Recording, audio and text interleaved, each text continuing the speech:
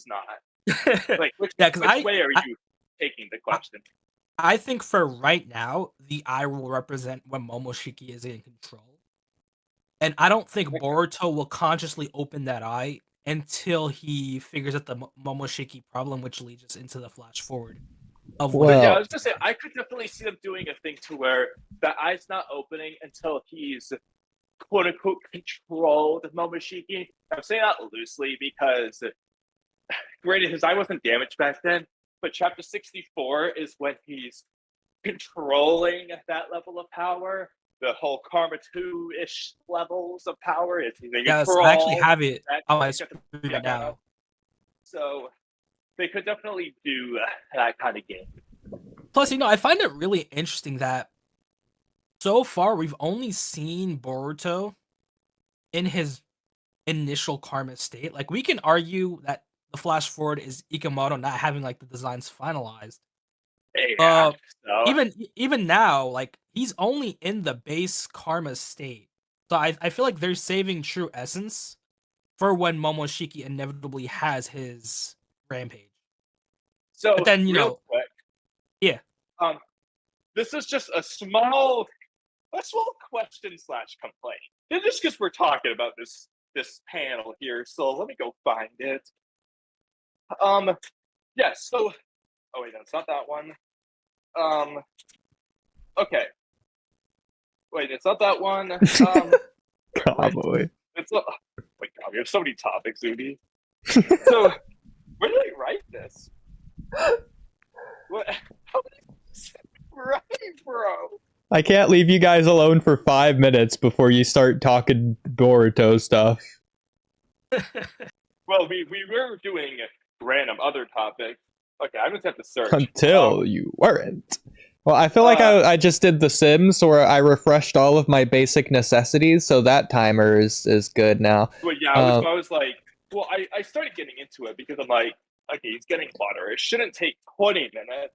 Yeah, no, I mean, as soon as I got back, I just hit start stream, because, like, well, screw it, I guess we'll just start in the middle of this topic. Oh, I thought you had hit stream before. Well, I definitely said before I start stream, I'm gonna go do those things, and then I came back to the middle of your topic, but alright. You know, listen. What the heck? Where did I write this? Kamui, what are you even looking for? I mean, a certain well, topic probably no. about okay. something Boruto says in this chapter. Well, And you know what you wrote in the topic? Like, what? I thought it'd be Boruto topics. It should be Boruto topics. Well, there's only so many days to look through. That's true. Is I'm it? just wondering now if I accidentally wrote it in Naruto topics or something. Oh, okay, that's true. Is it the copying and honoring Sasuke thing with the hairstyle? No, it's not that one. Not that one yet. Yeah. It's about what Boruto. See, I'm talking about some. Well, what are you talking about? Well, so, okay, I guess it is just. Okay, it's in what is Boruto talking about with the weird itchy feeling? Yeah, so that was the topic. Okay, yeah, here it is. It's because it looks like it's part of my above topic. So what is Boruto talking about with this weird itchy feeling whenever he absorbs jutsu? Since when? He's never complained about that ever. If he did feel that way the whole time, he absolutely, positively, definitely, no ifs and or buts, undoubtedly, unquestionably, for sure, no doubts, no questions, got used to it after doing it 50,000 times without a single complaint or grimace or anything. Is this a new thing? Like, Boruto feeling like he's dying? I was gonna say. Karma? Yeah. By the way, does he feel like he's dying right now? I do want to know. But if so, is it just Momoshiki shenanigans? If so, and if Momoshiki agreed to the deal, then why does he still feel this weirdness? Like, if Momoshiki, like if it's not Momoshiki, why does he feel this? If it's Momoshiki, why is he still feeling this? And if it's not, if Momoshiki didn't agree to the That is the deal, problem. and it's something new. Why is Boruto Okay. using karma? I mean, I wouldn't put it past Momoshiki to just be petty. Like, dude's been through the past 3 years of hell because Boruto just won't break. So I wouldn't put it past that. I feel like Momoshiki is petty enough for that. But I feel like we See, could also just say that, you know, it's been 3 years since he's actually supposedly, fully utilized karma. So I guess it could take a while for him to get used to it, but you're right. He did say, I just can't get used to it. So it's not like, exactly. Like, oh, he's it's been a saying, like, while. Yeah. he's It's not like saying that it's been a always while been and this way. It's as forward as it's always been, is what he's saying. yeah, because Yeah, I can exactly. pull up. Let's see. I think it was chapter 20 something for OG Boruto. We can pull up the first time he absorbed chakra. I don't think he mentioned anything about it. It was like more so No, like he doesn't. But a there's thing. like one time when he's training with Kawaki, I think he says like "ow," but like the first 2 times he does it, he doesn't have a word to say about the pain or itchiness or anything. He just does it, and then he's doing it with Kawaki, and he's just like "ow." I think. I mean, to be fair, when you're in an uncomfortable, tense situation, then obviously uncomfortable feelings or sensations that you're going through, you probably wouldn't comment on out loud. It would just sort of make sense that like a complaint like that would sort of just be swept under the rug or like overlooked for like the situation in front of you. Yeah, but at the same time, it's like so. Obviously, getting this out of the way, Kimono totally just made the line up because he thought it sounded cool. Oh, and it does. It does sound cool, to be fair. Yeah, if you remove all surrounding context, I love the line. It's a really cool line, and I'm pretty sure there's something similar somewhere in the franchise where someone says something similar like that. Mm-hmm. But so I love it. But this just is blatant retcon. Boruto did not have this problem ever. Boruto just kept quiet. Like he said, you know what? I'm gonna tough this out to look cool. But hey, Kawaki stole my identity, so I don't want to look cool anymore because, you know, technically I'm viewed as Kawaki, so I'm just gonna bitch and moan about everything. Well, I'm glad you're saying that because that's a great segue into another point. Oh, God.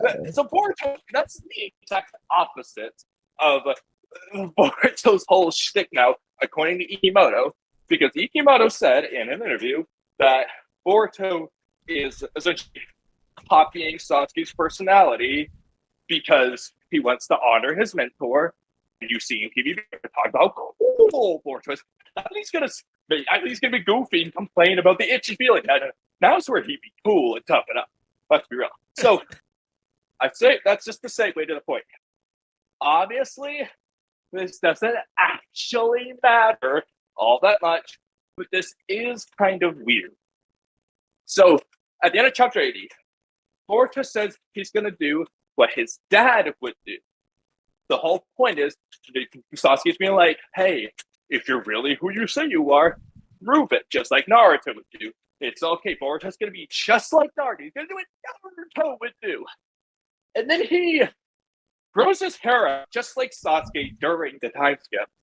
But then after Sasuke becomes a tree, as Ikimoto said, Boruto copies Sasuke's personality. He does what Sasuke would do. Be a shadow Hokage, everything Sasuke would do.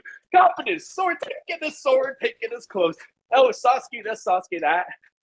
And then he cuts his hair to not be like Sasuke and to be more like Naruto. So again, this doesn't matter, but this seems a bit backwards. Shouldn't he have, like, if anything, got a haircut like during the time skip and then grown it out after Sasuke became a tree? Could he be like Sasuke now? Wouldn't it make more sense? I do see your point somewhat, but I feel like it's more so of a fusion of the two, because if we go to, I think it was chapter 5, no, he's still go lucky, like 100%. He did grow his hair out, and it does look like Sasuke's.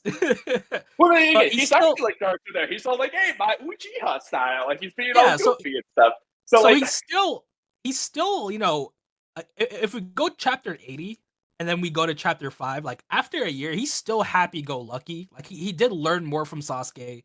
He does have the long hair, but you know, he still has hope. And I feel like where the pivot point happens is at the end of the day, like more than just being like his uncle figure, Sasuke truly became his master. And Oh yeah, Boruto, as long in as this we just situation- ignore all of part 1. Yeah, I agree. but enjoy that again though. Sasuke truly became his master. So because more so, he undoes the Sasuke hairstyle. He's like, Sasuke, I love you so much that I don't want to look like you anymore. Well, he has to pretend to be Kawaki for reasons that are not explained. but, No, if anything, But only some of the time. Kawaki's being like Sasuke because he grew his hair. buddy. But I feel like because back in New Gen, you know, Sasuke was his teacher. He was there, but I feel like Boruto, he didn't really fully see that hardship until the end of part 1. In this situation, you have Sasuke, someone who's just trusting him off a gut feeling from his daughter. You have Boruto trying to prove himself to Sasuke, which, you know, he seemingly did in that 1 year period, because, you know, we have Sasuke say, it no longer matters to me who you really are. I think I finally understand. I finally think I understand why Sarada asked me to help you. This is Sasuke, who's, you know, he forgot about omnipotence. Boruto, from his wording, has explained it to Sasuke multiple times.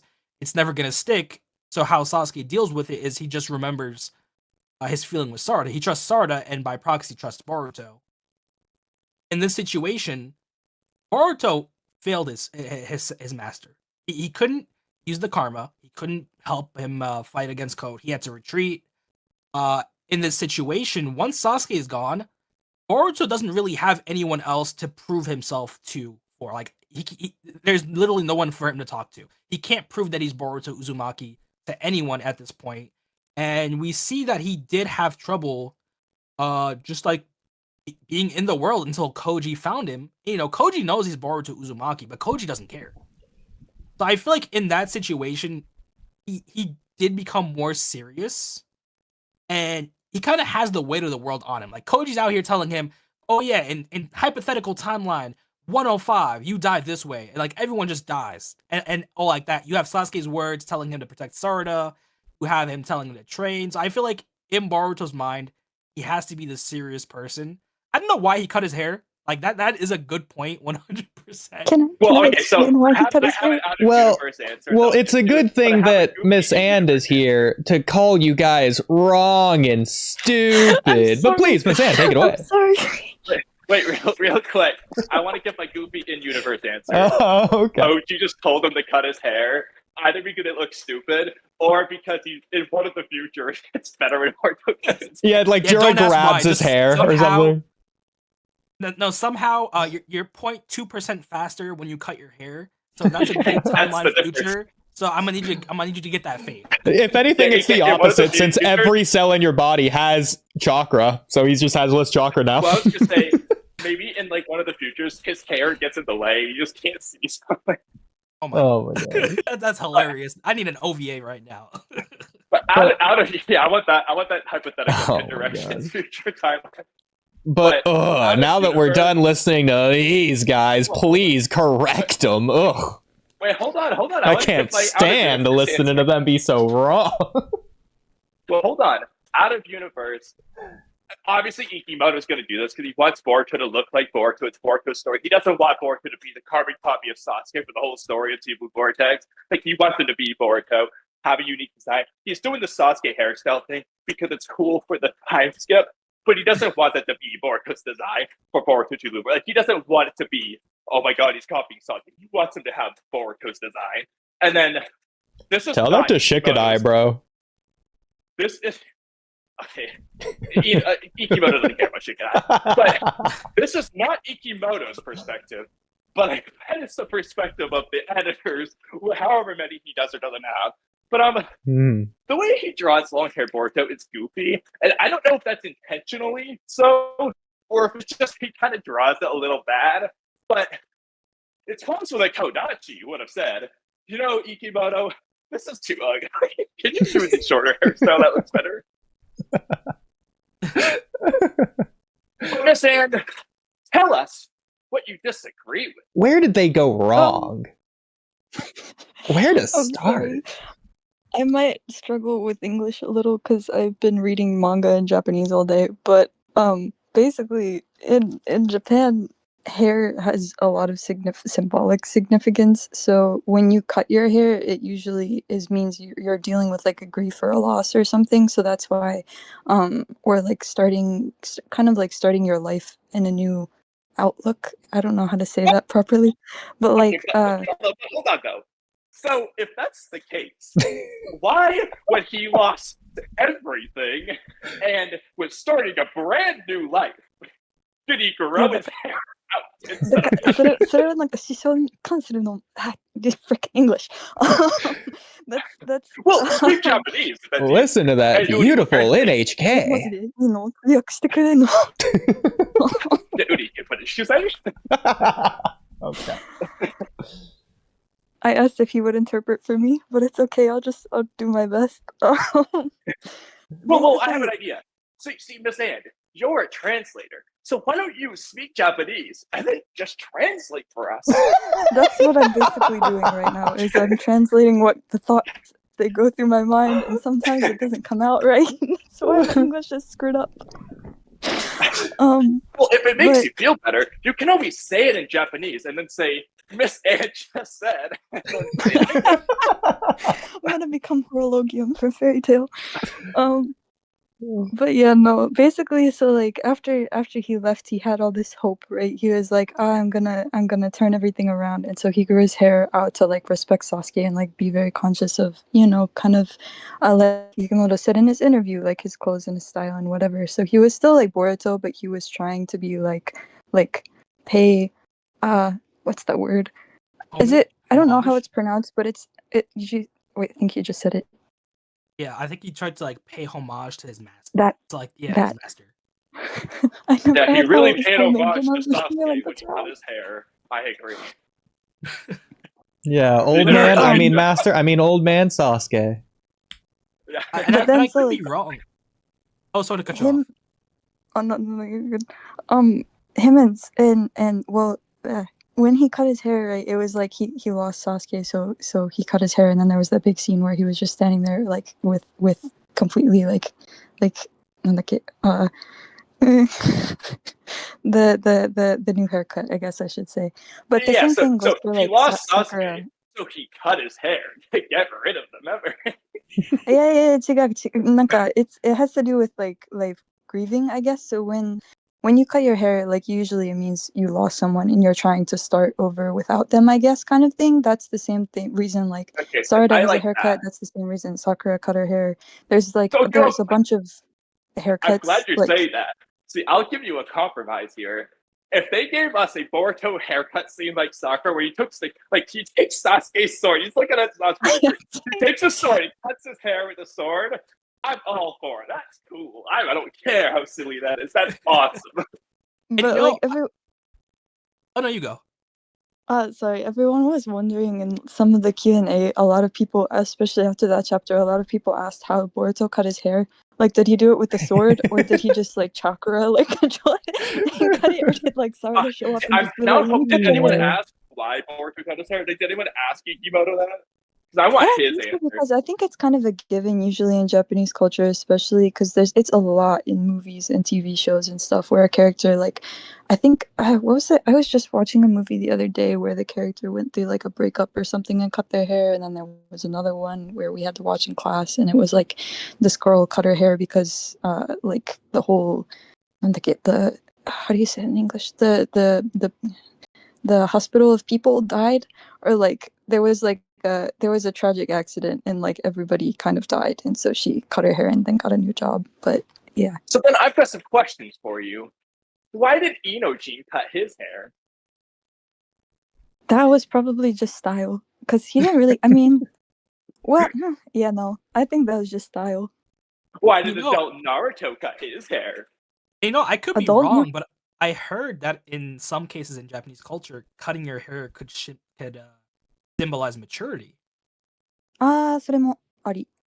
Sasuke's Yeah, very that's true as well. No wonder the village.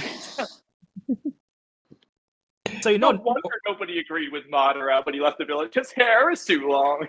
Well, like, it's if we look definitely possible he cut his hair because he was grieving the loss of his hair from the haircut.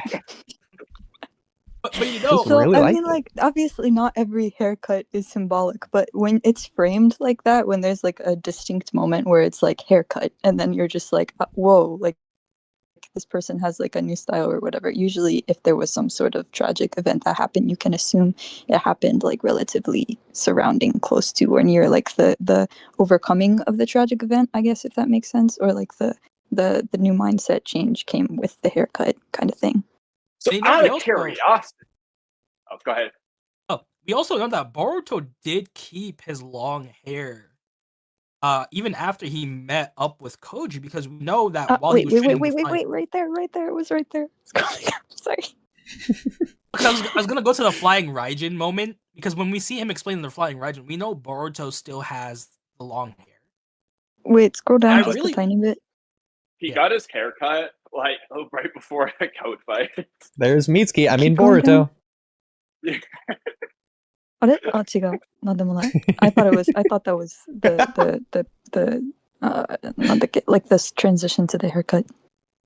Oh no, we Yeah, I haven't mean, seen it. We haven't seen him get the haircut, but I'm really interested to see when he gets it, because I feel like it could be a maturity situation or a resolve situation. That's what I was trying to say. Yeah, it's usually when you like mature about something or resolve about something or get over like your how do you say that in English? Like well, how do you say it in Japanese? なんか持ってる気持ちみたいな感じで、なんか乗り越えてるみたいなっていうか、気がいるみたいな、わかんないけど、なんかそういうなんつうか、まあちょっと待って、辞書使おう。ああ。Well, I understood Rising, what did most she of say? that. But a lot of that wasn't meant to be understood. So the thing To is, surmount? in chapter 8, Surmount. Ada comments on how mature Boruto's being. That's the moment of maturity. Chapter 8. And also, do you think, this is half joke, half serious, that Kawaki will get a haircut in TBV later on? Like, it's like a moment for him. Like, maybe it's like when he's going to turn against everyone. You know, it's going to be the Flash 14. Is he going to cut his hair, or are they just going to give him his mullet for that? I feel like... Oh no, you go first. I would say no, because he's not, like, if he cut his hair, it would have been, well, because he was the one that sealed, like, Naruto and Hinata away, so if he lost Naruto, he would probably get a haircut, I would assume, but he doesn't really have a haircut, like, in the flash forward thing, so, like, maybe if he, like, hanseista, how do you say that in English, if he repented, I guess,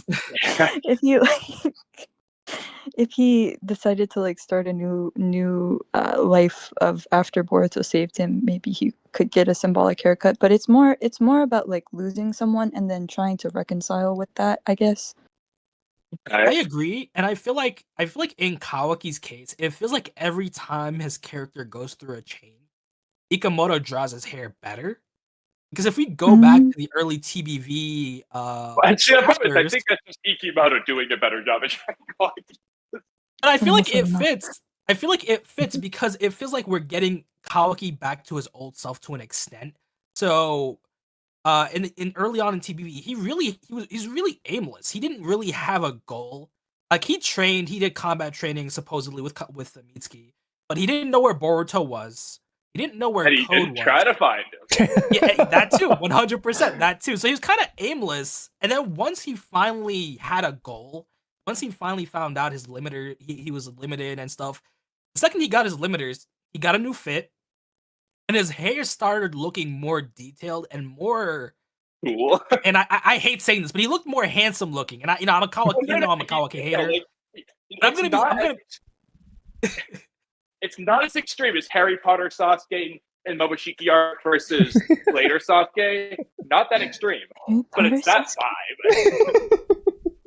But it feels like he's more defined now. So I feel like when he got his new character development, his hair like went back to, I don't want to say normal, but it kind of indirectly shows Kawaki having a goal. Like even as misdirected as it is, he does have a goal now.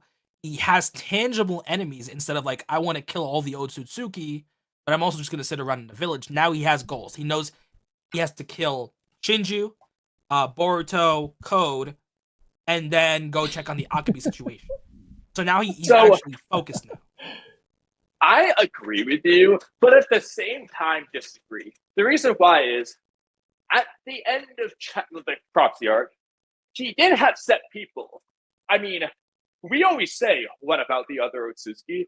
The only people he was saying is Boruto and Code. He says in chapter 77 as well, it's, I'm going to kill Code and Boruto, then I'll off myself. He never actually addresses the potential of other Otsutsuki.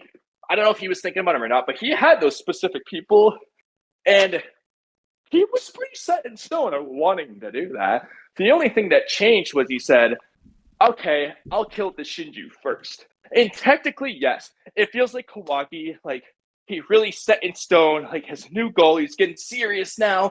It does give you that vibe, but at the same time, nothing actually changed. The only difference is he just said, okay, these guys first.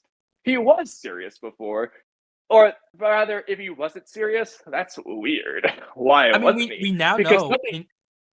I'll sort of cut you off, but like I was going to say, we now know that Kaoki is now addicted to the Amado power-ups. I'm sorry. I had to say it. But it feels like he's going to Amado for power-ups every arc now. And I know it's only been twice. But I'm not surprised. Because I figured that was going to happen. Regardless of how Amado does it, I've always been on the assumption, like, that's what Amado wants. Like, he wants 100%, to come to him 100%. Like, rely on him.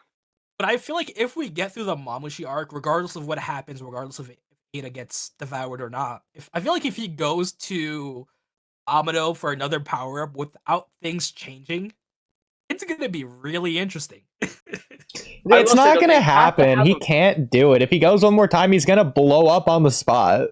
They're not going to do it. Amado's already worried about that. But the other thing is, if you have Walky, like, fight again, and this, like, actually fight. 100%. Because it was already at the bare minimum last arc, but he needs to at least do as much as last arc, because otherwise you can't have him power up again if he's not going to fight, and there's no point. So he needs to fight and not dominate, unless you want it to be a thing to where he dominates and is still begging for more. But it kind of depends on that case. It's just what's weird is, and we can argue that for Jura, he correctly judged Jura's power level, but it's interesting we haven't really gotten him to actually max out the karma, go into. That's what I'm saying, bro. Dude, I've already done the rewrite before. He should be like, what do you mean, Walky? Wait, you just get you just try. You're dominating him. I mean, using but freaking anywhere near your full power. Like, before you go blow yourself up, why don't you try using Garbage first? Because apparently Boruto thinks Momoshiki taking over is going to make the world of difference. But, we don't also make a world of difference? Kawashiki, the guy who beat Momoshiki. Might make a difference. It also seems like, in that vein of thinking, it seems like Kaoki is missing a few Otsutsuki abilities. Because on the flip side, you have Boruto who hasn't been able to access any of Momoshiki's advanced abilities at will. And he's only, like, relegated to the base. Okay, he has Otsutsuki Flight. He can erase his chakra presence. And utilizing his Flying Raijin, he can access the basic ability of space-time travel that's innate to the Otsutsuki. In Kaoki's case, other than Flight and, like, chakra, he has all the advanced abilities that Ishiki had, but he hasn't really been able to master that space-time aspect of his biology, which I find interesting. It feels like they're both missing. Well, it seems like he just doesn't really overly use it. I mean, he presumably used it to get to the Sand Village, but he just doesn't use it in fight the way Boruto does. But Boruto also just did something special that he shouldn't have been able to do without using Karma, and he shouldn't be able to do what he shouldn't be able to use Flying Raijin. But ignoring that, Kawaki just doesn't do it. But that's also good though, because Boruto should do a more ninja-like thing, turning it into a ninja-y way, whereas Kawaki, it makes sense for him to not do that. So I think that's good there. And I will say about the Momoshiki thing. To be fair, now part of this does depend on exactly how Momoshiki's Amplify ability works. And I'll go over the possibilities, but Momoshiki's real ability is absorb jutsu, fire it back. Firing it back, okay, you can get Boruto shit for. Absorb jutsu, you can do that with karma anyway. So it's kind of like the ability's there, but it's not really there anyway. So when it comes to Momoshiki's amplify, it depends on how you think that works. Because well, real quick, really real quick. I just want to get both of their interpretations before we say. So, Ryzen, how do you think the Momoshiki's amplification of the jutsus he absorbed, how does that work? That is interesting. See, when I was talking about abilities, though, I more so meant like his doju, like his Byakugan, more so than his Renegon. Oh yeah, they're just stupid. They're not using it. So is it like part of the really same funny. ability? Is it a different ability? Is it something else entirely? What is it? How can he do that? That's interesting. I kind of want to go back to that chapter, but in my mind, wouldn't it be one Renegon? I'm gonna absorb the jutsu, and then in my second Renegon hand, I'm gonna amplify. Okay, I like that. So Miss And, I'm assuming you're still here. Let's just okay. So Miss And, I'm existing. How do you think Momoshiki amplifies the jutsu he absorbs? あんまり考えたことないね。Like, So in like the Boruto movie arc, the tuning exams arc, whenever Momoshiki, we see it right here. He absorbs Killer Bees, Biju Bomb, and then he because Boruto was like, oh, it's my fault. But I don't know. I don't think there's that much how do I say that in English? You don't have to think that deeply about it because it probably wasn't I'm not sure that it was it's just he's a bad guy so he can do cool things kind of thing. I don't know if there was that much of an explanation to it. I understand that perspective, but with one of the interpretations, I do think there's narrative significance. You could say it's small, but I think it's there, and I will mention it. So it's not inherently just that, but I do agree. 80% of it is just bad guy being cool. Well, Oodie, do you want me to just say? Well, what I'll say first is that I'm glad that neither, because I'm looking for anyone. We've had so many people. I'm looking for anyone who's going to just say Kamui's interpretation, and Kamui's the only one who has just had his interpretation that I've ever met. Just waiting for a second person, just for Kamui's sake at this point. I feel bad. I just want him to have validation. I mean, I don't care. Well, to be fair, Kamui, it was your interpretation based only on the anime/movie, or is it in the manga too? Because based on what we're seeing here in the manga, he's not doing that, regardless of what Sasuke says in the manga later. So, is it different in the manga here? If you look at Ryzen's screen, yeah. No. Well, if you scroll up, it's because he does it before this. I'm pretty sure. He does it right before. He does it. Yeah, there it is. So it is the same. Okay. So there's two options. One is that it's just as simple as this. The ability amplifies it. The end. The other is that, like Sasuke says, Momoshiki's ability is to absorb the jutsu and fire it back. Obviously, if you absorb a fireball, by default, you have the fireball's worth of chakra and fireball that you can just dish back and don't really know cost. It just, you have that. So how would Momoshiki amplify it? It'd probably be chapter 9, right? Literally every single time. He eats chakra pills right before he fires it back twice as strong, or however many times as strong. So the question would be, how can he amplify? Simple. If you put more chakra into any jutsu, you can make it bigger. How does he get chakra? And think about it. How would he amplify? In Naruto, you can't just, other than omnipotence, maybe, even that seemingly costs chakra because it makes Data tired, but other than maybe omnipotence, you can't just use jutsu without chakra for free. It costs chakra. So if his ability is to do something, there has to be a chakra cost. You can't just, unless you're Mamushi, actually. Mamushi makes no sense. But apparently he can do it. But you can't just create chakra like that unless you're Mamushi. It just doesn't make sense. Okay, this was written by Kodachi Kishimoto, so we're going to assume it makes sense. Because not Yukimoto only. So you can't just create extra energy like that. It has to come from something. So where are they coming from? It's coming from his chakra pills. He eats the pills, they have more chakra to put into the jutsu so he can make it bigger. He consistently eats the pills every single time. Either there's a before or after. The point is he just ate chakra pills right before it. He technically wouldn't need to eat pills. He could just use his own chakra as well. Like, if he's got 100% reserves, surely he can spare an extra fireball's worth of chakra. You know, he could just do that. But obviously, if he eats the pills, he has extra. And the reason that's narratively significant is because the whole point is that Momoshiki is relying on chakra pills. So how's he gonna make his jutsu bigger and stronger? Gee whiz, I don't know. Maybe it's the same thing he does all the time. 8 chakra pills. He's not working for anything. He's taking their jutsu, he's taking other chakra, and using those two together to make his jutsu stronger. That's the whole point with him. I agree. So it's an equivalent. Sense. It's an equivalent in return. So he has to be adding chakra from somewhere. Like most jutsu, we see. You do need chakra from somewhere, like either from your internal body, nature energy, from planet spin. You do need chakra. The only outliers so far, correct me if I'm wrong, is this dude who's just making infinite energy at the cost of his IQ. Yeah, well, it's not a cost. Just doesn't make sense because he'll just get it back as soon as they're destroyed. It's not even a cost. It's just like splitting the IQ.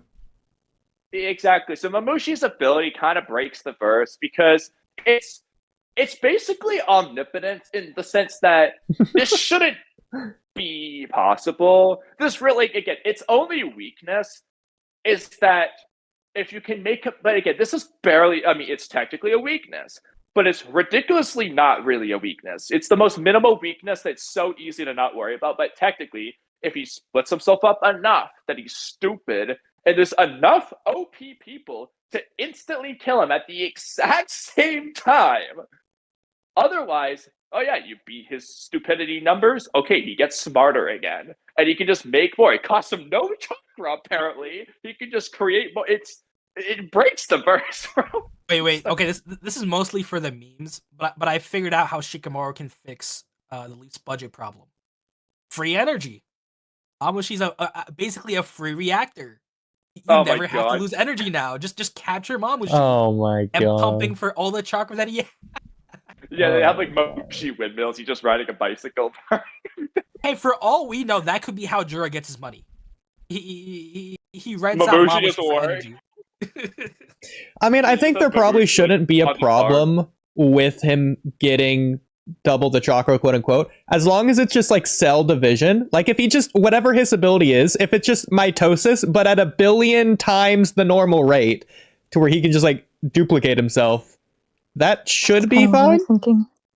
But the problem with that though is that process costs energy to do. So like it would cost him energy to do this jutsu. Now, unless you want to say that, but even then though, okay, the cells grow and become full size. How do the cells grow? By energy facilitating that growth. So he needs to get his energy from food or rest or drinking sap or water. Wow. I guess his IQ points, I guess his brain cells just have like a ton of energy. He's like, see the thing. Okay, so I would be willing to accept this Mamushi ability under one condition. When he's by himself, he should be actually just insanely smart. Like he should be L. He's like the smart guy. He's a genius, but then he loses brain energy and becomes stupid when he does this because it's all the energy comes from his brain. That's what's facilitating this power of clones and stuff.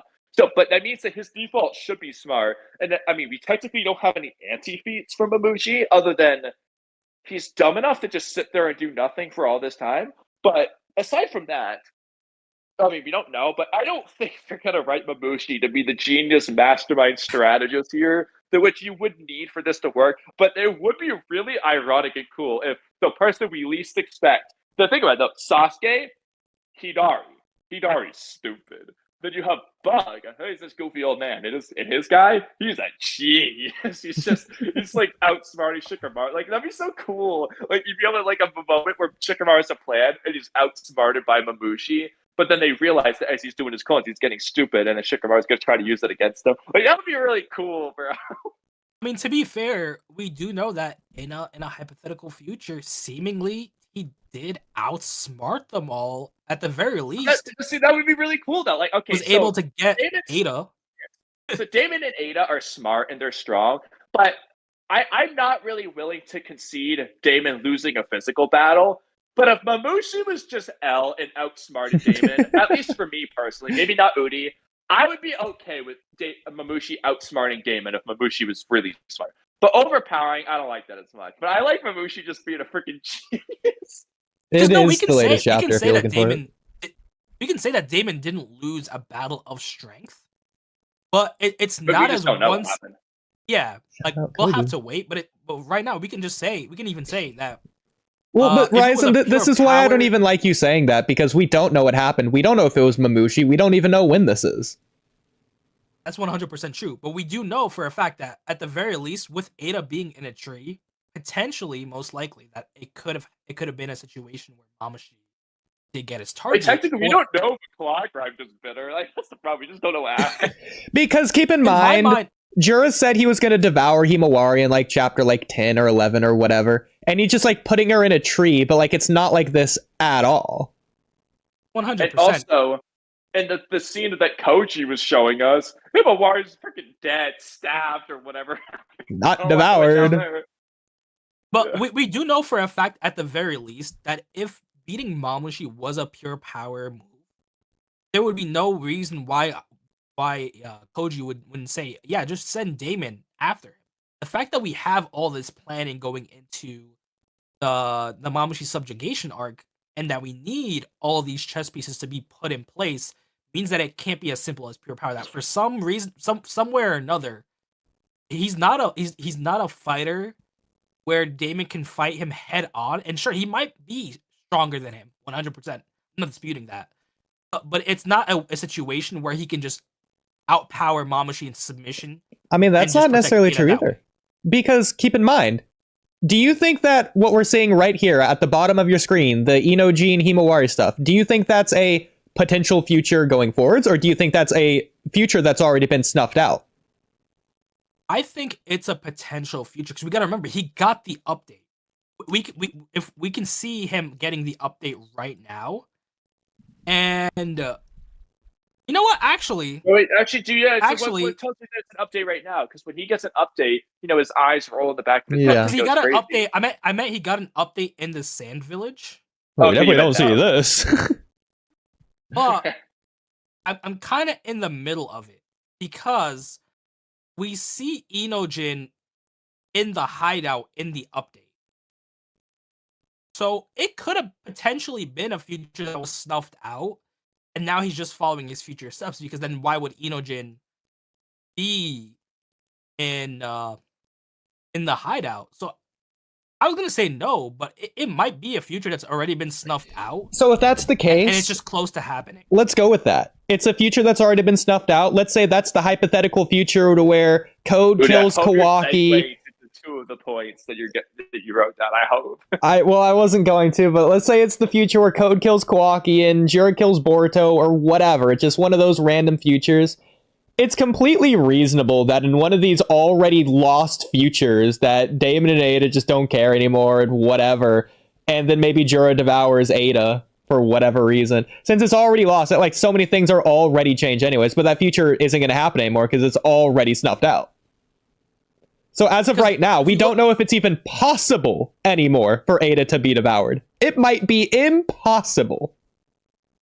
Because if we go be, back, but I to- definitely don't think that's what Ikimoto's implying with this scene. But yes, you are right. That technically is possible. now, if we go back to chapter 23, Yeah. we see in his update, we see the Mamushi clones already happening. So, and plus the fact that he's also seeing Sarada and Hidari Himawari. So, going by Koji's statements, I feel like it implies that this future is still to an extent possible, where Ada or Himawari or both of them could die, because he's saying that's still what they want to avoid.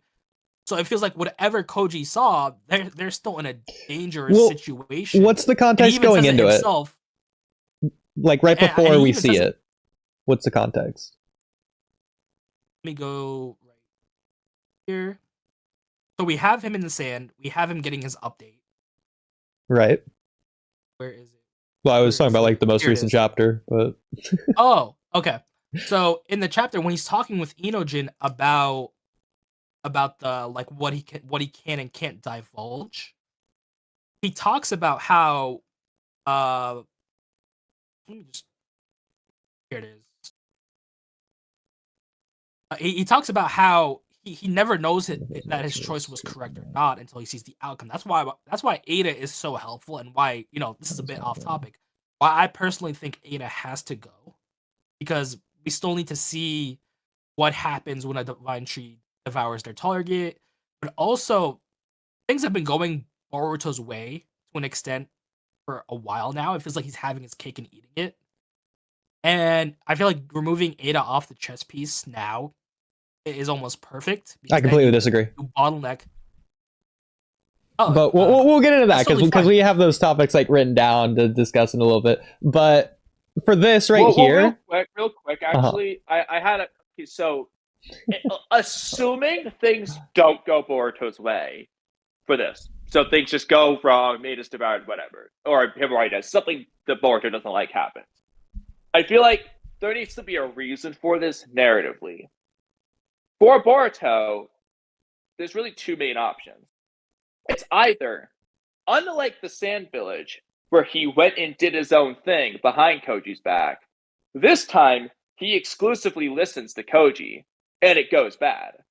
Or option two is, he did his own thing with Momoshiki, and that's going to lead to things going bad.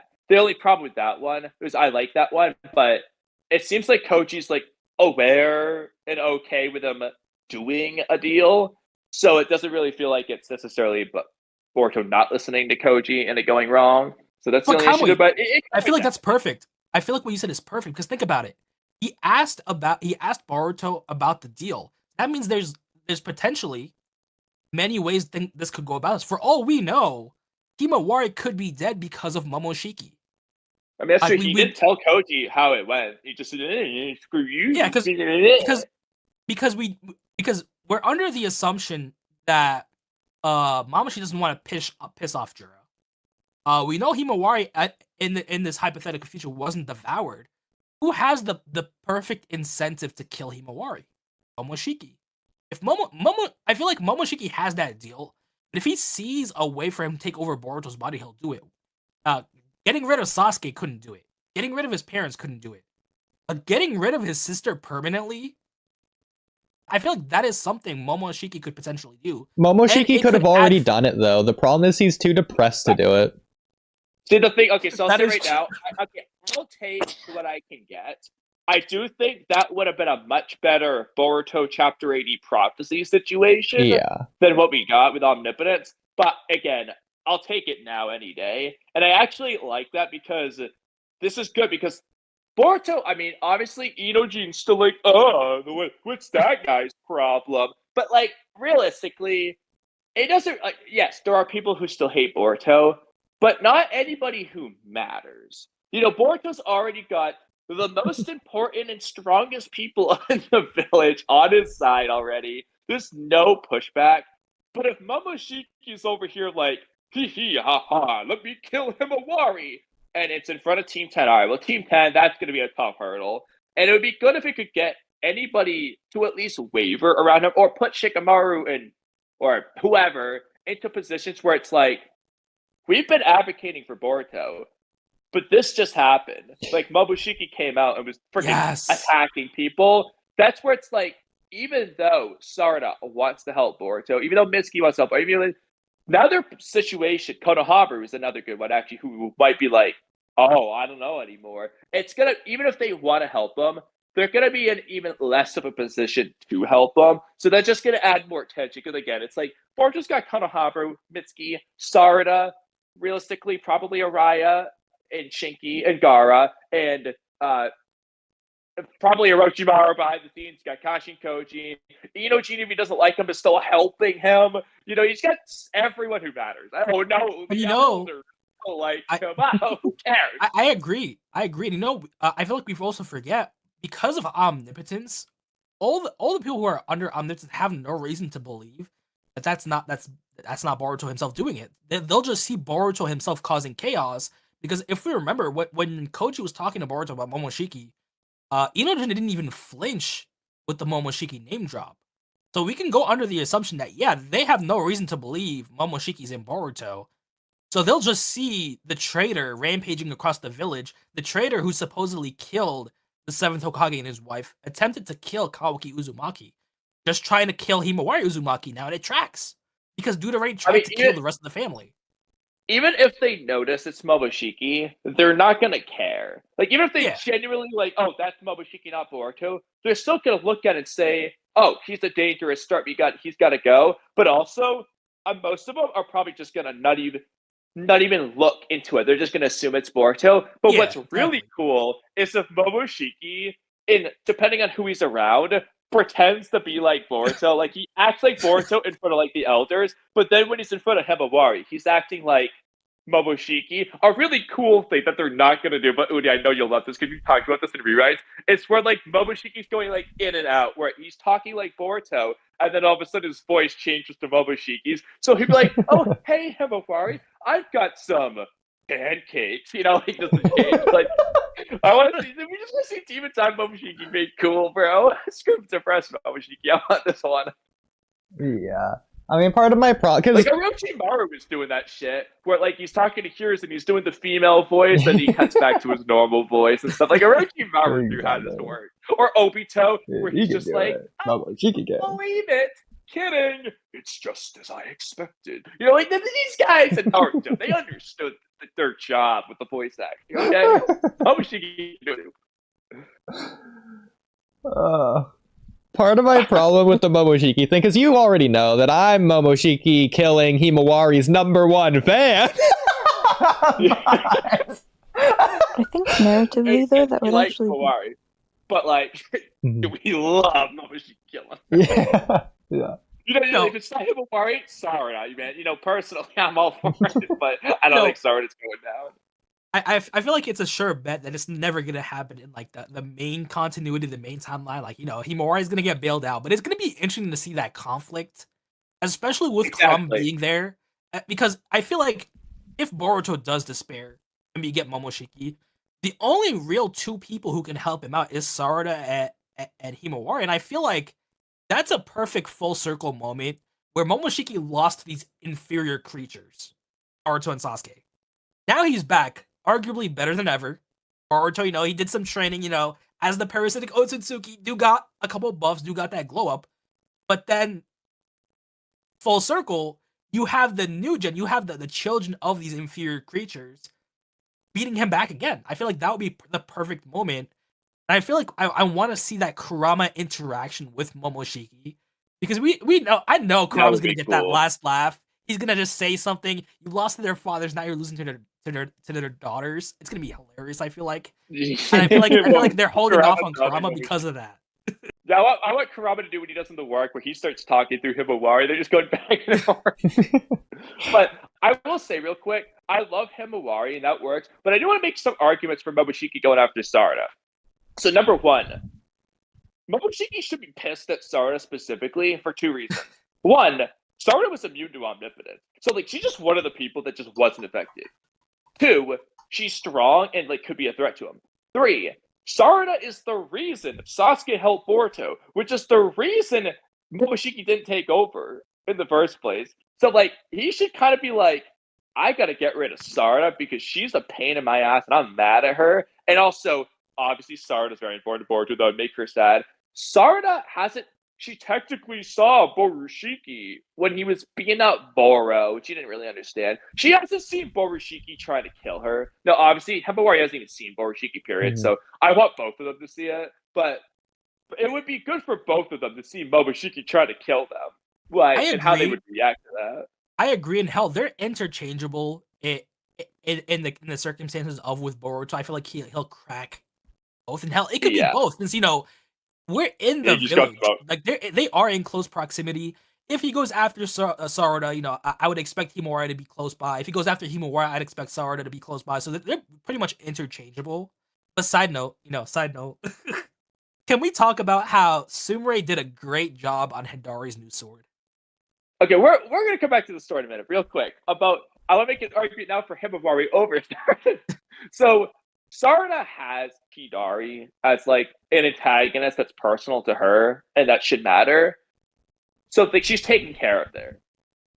I know Jura's quote unquote targeting Himawari, but that's not a personal thing at all. Like Himawari doesn't give a shit about Jura. Jura barely cares about Himawari. He's not going after her. He's talking about Naruto again. He clearly cares more about Naruto. Himawari's just a whatever. Like, he doesn't care. It's not personal. But Momoshiki Himawari, that's personal. Like Momoshiki's targeting Boruto's sister because it's Boruto's sister, and then Himawari's being attacked by her brother's demon. You know, like that's personal. So like that works, but I don't care about Jura and Himawari. I just want Jura to go up to Naruto already. Like, Plus, you know, Kurama, that's a big personal issue. Like Kurama kind of indirectly got him into this boat. Momoshiki originally came for that chakra fruit.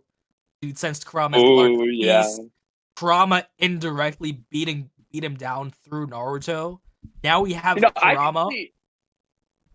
I can see Momoshiki being like, I'm gonna take that stupid fox once and for all when he finds out. It could be a case where he gets his eyes closed. He's like, what's that? She has the fox? Oh, this changes everything. Because he still is a side quest. He still is a piece of the chakra fruit. We have that Momoshiki situation where he told Naruto, oh yeah, it's too bad you can't pass on that power like us Otsutsuki. But you know the power got passed on. We could argue that Kurama's stronger, maybe. I'm not gonna go into that, but like we just don't know. Yeah, we just don't know. But he's still a massive amount of chakra that Momoshiki originally did come to Earth for. So while the Ten Tails is the main goal, you know, a little appetizer before then would be nice. Or he could be doing as a thing to where like, I better take this so that way when I fight Kawaki, I know I'll win or whatever. Yeah, and like he has every reason to go after her, literally, bro. For the power, it's killing multiple birds with a stone. To make Boruto despair. Like, there's no reason not to. Just out of pettiness. But I love what you said about Sarada and you know her situation with Hidari. I'm gonna find it really funny if that sword comes into contact with Hidari and dude says, you know what? Yes, dude. Nice sword. That last stream. It feels like this sword was made for me.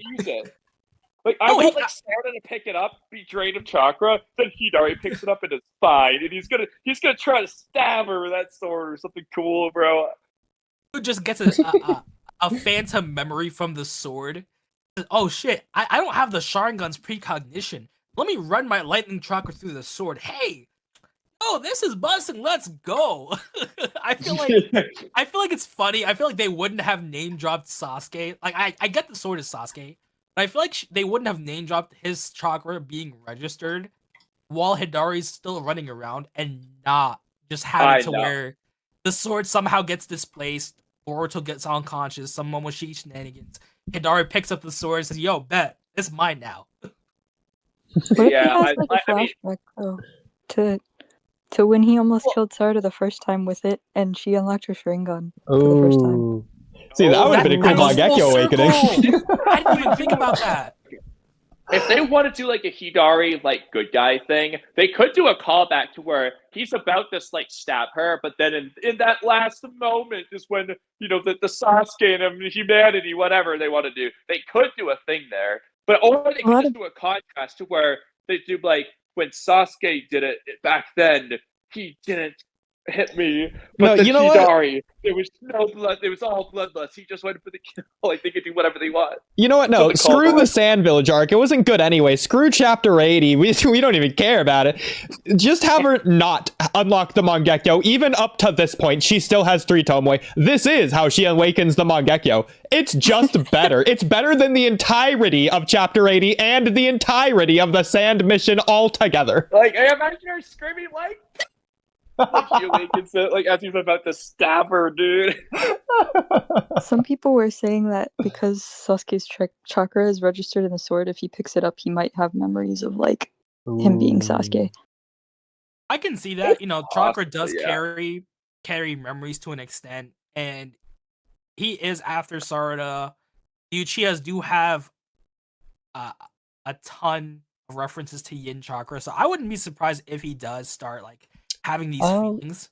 I disagree. I don't think it's going to happen, actually, because it'd be similar to, because Sasuke's chakra isn't in the sword, it just registers his chakra, and Sasuke's chakra is in Hidari as it is already. But it'd be similar to like if Koji, when he walked into the Leaf Village through the Yamanaka bubble, it'd be like if he got Jiraiya's memories because he did that, but his chakra's registered, but that doesn't really change anything. So I don't think it's gonna give it's just him location memories. and like items. So he sees the sword and like it just brings a pang of like nostalgia. Or, like, that could work, but I think it should absolutely be Sarada that would do that, considering that's his target and not the sword, and that's clearly more important to him than the sword. I agree with you, Oodie. The problem is I could see Ikimoto doing though. this. I could see Ikimoto doing it as well.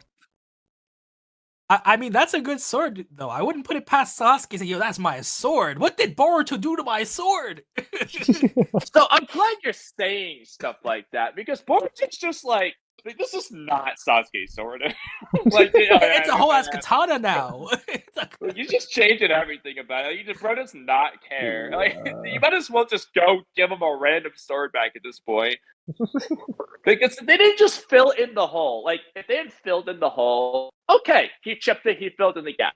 What else is he gonna do? But no, Suri just threw out the rest of the blade. Oh, just put that in the trash can. There's a new one. It's not Sasuke's sword anymore. And Boruto just doesn't care. Like, I don't like that. That's the thing. Like, I have plenty of problems with Boruto and his sword bullshit. But, like, bro does not care at all about this sword. It's like, Naruto gives Sasuke's headband back at the end of Naruto. He just gives him a different headband. That, it carves off. Not to be fair. Not to be fair, and this is just me memeing. So don't take me seriously at all. Boruto has a bone to pick with Sasuke. We can clearly see that the sword Sasuke originally gave to Boruto was of inferior quality. It broke. So no, it's not, because I need the old man to run up that new sword. They say it's Boruto's fault because he just he can't focus. The strongest guy ever, the fight of his life. He decided to just not pay attention for a moment. He just got careless. Yeah, because Hagoromo decided to not help him out there. Hey, Sasuke lied, okay? He didn't help him master that jutsu yet. The sword broke. I blame the master, so I'm gonna need the old man to run up that sword. Speaking of, I'll blame Sasuke for this, because he told Boruto that this Uchiha style Hagoromo thing that is made up, that Ikimoto made up, because that's what the samurai do, not the Uchiha, who have never done this. Sasuke uses lightning style. Instead, he does not do what they're saying. This is completely not true. This is complete made up retcon bullshit that they've never even drawn before. Like, when they draw in this latest 2 chapters, it's not what he's doing normally. So they just made this shit up. And I'll blame Sasuke for just gaslighting Boruto into Uchiha-style Hagoromo that doesn't exist. Well, that does make me have to wonder, though. So, Miss And, coming back to you, me and Kamui, we were reading the latest chapter of Boruto when the translations first came out via you, and we had a question.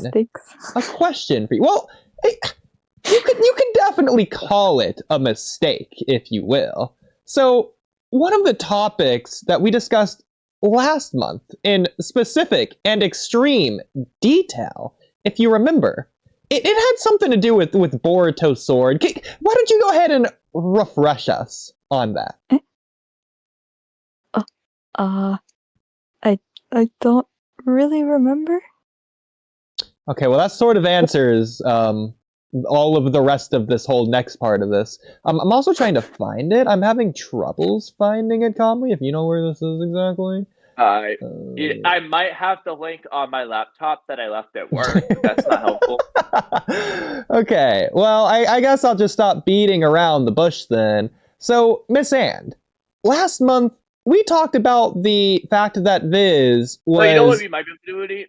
If you try to search in our DMs when we talk about chapter 26 or whatever, 7, whatever chapter this would have been, and see if we have a link for it. Are you talking about like the whole like Jura like not touching his sword when he respectfully like but was gonna let him die with it kind of thing? So what I was talking Yeah. about was the Hagoromo translation that Viz decided to Ah. randomly and weirdly add on to their translations, unlike everyone else who didn't translate it that way. Isn't that crazy how they did that last chapter? I guess. I don't know. Probably, maybe, yeah. Well, someone that I know, and in fact, they might even happen to be in this call this very minute. But someone I know just so happened to translate the latest chapter of Boruto 2 Blue Vortex. Well, let's just go around the table. I know I didn't. Kamui, did you translate the latest chapter of Boruto 2 Blue Vortex? You know, I definitely read the translations, but I did not do them. Okay. And Ryzen. Clearly, it must have obviously been you, right? You're the one who translated it, right, Ryzen? Nope, I can barely read, so. Oh, okay. So, well, with that being said, Miss Anne, coming back to you. So, as the one who translated Boruto 2 Blue Vortex Chapter 28, I have to wonder, why did you, after the hour-long rant me and Kamui did about them translating Boruto's flowing sword style as Hagoromo, why would you then go on to the very following chapter translate it as Hagoromo? See, I found the translation that you originally used, actually. It's And wind it was style. just now cloaked sword. So. I did that, and then I was like, I don't remember what I used in official use Hagoromo, so to avoid further confusion, I'm just gonna use Hagoromo. Well, me and Kamui talked about for 10 minutes, wondering if you were trolling us, and you did that because we ranted about it. And then the funniest part was, we were wondering, because, right underneath the Hagoromo translation, you were like, here's what it means in English, there's the Hagoromo translations, here's the note that goes along with it. Oh, and also follow my blog to read more. And me and Kamui were wondering if, that in particular was because of us. I was thinking, there's people confused over this, so I might as well just put, hey, I explained this in another place so that I don't have to explain it multiple times. But if you're curious, here you go. Yeah, well, one of my possibilities was that you were just fed up with Viz called it Hagoromo, everyone's doing it. You're like, whatever. Hey, at this point, just to troll people, you should just write in, instead of Hagoromo, write in Hagoromo Otsutsuki, just to see people lose their minds. Just for the full troll. Like a fancy font when you do it. I already accidentally put Shinjutsu instead of because it's Shinjutsu isn't new jutsu, and I just was like, oh, Shinjutsu, just for Inojin's thing, like an idiot. Wait, we missed that. Oh, you missed it? No, I definitely did that in the side thing, and somebody was like, hey, this is wrong. It's like, oh gosh. Wait, did you fix it, or is it still there? I fixed it. Okay, that might be why then, because actually, I don't remember. How did that? I remember. Because, oh my gosh. Okay, I guess we're just gonna get into this. So, what do you think about the fact that Troy ruined the chapter for everyone? Yeah, the guy that you didn't remember, or I guess it's that you didn't know in the first place. So, Kamui, in case you didn't realize, the reason this month's spoilers lacked the last 7 pages is because of Troy. Wait, how?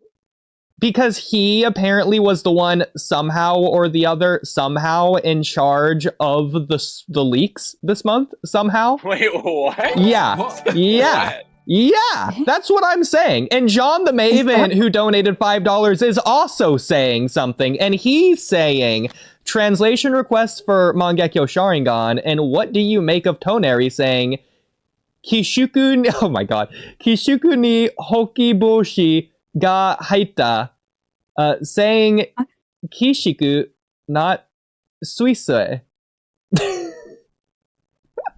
Here, I'm just gonna take a screenshot of that. Let me just post that in the general chat here.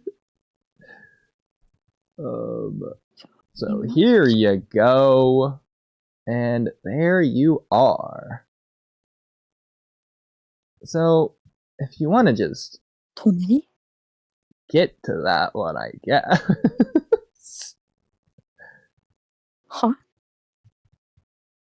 Well, I don't know, but... I need to look up the nuance. Okay. Well, while she's doing that, getting back to Troy. So okay, this. Okay, well, I guess you can do your thing first. Go ahead. I gotta ask a question now. Yeah. What is Kishiku? Because it's not. Suisei is like planet, but this is Kishiku is like not anywhere remotely similar of a word. I thought maybe I was just like blanking for a second, but yeah, no, I don't know of this word. Well, I definitely am not sure either. I mean, I definitely don't know what scene he says this in for us to check either. I'm assuming it's at the end of light novel 3.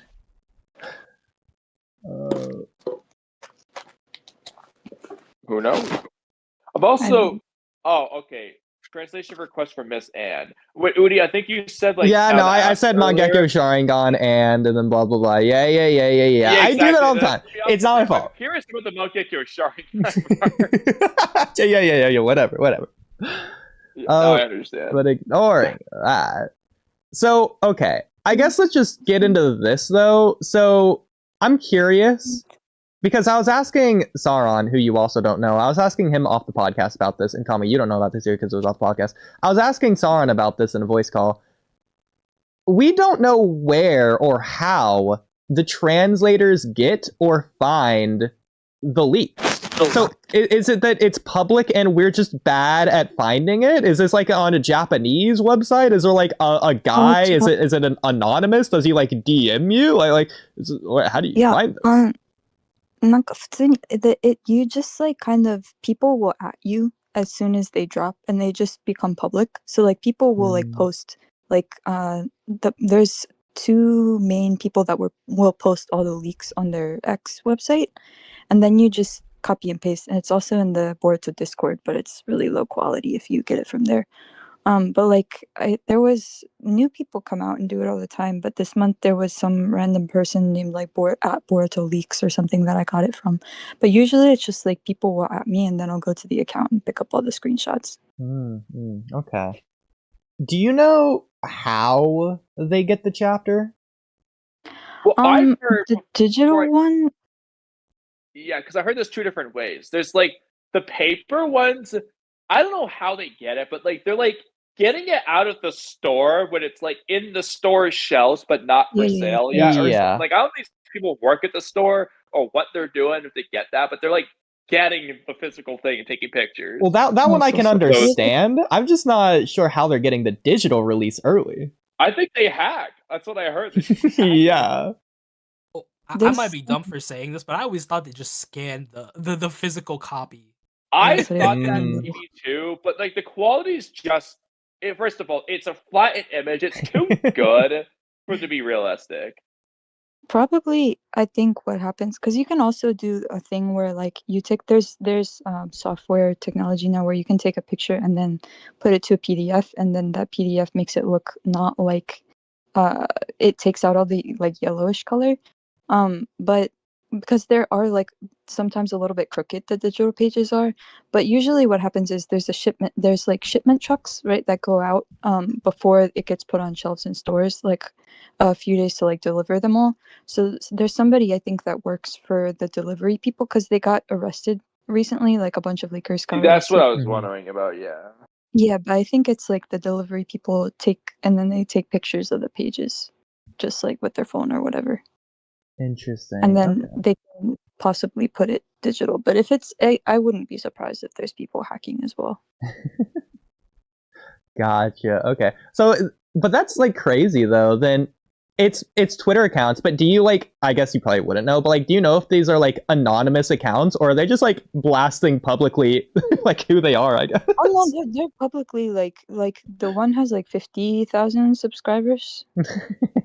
Or not subscribers, not followers. That's I can crazy. say English. Like that's like like I can't believe they would even do that. Like, do they not know? I mean, I know that for JJK, there's like one person who they had to make like a billion fake accounts that people made for him that will also post the leaks and all these other things. Like they do all these things just so he couldn't get banned.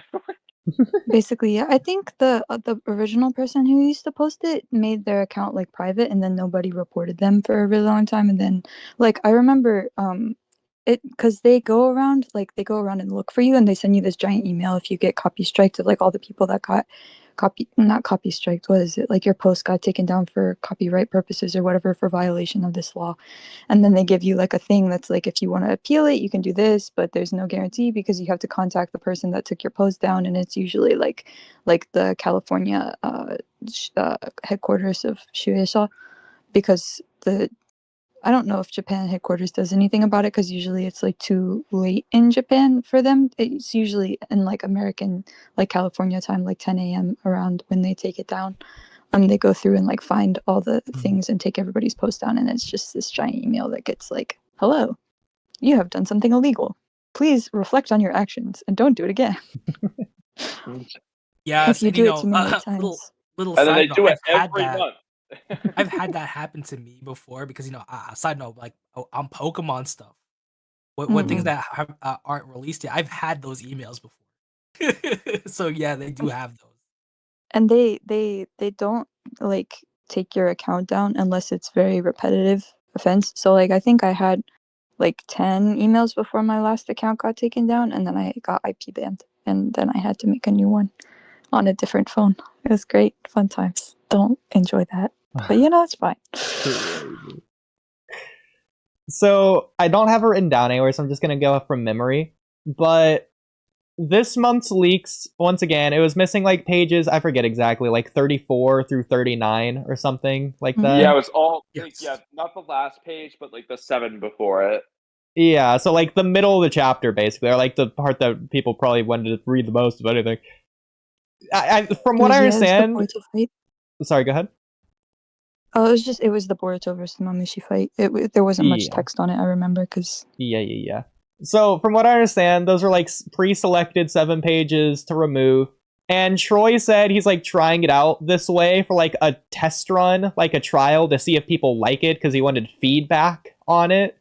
So it's like clear that he's somehow responsible, the one doing this somehow, or like in cahoots with the person doing it. He purposefully didn't post it just to see what people would think. Yeah, because I guess he's trying out different ways to leak a chapter for spoilers or whatever.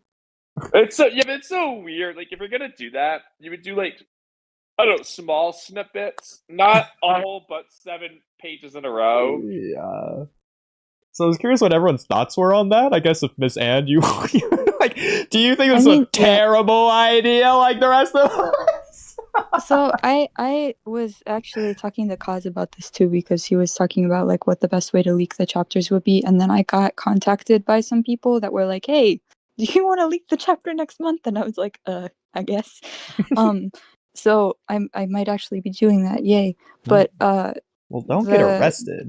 There was also like, so the official digital or whatever comes out later than because they get like higher quality scans without like the watermark or whatever it is.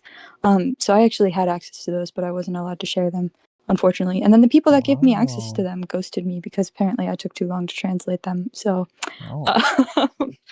that's lovely. Well, but I actually am curious on your perspective on this, because technically you probably didn't know that you were getting 7 less pages. So I'm guessing you probably just like were like waiting up, like, okay, where's the pages? I'm waiting any minute now, and they just never came. But like, I'm assuming. go ahead. the people that post on Twitter post first, and then the digital people who have the higher quality scans we're gonna send like an hour or something after, but then they were really late sending them, so I did all the translations on the low quality ones, and they were like, "Hey, can you switch to the high quality ones?" And I was like, "Hey, you guys said you would do that for me since I already translated everything," and they were like, "Oh, psych, we're not actually gonna do that for you," and I was like, "Okay, thank you." Crazy. So This is nice. why Viz has multiple people. But ignoring that. Yeah. Yeah.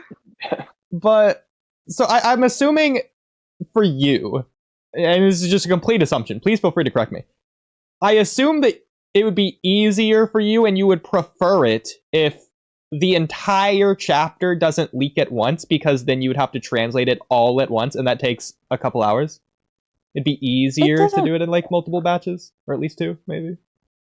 The only problem is with it coming out all at once is people are impatient to wait for translations, and then they Google Translate stuff, and then stuff starts like coming out, and then everybody's like, "Oh, wait for official translations." So it's like it's kind of annoying to have to correct all the people that were like, "Oh, I used Google Translate and it said this," but like other than that, it's not that big of an issue to have it all come out at once. People arguing with the language is the thing that's one of my pet peeves. I hate that. Oh my gosh. I know. I'm surprised by the amount of people that actually forget that a lot of these languages, especially Japanese, has a lot of nuance, and where a word can have so many different meanings compared to like English. And it is interesting to see how they take Google Translate off face value when they don't really know the nuance. Yeah, like that's why I made a whole entire blog, even though there's official translations. Like official translation, anytime you have a translation, it is just an approximation of what was originally said in a lot of ways. So like there's for like really important missing nuance, like when Himawari said like, "Oh, I feel like my dad is alive somewhere," it was actually, "I feel it. My dad is definitely alive somewhere." Like she knew, but that was completely lost in the way that Viz worded it. So like you like, know what was lost in the way of his worded it, and even the way Ikimoto worded it too. I you know, her name is slipping my mind, but I definitely think it was somebody's wife. Ananas are No, like confident. everyone seems to have forgotten too. You know, whose wife? Whose wife could it be? I mean, Some male figure's wife. it would be weird for Boruto to just straight up say her name, though. No, I'm talking about Himawari. Her dad's still alive. Not around. She's dead. I mean, but she was talking about like being able to sense it, and I think that might have been a hint to Kurama, possibly, which is why I think okay, so only that agree. in a universe that makes sense, but narratively that's awful. The point is that she's being positive. She has this feeling that they're still alive. Not that, oh yeah, I can sense Kurama. That's my Naruto's life. I agree with both of you. I agree with both of you because we could argue that she's sensing her dad, but she could have also said, and if my dad's alive, my mom must still be too. But I kind of have to agree with Kamui at that situation, because she could have just name dropped Hinata and said, my mom must be too. But no one name dropped Hinata, I think, until Boruto said, "Oh, his wife is still alive too." No. They still haven't name dropped Hinata to this day. I think Shikamaru did.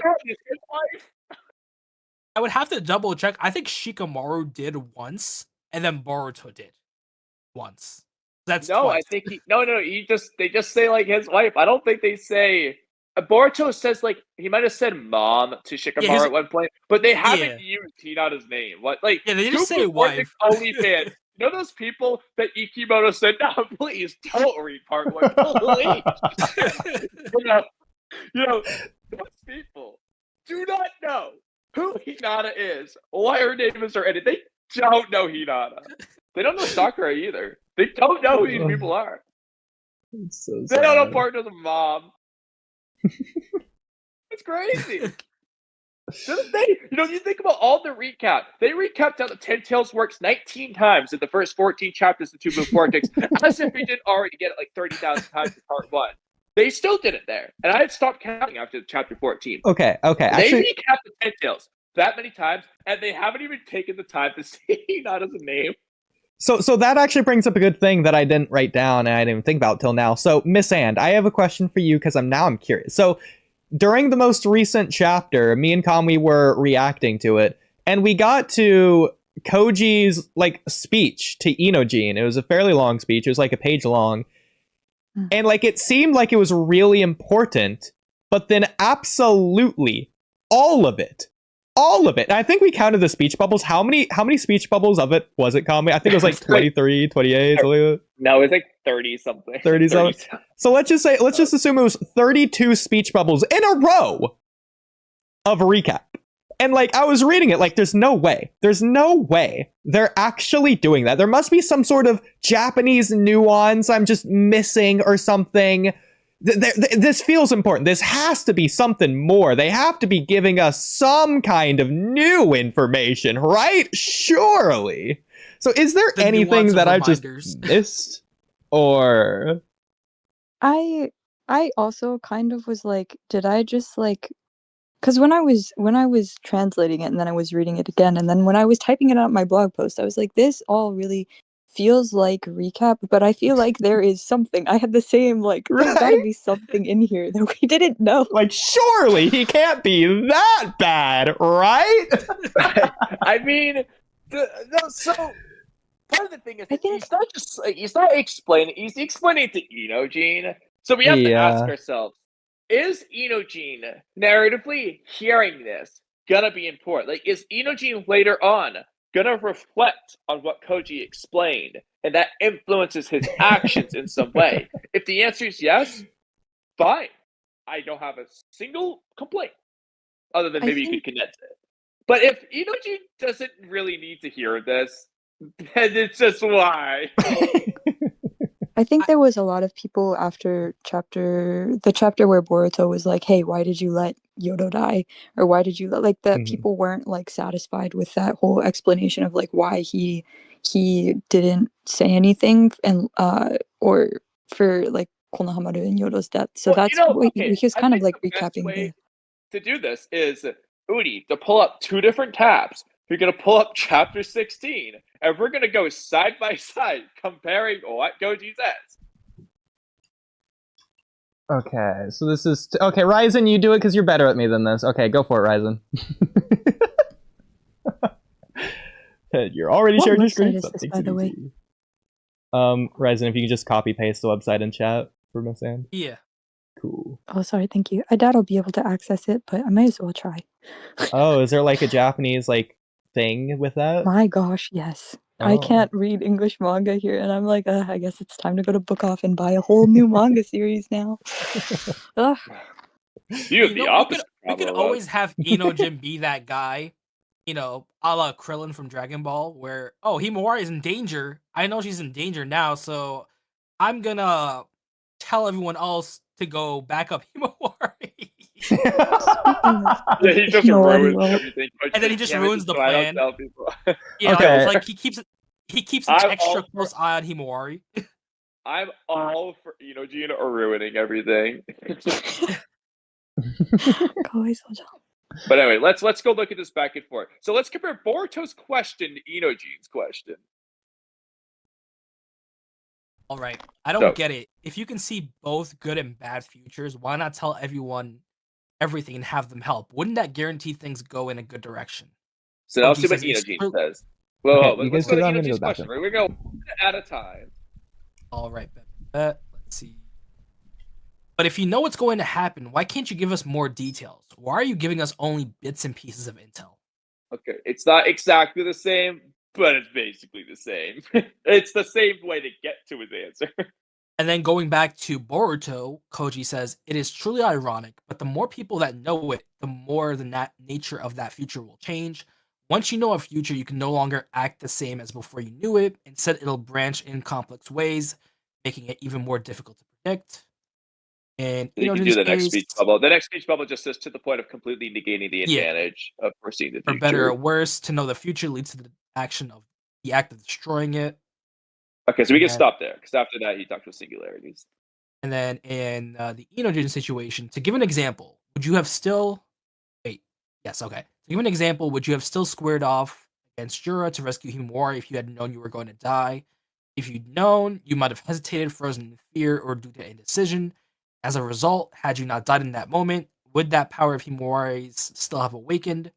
What I'm getting at is that the moment you tell someone the future I saw, it changes to some degree. The more ideal the approaching future, the better it is if fewer people know about it. So, since something relating good faith could lead to things progressing in the wrong direction. Side note, I feel like this good faith thing backfired on Koji because Boruto is doing his own thing on the side. I just figured out one of the things that I remembered that I felt like was different, but in this one, it was kind of like saying like it was showing Sarada here, and then it made me like remember that if he said anything to Boruto about like Yoda's death or whatever, if Boruto had gone to save Yoda or save Sarada, that conversation never would have happened, and her Mangekyo wouldn't have unlocked. Yeah. And like the same thing with if he went to go save Konohamaru any earlier than he did, he could have had time to go back up Sarada as well, and then that whole thing never would have happened either, because she would have been like, I don't need to use my power. Yeah, it should be the previous chapter. But so I will say real quick, it's the same thing. The only difference with this recent one is that Koji's giving a specific example with Himawari dying and Inojin knowing like, oh, how he would have specifically been. He's giving an example, but it's the same thing. Like, he gives the same explanation, just slightly paraphrased, and it's the exact same thing. I swear, if Inojin messes this up, Koji just gotta keep his mouth shut. Just tell Boruto, yeah, Konohamaru was fine. Exactly, like, just stop telling them shit, bro. Stop trusting. Like, they don't accept your good faith. If you really want to go to your point A and point B plan, just shut up, or just tell them everything's fine. He's like, just start lying. Oh, Konohamaru died? Totally didn't see that. That was a 0.25%. Yeah, that must have been one of blame those singularity of fate things, because I told you about this other stuff. It must have led to that. Exactly. I feel like if that happened though, like he would completely lose Boruto's trust, and then Boruto would just be like, "Screw you, I'm doing things on my own." I mean, you kind of already, like, See, right now, Boruto wants his cake, and he wants to eat it too. He wants Koji to tell him what's going on, but he also wants to save the people he loves, which is why I feel like he has to lose either indirectly or directly in this arc, because it feels like too many things, barring a few minute details, are going his way. He got to save his master. He got to make a deal with his inner demon. We need something to happen. And, I've had a lot of pushback against the Ada thing. I think Ada's gonna go. Good. Whether incapacitated or gone. You deserve pushback. But I can see why people think she won't go. And I respect that. But I really want to see what these next potentially 2 chapters will bring to this Mamushi arc. Yeah, see, I feel strongly about both sides, so it puts me in a tough position. But I will say, Oodie's gonna agree with this one, but we all know that we can't rely on Jura to do anything, because Broach is gonna back out the moment he has a chance of winning. So, and Hinari's stupid, he's just gonna lose the sword anyway. So, like, who can we count on to do anything? Oh, probably Mamushi. He's our only hope. Help me, Obi-Wan, you're my only hope. That's how we feel about Mamushi. The only one who's just not just gonna. I don't think Mamushi's just going to turn around and leave when he's the one. No, he's just going to do it. He's going to do what he wants to do. He's going to at least try all out. So if there's anyone we can count on, it's probably him. That's not to say that he will succeed or that he necessarily can't, like, kill Himawari instead of devouring Ada or whatever to do his thing. But, like, if someone's going to do something bad, I feel like he's our only hope, man. Because Jura's not going to do it. We already know he's too freaking friendly. He's going to go freaking buy some, dumplings or something instead of killing Boruto. So, what do you guys think about if, because Ada was like, "Oh, I wouldn't mind if you killed me," talking about Sarada and Sumire, and then because Sumire just fixed Boruto's sword, if Boruto and Sarada, by extension the sword, went to go kill Ada before Bug could get, or Mamushi could get to her? well, okay, so this seems a little goofy at some level, but I could see them doing a thing to where Ada's pushed into the corner to where she knows she either has to die or she gets devoured, so she asks them to kill her. Well, like here's instead my. of getting devoured. I Like, disagree. I could see them doing that. Here's my problem with that, because I couldn't see them doing that as well. I completely agree. But I was thinking about this the other day. Wait a minute. That actually doesn't make sense because of Ada's character. She's not the self-sacrificing type. So she wouldn't actually do that. First and foremost, like above everything else. Unless that's a character development. I doubt it. No. That's like Naruto developing out of a hyperactive knuckleheaded ninja. That's not gonna happen. That's not how that works. Okay, here's the problem, Oodie. Before I get to the other part, so Sarada's character flaw, Himawari's character flaw. Ikimoto's got a track record, especially with these females, and just making up characterization on them. So yeah, one of Ada's deepest desires was to have true friends. We know that because omnipotence subconsciously activated. I feel like if that's one of her most important desires, she should try and keep those friends alive. But so that's the thing. I could see her being like, "Oh, you've already done everything I needed. You said you were my friend, but I could see him doing that." But here's my thing. So like, if they're losing to Mamushi so badly that they just can't stop them, we don't know whether Ada really can only do some basic weak-ass taijutsu, or she can actually do something. But at the very least, like, if they kill Ada, yeah, Mamushi might just leave. He also might be pissed and just start trying to kill everyone. Like, they're just actively gonna make this battle hard. Kill Ada. But Mamushi's mad. He's gonna try to devour everybody, for all you know. I think Ada can do something. I just don't think she's gonna sacrifice herself. Because Ada's not the type that would want to sacrifice herself because she knows she would die, and she wouldn't want that. Above all else, Ada would be the one character who wouldn't do that. Because like you said, Ryzen, her deepest desire is to have friends. If she's dead, she can't do that. And so she would prefer to stay alive. I know that sounds like an oversimplification, but I feel like for Ada in particular, specifically Ada, this applies more than like anyone else. The other thing is but she's also been saying. She got her friends thing taken care of, I suppose, but her character shouldn't be complete, unless Ikimoto forgot, wouldn't be surprised, but her character shouldn't be complete here because there's either one of two things left to address. Okay, what about the romantic love thing? She hasn't talked to Boruto yet, like she wanted to. She really hasn't patched anything up with Kawaki, so she's still got the romance angle, and then Mitsuki alludes to a self-love or self-acceptance related thing because he's saying, well, this is what I learned. I think we're similar, Ada. Ada kind of pushed back. They haven't resolved whether or not they are or aren't similar in that regard. It needs to get addressed one way or another. She's either already there and they're going to show that, or if she wasn't, she's going to realize that she's right, and then she has to do that. So, yeah, you could have her be incomplete. No. You can't just have her be incomplete. She can complete these things before she gets devoured. But the thing is, she's not with Boruto or Kawaki. So, I don't really know how that was coming out soon. So, Ryzen, I know what you're pulling up, and my counter to that is a video I put in chat. So this is a Boruto TBV Vortex Chapter 6 stream that we did years ago, like 2-3 years ago. To where Kamui gives like a 5-minute speech here about why Ada is safe, and everything he said in this video still applies just as much to this current day. And that's the thing. I bet.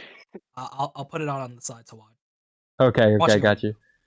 Technically, you could look at the transcript if you just want to make it like easy, but either way. But yeah, so just the fact that this exists, Ada can't die yet. She's a character. You can't just randomly kill off characters that matter willy-nilly.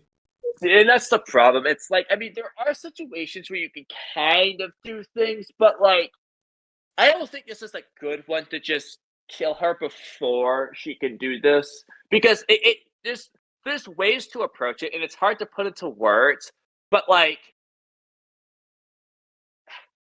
you could do a sort of it's tragic that she was never able to do that, but it's usually more like the tragedy of them, they never overcame their flaw that leads to their death, more so than she just never got to be around Boruto to have this conversation. It's just like coincidental bad. Like, I don't know, it just seems like so random. They just never got around to it.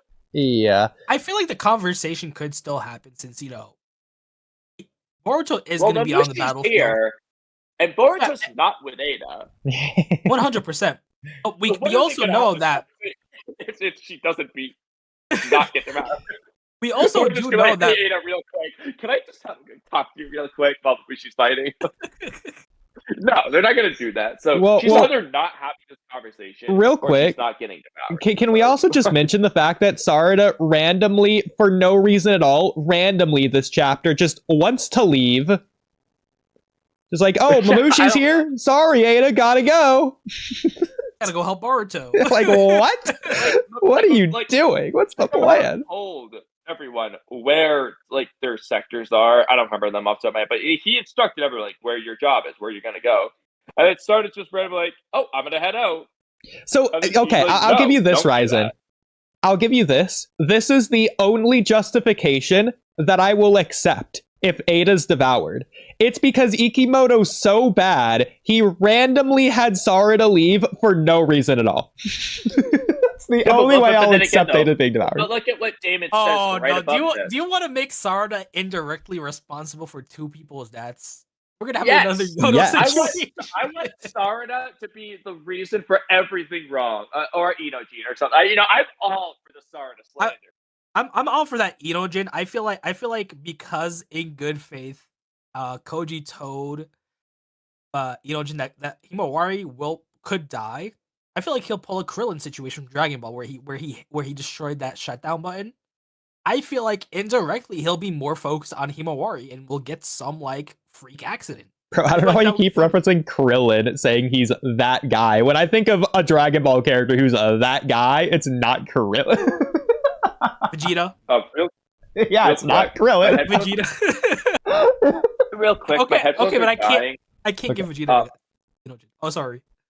Well, just my headphones are dying, and I was going to take a shower midstream at some point anyway. Go ahead. And I haven't left because I liked everything you were saying, but my headphones are dying anyway, so I might as well go do my little leave for 20 minutes and come back. Yes. Okay. So I can charge these. Okay. Well, while Kamui's gone. So Ryzen, I'm glad you have this on your screen really quick as well, because the top left speech bubbles with Daemon there. You want to go ahead and read those off for me? Don't worry, I won't let him even touch you. So, Ryzen, I have a question for you. Yes. On the Cloud Ninja podcast, when you were saying that Ada's gonna be devoured because Daemon, he's really arrogant. What did you mean by that? With this in mind. Because I feel like... With this in mind. Yeah. Because we've seen how Daemon has dealt with Bug. And I feel like we're going to get into a situation where it's the immovable object with that strongest force. We're going to we could possibly have a situation where Daemon has all these, relatively strong people keep coming at him to fight, to where he might be stronger than Mamushi, but he's going to have all these fighters surrounding him. I feel like he might lose sight of himself in the battle, because we know that at the very least, in a hypothetical future, Mamushi somehow got around Daemon and got Ada, allegedly. That we don't know if that was Mamushi. Yeah, allegedly. That could have been Jura. It could have been Shibai. It could have been Ada choosing to do that herself. But I feel like it's really interesting because we gotta. It feels like Ikamoto is reminding us that Daemon is still there. If we go back a couple of chapters ago, Ikamoto is literally telling us, these characters might have gotten groundbreaking power-ups, but they all become a moot point when there's Daemon. Hey, don't forget about Daemon. Daemon is still this wild card that we have. Yeah. And it feels like, to a certain extent, that he's being used as the new measuring stick that Code was. That's why I feel like, in my opinion, and I could 100% be proven wrong, 100%. I feel like this is a bit of a measuring stick situation where we get to see Daemon, and while he might win the battle, he might not win the war. We get to see strict lines drawn in the sand. Yeah, he's on the measuring stick. He's at the very top. You can't go above the peak. That's the problem. It's not gonna happen. I feel like we are gonna extend that. I feel like in a battle shonen, and especially one as long running as the Naruto verse, we've had multiple measuring sticks. We've had Orochimaru, we've had Code, we have Jigen. I feel like we're gonna get a line drawn in Daemon, whether it's a pure power situation to where his ability is countered, or where he's still the strongest the village has. It's just these side powers can confuse or get around him. And I really want to see what this next chapter does. I don't think we'll see it in this next chapter. I think it'll be the chapter after December, because he does have to get close. I feel like we will see a situation where Daemon... he doesn't have to. But it doesn't have to, 100%. I just feel like we're going to get a situation where Daemon is kind of put in a sticky position. Is what I want to say. Well, I completely disagree with that, but ignoring that for now. 100%. The problem... Okay, you can't say 100% to me saying I disagree with you. I could 100% be wrong, and I accept any and all thoughts. Okay. Because addressing what you were just saying, the fact that Ikimoto doesn't want it to be a big explosion series, that's why he scaled the Boruto series down in the first place, that tells me that using like Orochimaru or the previous measuring sticks, it doesn't really work that way in this regard anymore. Nor do I think it needs to. See, the reason why I kind of disagree is because we've had Jigen be used as a measuring stick. Arguably. We've had Sarada and Mitsuki themselves say they need to surpass that Otsutsuki measuring stick right there. Well, they didn't say surpass Jigen. Yeah, but like to counter mighty Otsutsuki. Who are the mighty Otsutsuki that they've seen in their lifetime? Well, they don't necessarily need to be referencing the Otsutsuki they've seen, considering future threats. I can see that, but even then, we have these measuring sticks being used, like Code. Code was this big threat at the final chapter. Like, other than Daemon, Code arguably ended off the part 1 manga as the strongest person there if we remove Daemon out of the equation. We even see Koji saying that, if it was Kawaki who left the village, he gets destroyed by an incredibly powerful Code. And then we have the Divine Trees being said to be stronger than Code. So I feel like we do still have a measuring stick to an extent. And like, just in general, if we're reading a battle manga, we kind of have these measuring sticks either by looking at older villains, looking at older characters, and to an extent, seeing these powers getting surpassed. Okay, so Daemon's at the top. I'm glad we agree. Ignoring that, so where does Code scale on your measuring stick, and why? Ooh, see, I've said this before. I feel like Code is in that Kabuto type situation. He kind of lost. He kind of got eviscerated, but we might see him in the background. Right now, I'm putting him solidly below all the Divine Trees. And Boruto, I kind of have to put him closer to Mitsuki and Sarada below them. Like, I want to see more with Code, which reminds me of a question I wanted to ask you. You see how Code is still connected with the claw marks? And you see how we're dealing with Mamashi. If we do beat Mamashi, what do you think will happen with the Thorn Soul? Because I thought it would be funny if they actually beat Mamashi and Code goes yoink and gets that Thorn Soul. Because if not, they either A, have to destroy it, B, contain it, or C, it just becomes a Mamashi rescue mission for Hidari. So that's funny. Have you played and to be fair, I actually have heard that because I've seen every episode of the Cloud Ninja podcast.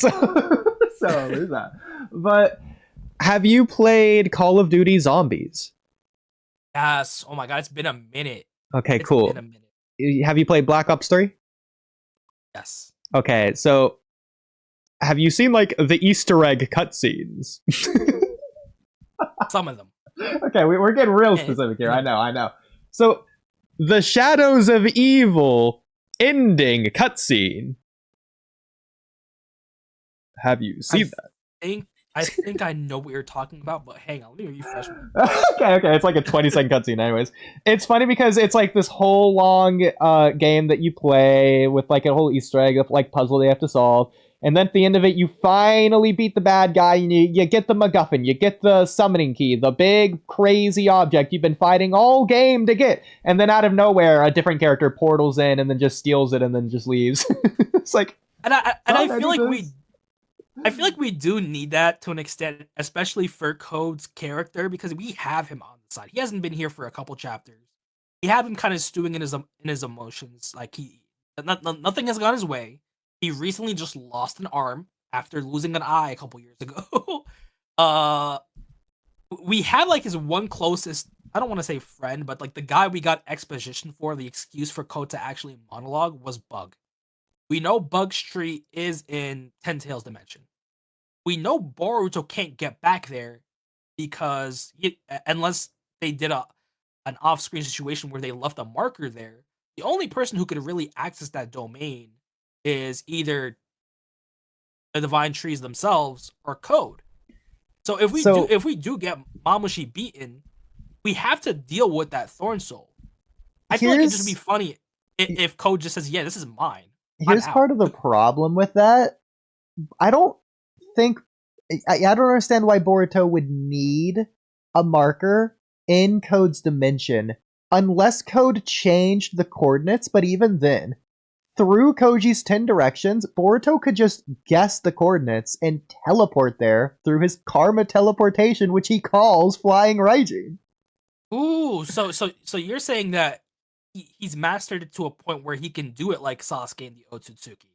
I don't see... Well, okay, because this gets into a question. In Boruto Part 1, when Boruto teleported Ishiki to that waterfall place, do you think that was on Earth or a different dimension? Different dimension. So then Boruto can use his karma to travel to different dimensions. Yes, 100%. I meant, like, consciously. Yeah, so... Well, do you think he can, like, teleport consciously? I feel like he can.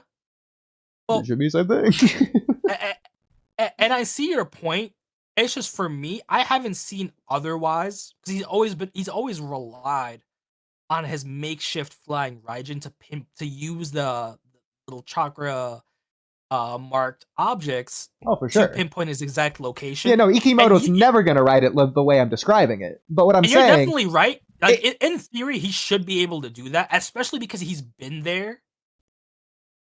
Because that's seemingly how Sasuke found new coordinates in the first place, outside of scrolls and Kaguya's dimensions, is that he would just randomly teleport to a new dimension and hope. You just mark it. I definitely see your point, and it definitely, in theory, does work like that.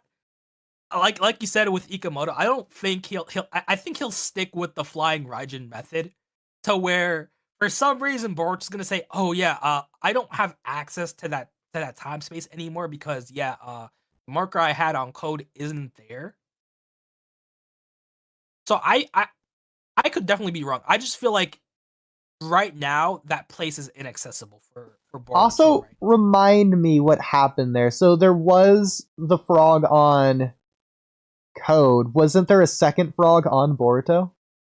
Yes. So there was a frog on Boruto. Yeah. That was a receiver. The frogs stayed on their people. Neither frog jumped off, or did the frog jump off of Boruto when Boruto got up to the 10 Tails? Because that's how I remember it, but I could be wrong. I know there was a frog next to Code that hopped off, so Boruto could teleport away from Mamushi. So, I mean, if the frog is still there, or if the frog just left the pendant, then... Koji said, "Oh yeah, I kind of reverse summoned him back. My bad." That's crazy. Okay, so we see over here, we see the toad right here. Yeah. And then I think that's the last time we see that specific toad. I think the other toad tells Boruto to get out of here. Unless it would the be really toad funny. Just left the pendant on Code and jumped off. It's like...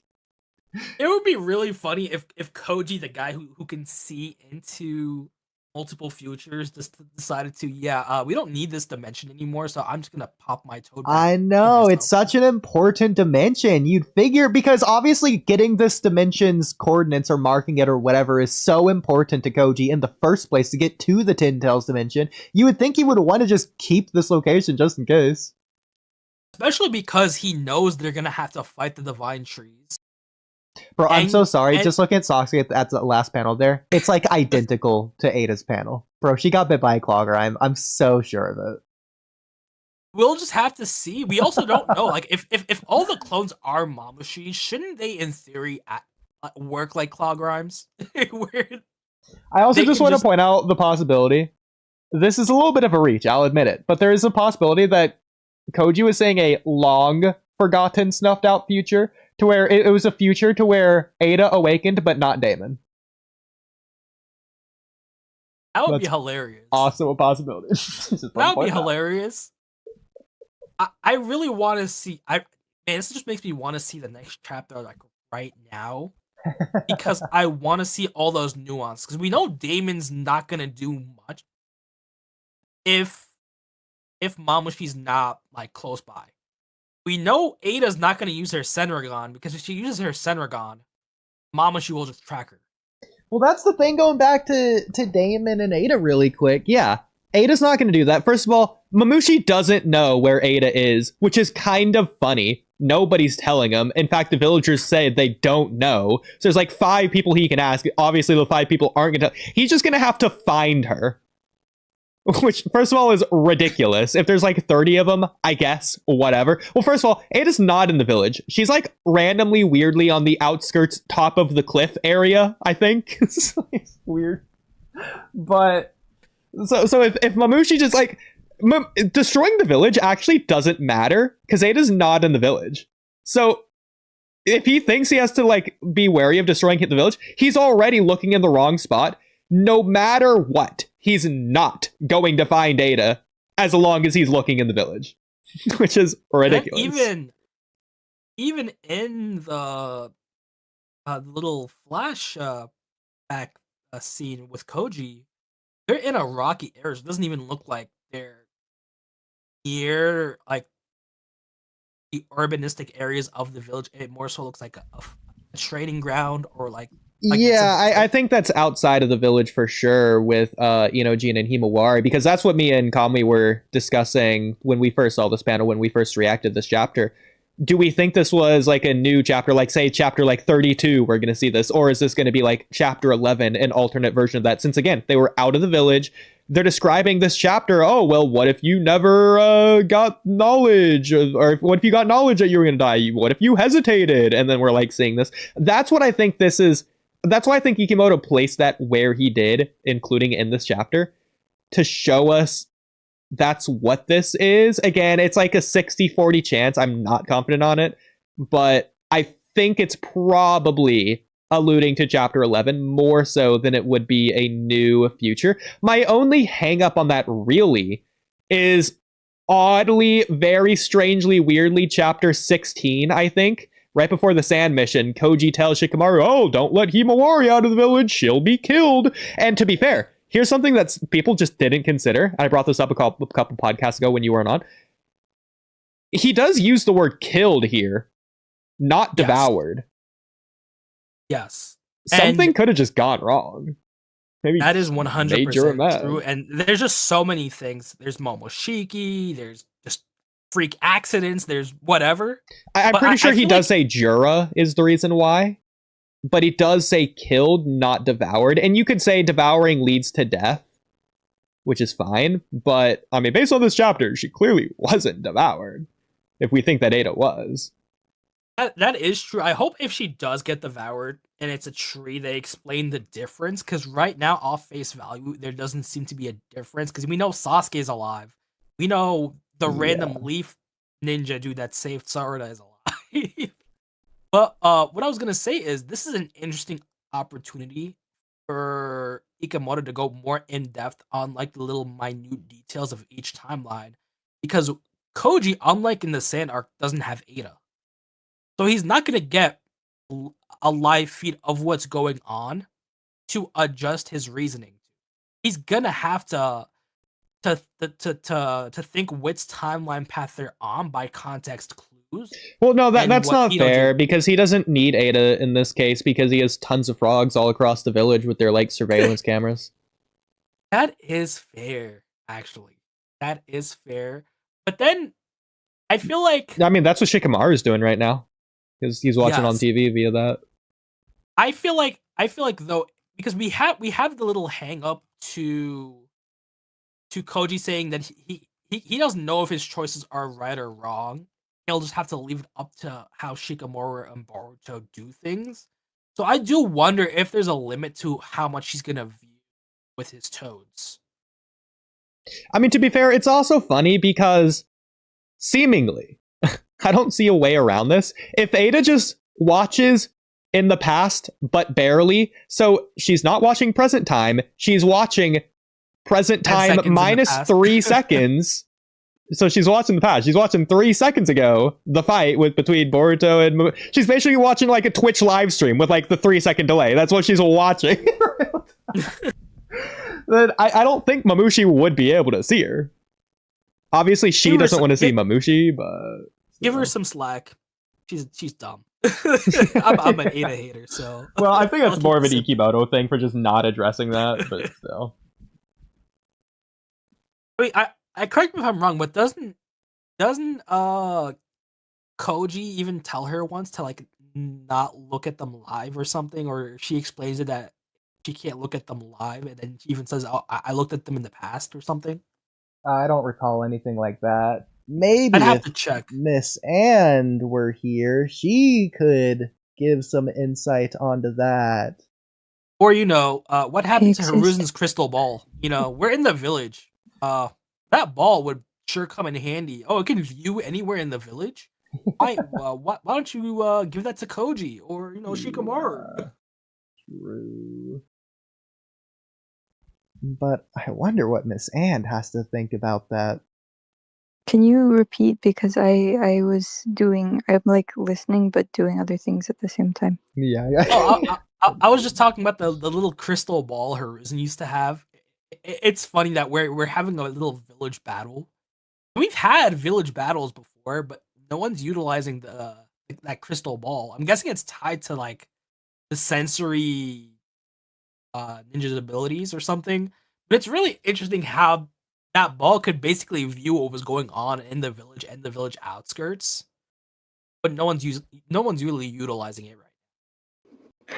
I mean, you're probably not gonna like this answer, but it's a very common thing in anime to just have some whimsical, magical crystal ball thing that can just view the entire situation. I don't know how many times I've seen that pop up in anime. Naruto not being an exception. everywhere. So honestly, It's it's just so plot common. convenience. I'm hard pressed to call it a jutsu. That's how common it is. It's just plot convenience. It's there when it's needed. literally, like for it's in exposition. Fairy Tail, it's in Shugochara, it's in It's in One Punch Man. It's like everywhere. I'm also curious, while Kamui's gone and we actually have a chance to speak between Kamui and Ryzen, I am curious as well. Do you think, Miss And, that Ada should be able to view the past, but like technically the present? So she can view like 3 seconds ago in real time to watch the Mamushi and Boruto fight, but not in real time, just like 3 seconds in the past.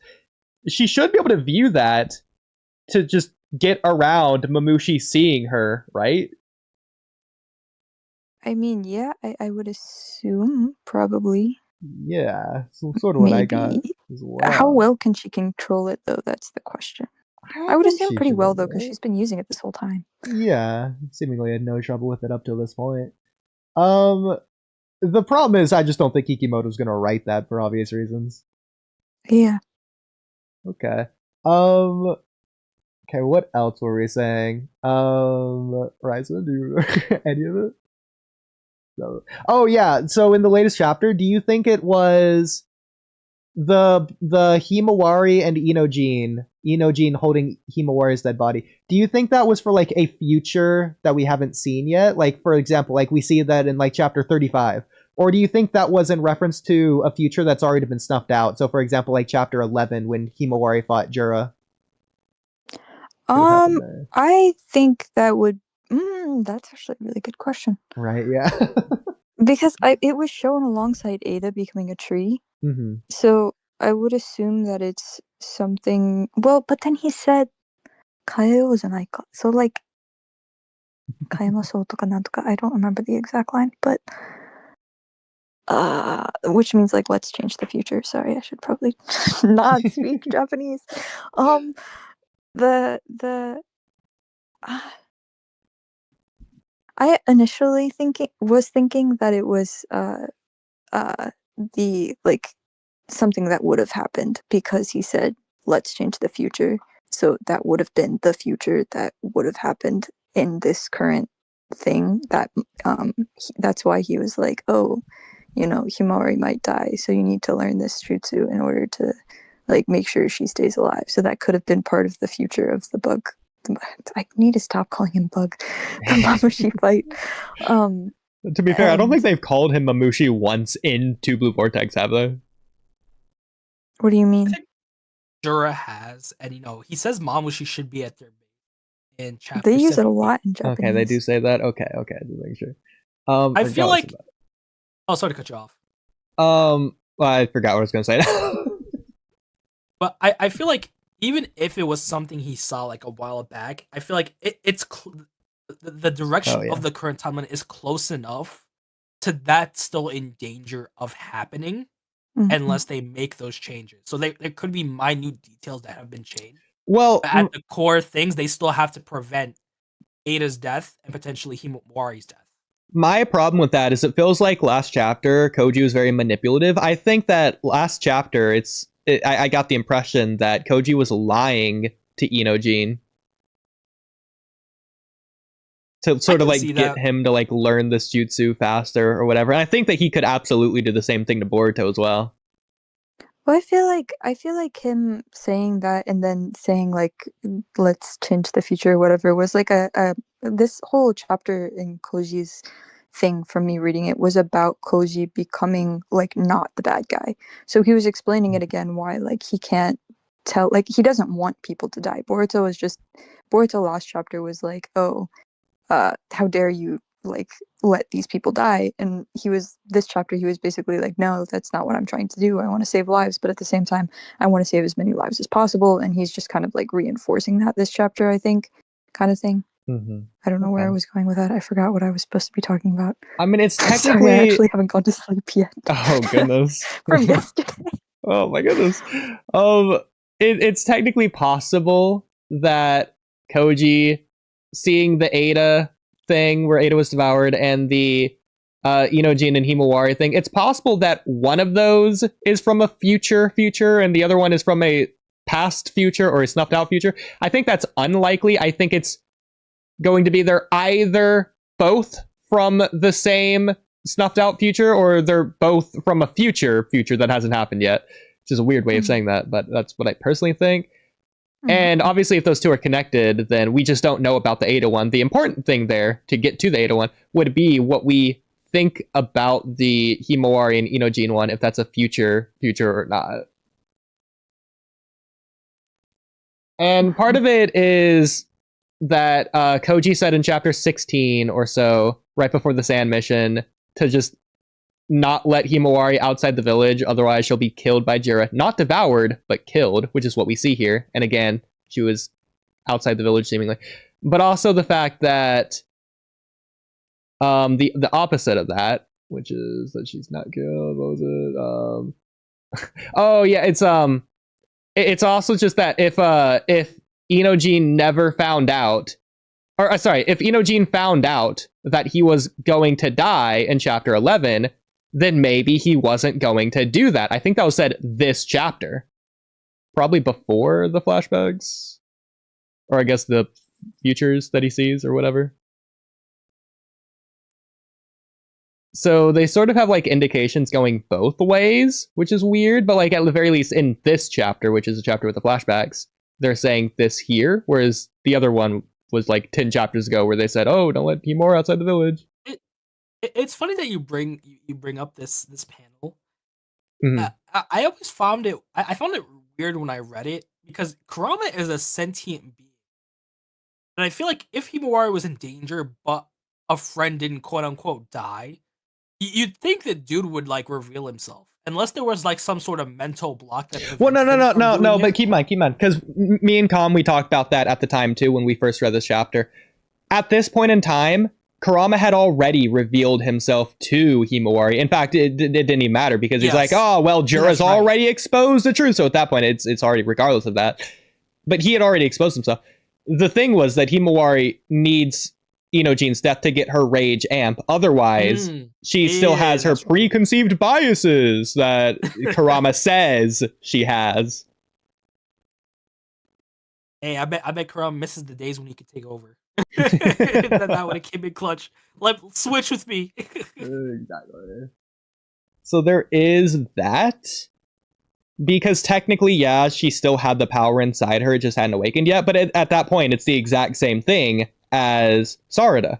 Sarada had already unlocked the Mangekyo Sharingan, but she needed to quote-unquote awaken its power against Ryu, which she needed Yodo's death to do, even though she already had the power and could use it at any time. She had to like stop suppressing it. Like the language that was used there was like how do I describe that? Like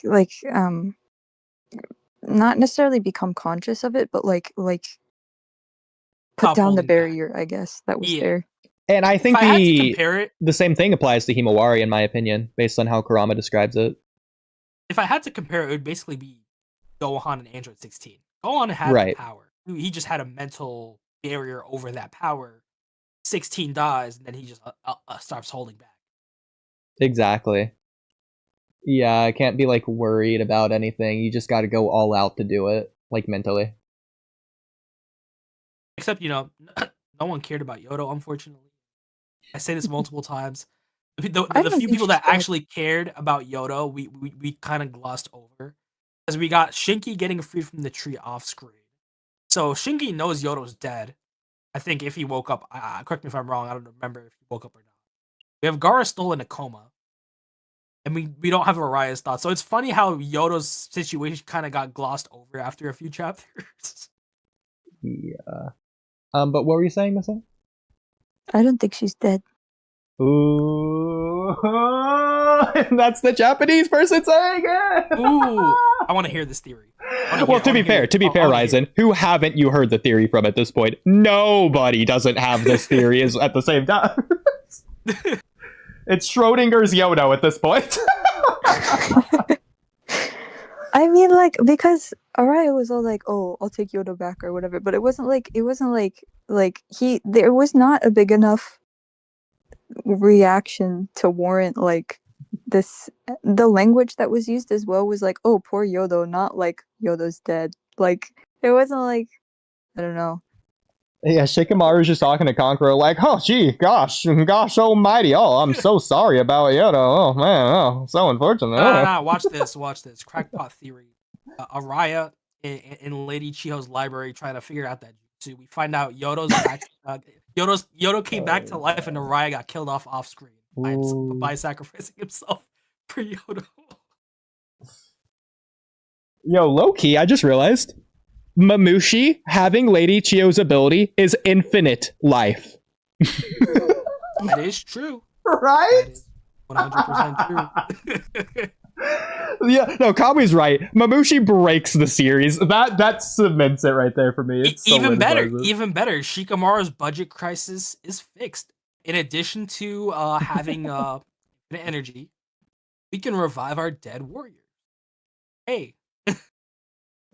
Bro, forget circling stars. Just circle Mamushi. That's all the energy you need. No, I feel like they could have easily tied into the divine tree roots being around the planet, but they just said, yeah, no, he can just do this infinitely without cost for some reason. They could have just said, oh yeah, he's drawing the energy from the planet because, like you saw with Jura and to an extent Matsuri, divine tree already spread its roots. The divine tree's roots are already around the planet. he's using he could be using the chakra of the planet to make his clones. But no, they just said he can do this indefinitely. My current theory is that's those are the roots that Madara used the Divine Deep Forest Emergence with. Ooh, so you think they're just hijacking that root system? Yeah, that same divine tree. And Madara is probably using the same one that has been there since Kaguya. I can see that. Yeah, it's probably the same roots for like every instance, all three across the millennia. Root system's just tired of getting hijacked. First it was Madara, then it was Mamushi, not Mamushi, Divine Trees. Shoot, they're just helping the roots out at that point.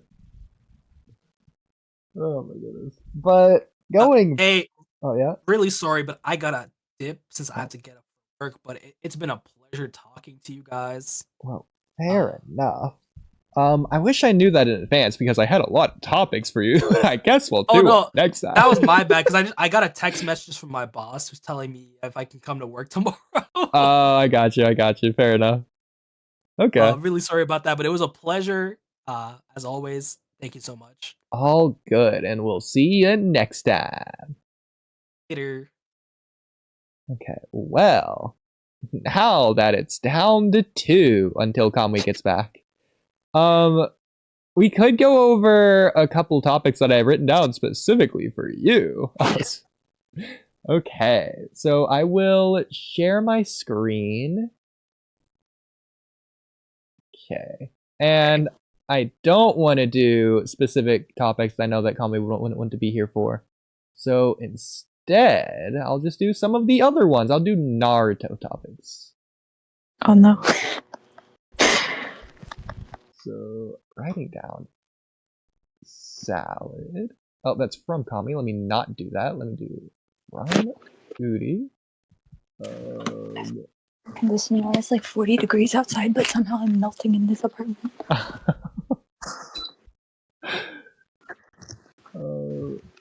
That totally threw me off. Okay, in Naruto topics, salad. Okay. So, lots of things to go over here. Oh no. So this end, do you remember last time when you translated the word apple using like 2 pixels from the entire word? Yeah. Okay, big shot. Let me see you translate these. Oh no. So I think it's in reference to this. And to be if fair, it's I think this. I'm not going to be able to read that well, but Here, it I looks can like even something nice. I can even send this in general chat so you don't have to like look at my share screen in case it's like lower quality. You can get the true authentic image. I was like this, I'm like, technically, I think she actually can, because this does look like legitimate Japanese. It's just like I can't confirm what it is. Like this one looks like a me, maybe this one's like a K? I don't know what this is. Maybe like a mo or a se over here. The first a one, new ne. Man. it looks like something night, because the specific font that would be used there is like the fat kind of looking font. Yeah. But I don't know what that would even be in reference to, because the second one looks like it's in katakana. The second one here? The Hashirama one? Are you? Yeah. Okay, you're not asking. I was gonna ask if you asked. Oh, Hashirama's photo was the one that I was expecting. Did you ask about the Orochimaru's parents' graves? Not yet. We're gonna get that next. So, actually, look at Hashirama's photo. Doesn't he look like he's like kind of an Edo Tensei here? What is with his dark eyes? Yeah, he just looks something, a little bit different. And like the grayish pale skin, especially compared to Hiruzen, who has the skin shown right here. Yeah. Like, what? Maybe it's because back then the photo coloring was just desaturated. Are their eyes Old not police closed? photos. Well, why would they be closed? It's so weird. For a photo? Is that something people in Japanese do? Like, is this like their dead bodies? That's what I was kind of thinking, but oh, it you looks know like what? Yeah, probably is actually. the background is the same. Yeah, and it because looks like a pillow, kind of. it looks like they're laying down on the background because like the pillow shadow or whatever. If this is a pillow, That's could just be Mhm. their funeral. What does Hiruzen's photo look like? Does he just not have one yet because he's not dead yet? They just skip Also, him? they're wearing the same necklace. They're not wearing their Hokage cloak. They're wearing like a gray thing. I don't know if this is what people are like buried in or. Maybe. I mean, might be like I don't know. that specific like culture unique to Konoha Village because I don't think people are. I mean, I haven't really been to that many funerals, so Well, now I'm thankfully. They all wear that specific outfit. So I'm curious what Madara's coffin looks like since we get to see it. I want his real coffin, not his Edo Tensei coffin, for obvious reasons. But usually people are cremated, actually. So There's that scene of him getting out with Izanagi, Yeah, exactly. but all it looks like is this big black case. You don't really get to see inside at all. You I can just see also him get know out. Naruto's like language in world is like jumbled looking actual letters, but it's not actual like legible things. Yeah, that happens all the time. I just figured this one looks close enough to where I think this actually is Japanese. I just can't What's really the manga tell. one look like? If assuming the scene's in them, where's the scene from exactly? Oh, I don't know. It's from So this the is Hokage versus Uchiha. How does it really end? Video from whenever this is It said. seems like when they're making Minato Hokage, like a flashback of this. It's probably anime only, to be honest. Yeah. So I think this is when Hiruzen's stepping down in the anime when they show that. that could be So to Based be, on Do you what know he what said there. go ahead, Miss Ann. Wait. What are we gonna have? I'm looking up something really quick. Hold on. Ooh, okay. Maybe we stumped her, Kamui, on our very first one too. I figured of all of the ones we had, this was gonna be the easiest. it only goes uphill from here. I mean, that one you would just expect to say first Hokage or Senju Hashirama, and then same Tobirama, second Hokage, Senju Tobirama. Yeah. It's definitely not the same like lettering, so I don't. That's interesting. I just can't really tell. Like maybe this is like a fu or a tsu. I can't tell at all. Ko, It looks maybe. like It still looks like a new. Ofuraki on the one on the right, and then the one on the left Yeah, looks that's like definitely All Might. looks. I agree. The one on the right looks like a key at the very end. The one on the left sort of looks like new Sami he to me, or like new. I don't know. But it's definitely not maybe Senju it's Hashirama. Senju Tobirama. なんとか旅。 Yeah, I don't know. これちょっと読みにくい。 Oh, you know what'd be kind of cool is if these are just like Easter eggs that like animators are just like dropping in for like themselves, like this like an animator's name. I completely doubt it, but it'd be cool. それもあ It's り like か。 haha, you stinky poo poo face. Like,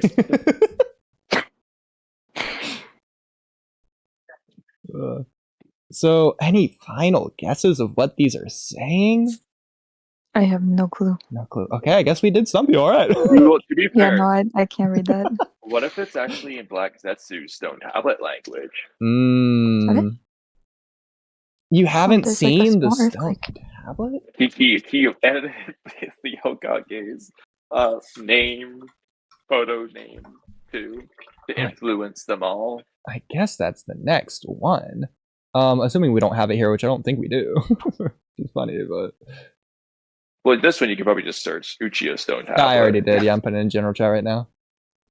So, Miss And, what does this? Let me see Ah, what you got. This Okay, is yeah, this is old pretty good. writing style. So if I practice more like with older writing, I would be able to read this. But this is exactly if you go to like a museum and you look, there's like older like poetry or anything. It's written exactly like this. So then Ooh. that begs the question, because this looks like it's got to be the whole thing. So just try Google searching this. But do you really I can think read somebody some of it. would- I don't know the first kanji and then the second one, but the third one is like I I don't, I don't remember.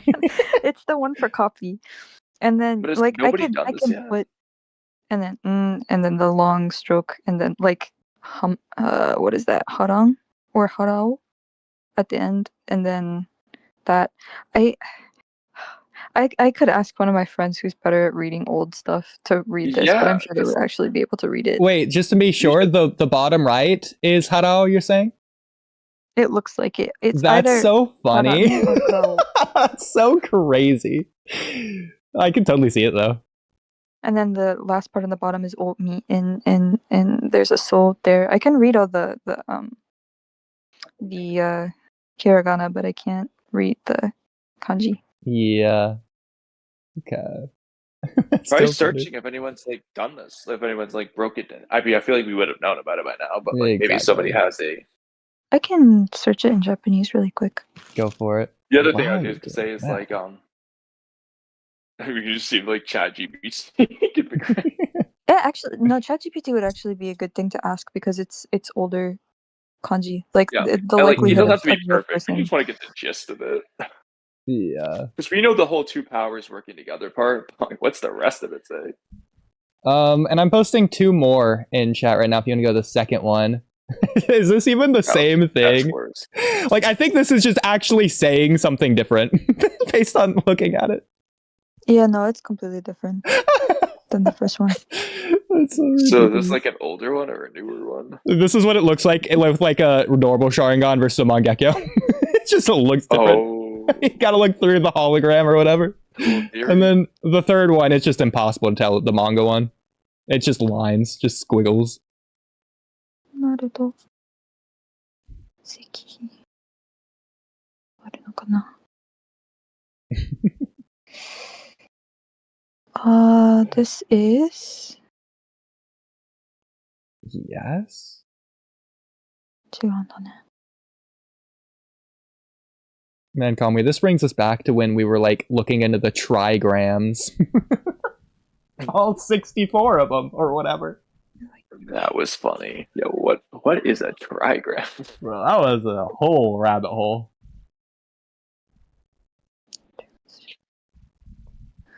Yeah, 書いてない.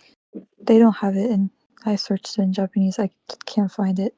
Anything about it. I saw the first thing that comes up is a Reddit post, so you know that's not gonna be correct because it's just translated. Okay, well, I'll send it to my friend and see if they can read it.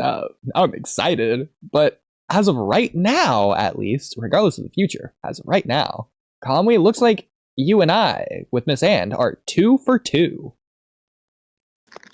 Let's see if she's gonna go 3 for 3 and strike out of the failing to translate the Japanese. So, it's out and bolts. Orochimaru's parents' graves are written with real kanji in the manga, but it's too blurry to read. But this is canonically Orochimaru's last name. What is it? Huh? Can we AI upskill it? So, what does it say? And I'll post this in chat as well for you. Oh, I was looking at your screen, and then it just as I pulled it up, it disappeared. So, what's Orochimaru's last name? Based on this. I mean, the sun is kind of in the way. Yeah, but you're the girl who can just read Apple from 2 pixels of 2 letters. I mean, I when one of my friends came over to help me with a documentation thing, I was like, "Hey, can you read this, right?" And she looked at it. She's like, "I mean, yeah, that's just this." So I was like, "Okay, I'm not insane." This is a little. I don't know what this is. There's too many sun rays in the way. Ooh, okay. Looks like we're 3 for 3. Well, I cannot read this. my favorite part of this so far has been just me starting off with, "Okay, big shot."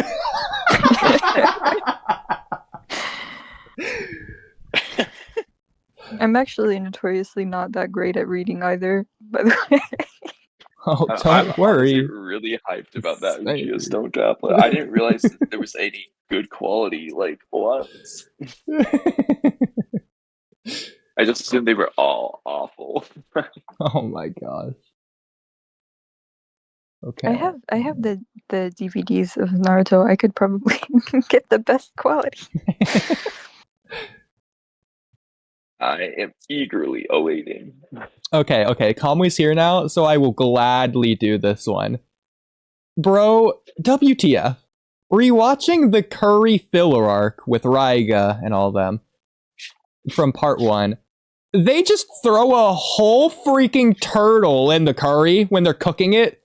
Just the turtle's alive and kicking and all, and they just boil it alongside the other ingredients. So, like, do they do that in Japan? Is boiling whole living turtles normal over there? Okay, so I wouldn't say it's normal. However, when you're walking down like some back alley street, you'll sometimes see a bucket of turtles outside of a shop. Interesting. And you can eat turtle here. So I'm not 100% sure how it's cooked. I actually have a friend that's studying to be a chef, so I can ask him that as well. But Yeah, ask him about the turtle cooking. Your friends are gonna think you're really... He's gonna be like, what the heck were you doing? The next podcast is gonna be chocked full of info at this rate. But I mean, technically, I guess I can see it. I mean, technically, we do the same thing over here with lobsters. I think That's what I was they're gonna bring alive. lobster. I think the act of live boiling the turtle might be like disingenuous for us to say, "Oh, I had to be doing it with lobsters." It's more just they do it with. I mean, how big are these turtles? Because turtles are big. I mean, my What's the thing is just like they animated it, and like the turtle's in there with the steaming stew as she's stirring it, and the turtle's like kicking its legs. Why would they animate that? Yeah. It wouldn't surprise. I haven't been brave enough to eat anything that is turtle or horse or any of the other strange things that heart of random creatures. I've had liver and I've had intestine, and that's about my limit. I am not getting any more adventurous than that. Don't blame you. I don't even understand what the purpose of doing this would be. Like, does turtle add flavor or something? Because you're adding the whole thing. You're not adding the turtle meat separated from the shell. You're not crunching it up or crumbling it into like bite-sized bits. You're just throwing the whole thing. Like, what are you gonna do? Like, you're gonna scoop that out with a spoon and put in someone's bowl? That's the only thing that's gonna fit in the bowl. There's not gonna be any other. So you're just gonna have a boiled turtle that you can't eat. You can't do something with that. What are you thinking? They would like, it'd be like a lobster where you have to like de-shell it or whatever. You take I'm the looking meat at out. カメ料理。あるんだ。いや、見たくないよ、これ。怖い。やだ。気持ち悪い。Man, you were I just always laughing wanna over see here, and like, Gabby's just like, what? clip of the turtle. I'm sure we can watch just the turtle. Like, that's probably fine. If you look up カメ料理, you can probably find like put your keyboard in Japanese. I'm sure this will just work If you anyways. No, that's not the same.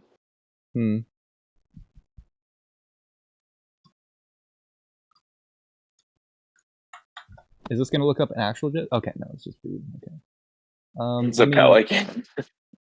Yeah, no, it's not the same either. It was just showing like turtle parts that were just like.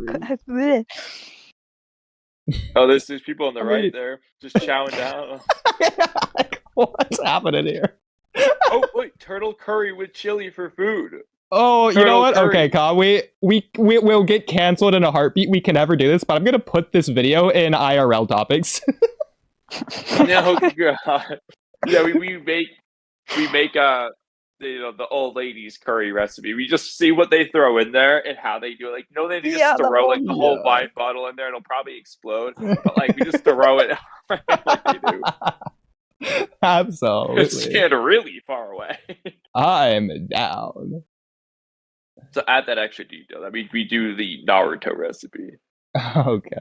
Was this at that Naruto restaurant? It was not, as far as I'm aware. I did not see any turtle buckets in the back. Turtle curry. Sasami? They serve it raw. You can get raw turtle. I want to see. Oh, raw turtle. Oh, like fish. There's Chinese soft shell turtle. That's probably what it was, where they just threw the whole thing in like soft shell crab. Interesting. Yeah. I just can't believe they I'm put just that in the curious. Naruto episode. Is this just some like secret like meal we just don't realize? Or Here, wait. Let me put. If you copy paste this, I think you might. Well, no, because my location's in Japan, so maybe it won't. But because it's always different when you go to different countries. Ah, これだ. Okay. So this is probably the one that'd be the most accurate, but this one looks like a turtle, which is yeah, I guess it is one of the lefters. it's like a What have turtle, they like in done? shell, like a turtle anatomy, this looks like a science textbook, like turtle anatomy picture. Yeah, like a dissection of a turtle. 見たくないよこれ. Then there's just eggs in a bowl. Probably turtle eggs. I don't know. This kind of looks like a That's just like a rhinoceros or turtle, something. Yeah.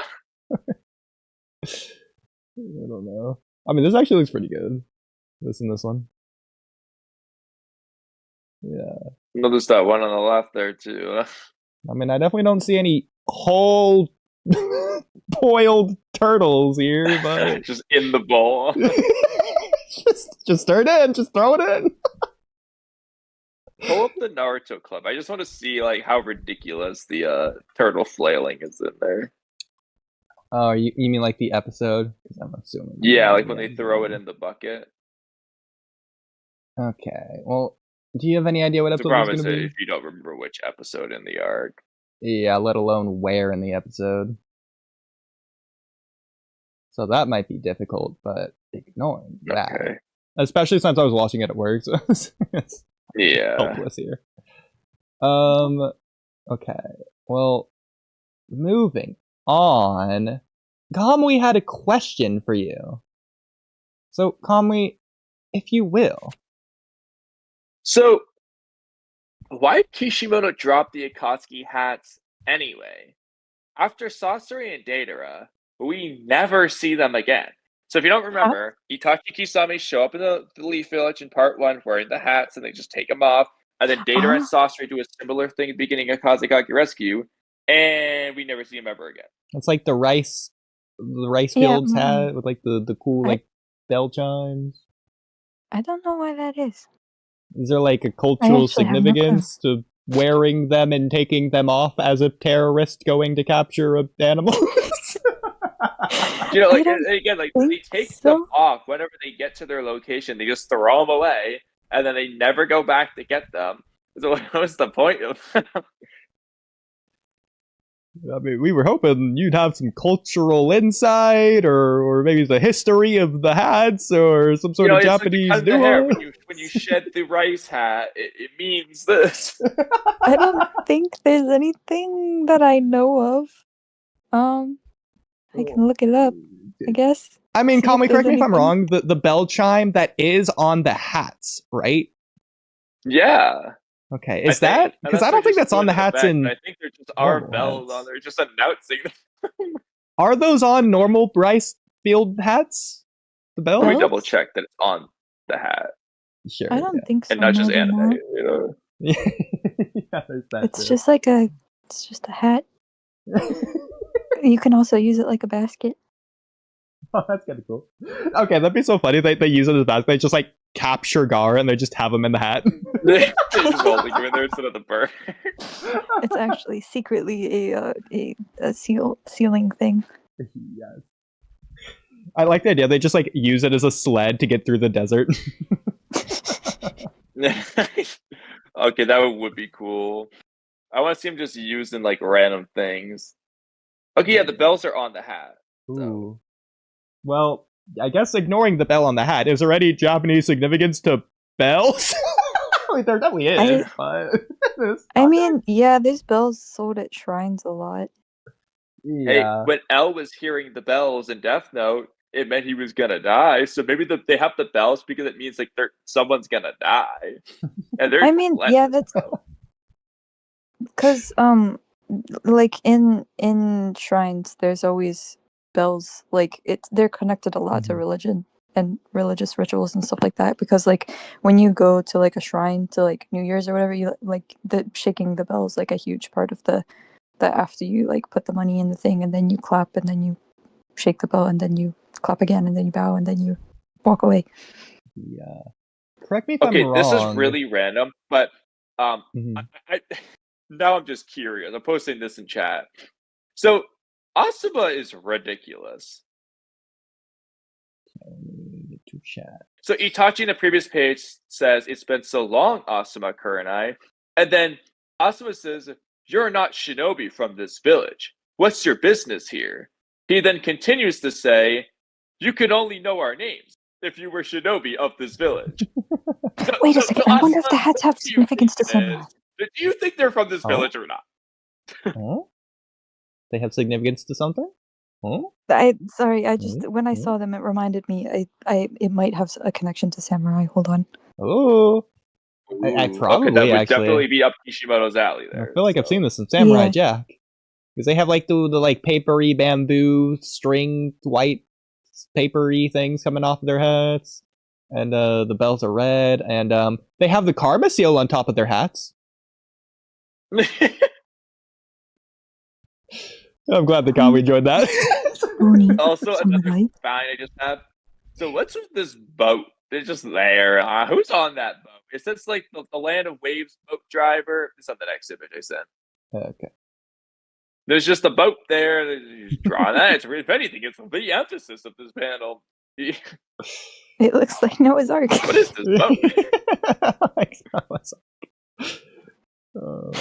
Doesn't it though? Kind of the same shape. Well, I mean, I guess while we have you here, is there any significance to this type of boat in Japan? Do they use this boat for like funerals or something? Is it the samurai boat? Wait, scroll back up. Let me see the context of the thing to have more hint because I have zero clue what's going on here. I don't think Dark was saying Purpose is going to give us context. I mean, here, I'll post. Okay, And so then this is boats. going to be out of Okay. order. So the current page we're on is the first page.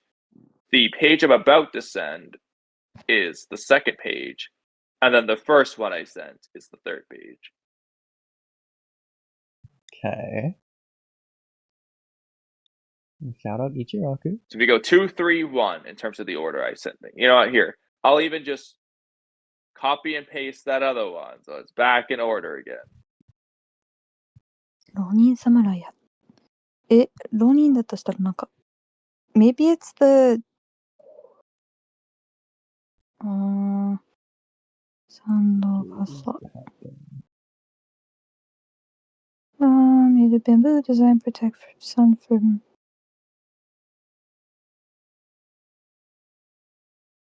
Because I think they might wear something like this in that one anime. What was it? Immortal Samurai? Yeah, no, because I wasn't thinking until I saw it, and then I was like, oh wait, because kasa? Sandogasa って普通 Umbrella? I don't think it's Sandogasa though. Blade of the Immortal is what I was thinking. Let's see. I guess I'll just look up Blade of the Immortal hat. See if they wear it. I mean, this is close, right? Ronin gasa? It's like the same thing. The samurai person wearing the samurai hat. I'm trying to figure out what the hat is called. No, because so You got this. that one isn't right. Yeah. Jingasa. Wait a minute. I just realized another thing that makes no sense in this chapter. Is this out of order? I don't know. So Not to distract you, Oodie, but can you go to chat for a second? So obviously the boat one's the first image, and then so you can I put them in order now. So you have the Okay. boat one, and then the next image after that. Mhm. So here you can see it's been so long. Asuma Kurenai Itachi very clearly lifts up his hat and shows his face. Now go to the next panel or page. He's looking down, not showing his face, and Asuma's talking, and then they're shocked when Itachi lifts up his head. So, what did Itachi do? Like, so he showed him his face, put it back down. They didn't notice, so he did it again?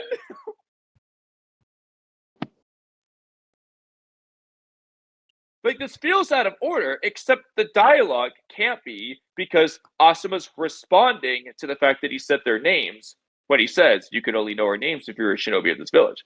So it has to be in order. Well, Kamui, there's a question that I'd like to default to in this conversation.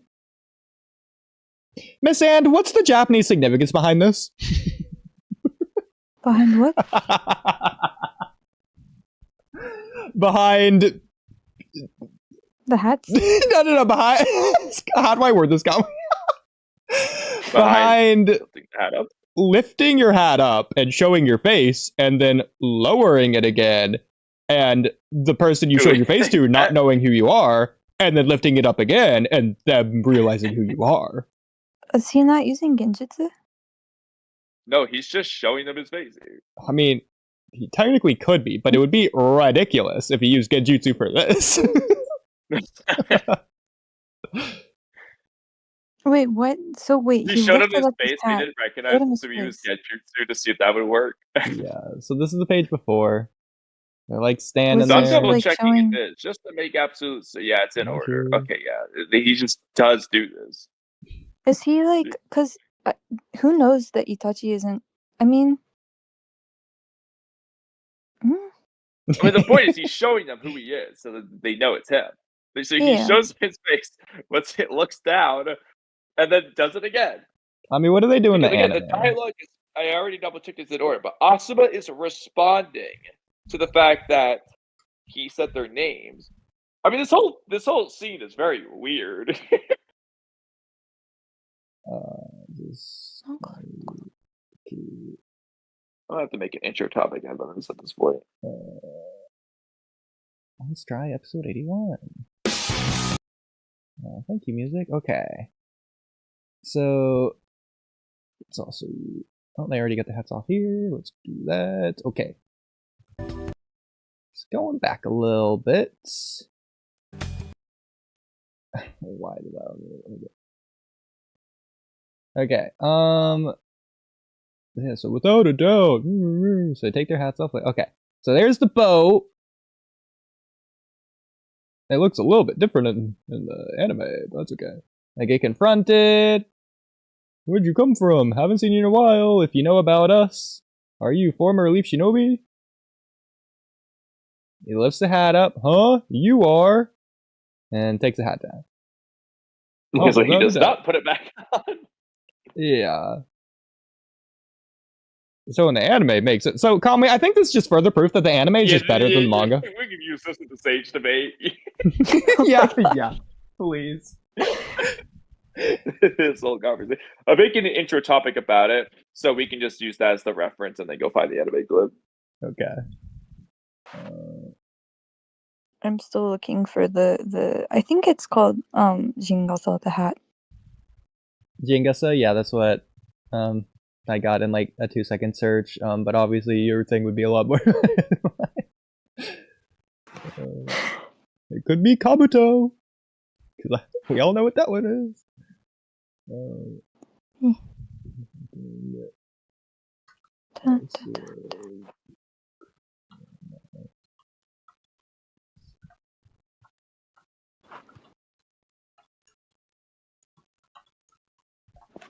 There we go. Okay.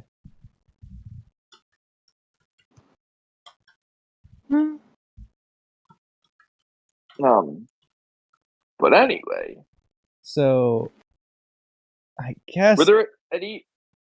Oh yeah. Well, we're gonna segue something. Well, yeah, more things that are like related to what we're currently talking about. Okay. So since you were already looking at the like shrine thing for things, in one chapter towards the very beginning of the Search for Tsunade arc, Naruto goes to like a shrine with Jiraiya, and then he like accidentally, in his like stupidness, just like tears the bell down.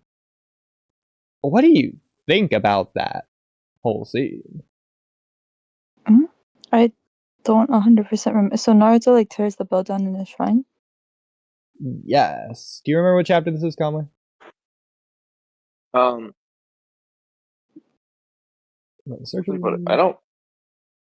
What shrine exactly? Sorry, I was trying to look at something more. Towards the Itachi beginning of the has Search for Tsunade arc. They go to a It's shrine. like when Tsunade thing, we put the coin in or whatever. Probably when Tsunade is first confronting Orochimaru. Now I'm starting to wonder what thing you're talking about. Okay, it's It gonna just be keeps after growing at this. this point because I think they're gonna meet Orochimaru. Yeah, it's very soon after this. If these pages would load. Okay. This is cool. I love this, bro. Why is the Naruto manga so good? I know, dude.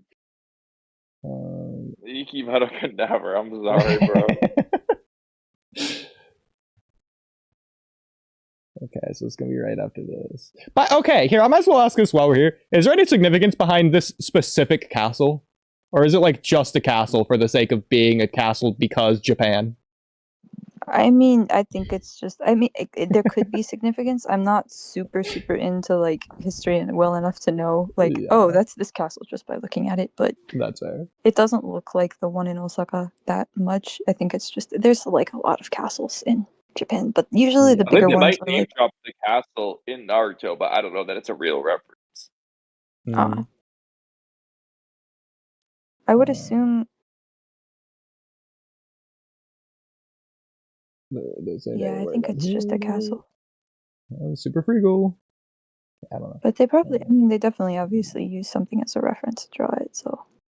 Yeah. I would imagine there's some sort of like reference there to, in the name to wherever it is in real life.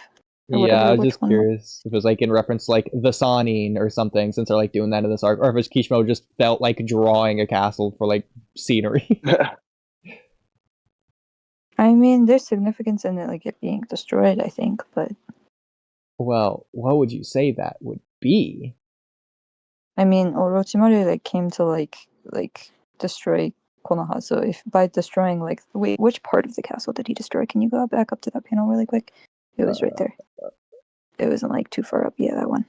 Okay, so he destroyed the innermost sanctum, or like the part where the important people would have lived.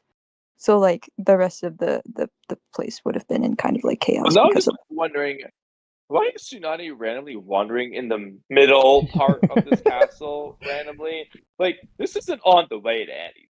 I understand that Shizune wanted to see the sights, but Tsunade didn't want to. He was distracted by other bad omen feelings. So what is she doing here?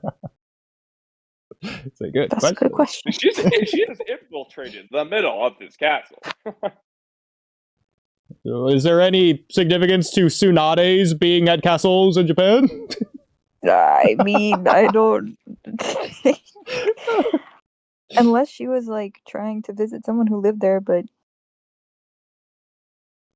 definitely was not doing that. Yeah, that's what I was thinking. I was like, this wouldn't really be. Now, what would be cool, kind of weird, but cool, is if this is where Dawn and Nawaki were buried. So she was like going there, and then Orochimaru's like, oh yeah, you see these bodies? I've got some Edo Tensei. Also, Nawaki's tooth gap, bro. I know. I was gonna say Dawn looks so different in the manga. This looks so different. This reminds me of like that like part 1 Obito picture. It's just so different. It's just a bit different. And Rin having like inverted colors basically for no reason at all. It'd be nice if these pages would load. If you want more info about the hats, by the way, I have a little bit more info about the hats. Oh? Okay, well, let's hear it. Go for it. So they were warned by people who how do I say Ronin? Like rogue people, I guess is the So, right. like Rogue Ninja. Oh, well Well, yeah, that makes because sense like for the Rogue Ninja Akatsuki. yeah, because like they're it's like people who don't have somebody that they're serving under, so that would like they don't have a master, right? So or they don't have allegiance to anybody at the moment, so that's like part of That's the. cool. And then it I love also that for the Akatsuki. Go Kishimoto. Ikimoto could never. Well, something I'll say is that technically, They serve that's pain, I weird. know. Yeah, exactly. But you know, Yeah, but like that- the point is the organization serves themselves. I know they're yeah, I Pain's their completely leader, agree. but like it's the organization's on their own. That's Yeah, like Hidan's not serving Pain, even if he's serving Pain. yeah. I mean, he serves Joshin, but you get it. It's like the point is that the Akatsuki are the Akatsuki. They're by Yeah. themselves. they So, also if you go, oh, go ahead. it's called sorry it's like called an umbrella hat, and because they're in Amigakure, I mean like it's like protects you from the rain as well, but like that's not that significant. I just think it's funny. So that's why you said Kasa. Yeah, it's like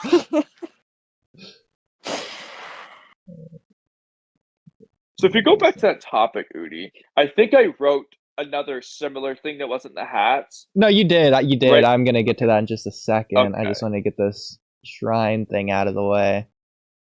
it also sorry, there's another just random thing. Yeah, it go also serves as like a multifunctional, like depending on what material it's made out of, you can like cook in it, you can hold stuff in it and use that as a basket. It serves as like you can protect yourself from the sun, or because like in Japan a lot of times people carry umbrellas because even when it's like not raining, I mean people put them up the second it rains, but also because like it's when it's too sunny, they don't want their skin getting like any sort of I guess not like Sunburn? necessarily sunburn, but like they don't want like a tan, because like the whiter your skin is, the more not like pure, I guess, you're, or like attractive, or fair high nobility kind of image. Anyway, really white skin is like you get complimented if you have like really pale skin. Oh, that's like backwards. And nowadays, people are like, oh, tan skin. You're like, compliments all day if you have tan skin. Also, I knew they named it Tanzaku Castle. I will say, Udi, I think it might be anime only because I feel like I remember it might have. It was either one of two ways. It's either when Naruto and Jiraiya are just in the village at the beginning, they're just going around, Naruto's having fun with things, or it's like you said during the Orochimaru Tsunade confrontation, where Naruto goes up to some like fortune teller's shrine, whatever, and they do like a bad omen thing where like Jiraiya has a funny feeling about it, or they do some sort of like cool reference or something. Like I feel like it's anime only. I'm pretty sure it's in the manga, though, which is my only hesitation on that. I have no idea which episode this is, by the way. Probably not nearly that far. Well, try. I think. Yeah, this might be a good starting point. Okay, that's not far enough. Okay, try like 87 or something. Let's see. Where's them training? Do you know?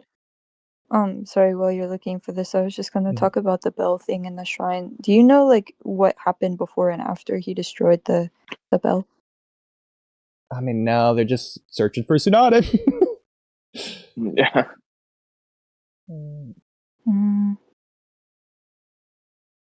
Jiraiya, some of those just looks kind of funny. But now I really want to find it. It's not like it. Oh, he looks funny there too. Oh my gosh. Well, it's definitely one of the. Naruto looks funny. Oh my gosh. Definitely one of the Naruto and Jiraiya scenes, that's for sure. Okay, I just wanted to like triple check this episode. I don't think it's here. I'm pretty sure it was like towards like first half of the episode as well. I know it definitely is somewhere here. Because I did, keep in mind, Kamui, I did just like recently rewatch this arc at work, so like there's also that. I mean, if you think it's when they're meeting Orochimaru, you're gonna keep going. I know. It's just the whole manga fiasco's really got me on edge, you know? And for some reason I just Oh my can't. god, he hasn't even laughed yet in the anime? We saw all this in the manga. Okay, it's probably like next episode. See, my biggest worry is that it's like right after they left instead of right when they meet Orochimaru. But like, Only one way to find out. bro, if Naruto could just not do 10 episodes of Rasengan training in between, this would be so helpful. Okay, here it is. Okay, I was totally right. Boom. Shrine.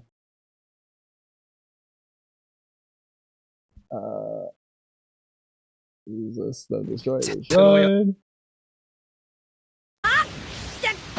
Oh, it It's is. just like the entrance of the castle. I don't know. What is whatever. this? What is this? Also, you just went by. You had a really cool screen shot of like Naruto when he falls over, and it was just like an orange blob. The way they did it, it was just like an orange triangle. That was like it. Okay. I don't know if you'll be able to get that freeze frame again, but Well, it doesn't seem like it. But we don't have to keep looking for this, even though I know it's definitely what are you somewhere looking here. for with it? Like, is there Japanese words on it that we're translating or something? Oh no, I was just looking for the scene in general, just see if there's like anything there of like significance, but probably not worth looking for. So unless it's at the start of the next episode, I'll just give up. Because I'm no quitter. Also, to the person who asked earlier about the comet thing, I realized that it is a word. I just had no idea what this word is because it's not a normal word. John the Maker's thing. Yeah, the donation person, but it's and apparently while I was searching stuff, so I just looked it up as on the site. But in literature and anime, it symbolizes like between world status. So it's like, what is the, hold on one second. I need to look at the whole sentence.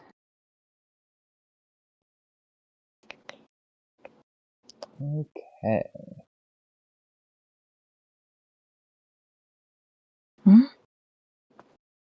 That still doesn't make sense though. Well, I'm glad you're doing your thing while I'm doing it. Sorry. Well, if anything, I'm saying thank you, not sorry. At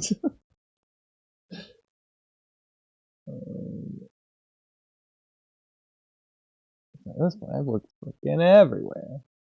And I'm guessing nobody's like put anything in chat for obvious reasons because nobody knows this.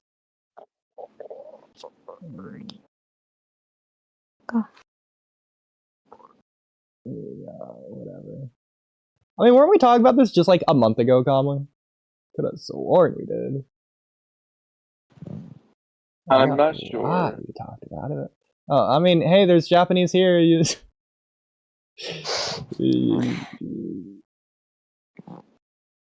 Japanese shinobi. Yeah, I mean, this is kind of easy to read. I mean, look at the ninjutsu. Okay, yeah, ninjutsu's forbidden. Yeah. And then attention, shinobi ninjutsu strictly forbidden. Hey, I got it right. Okay.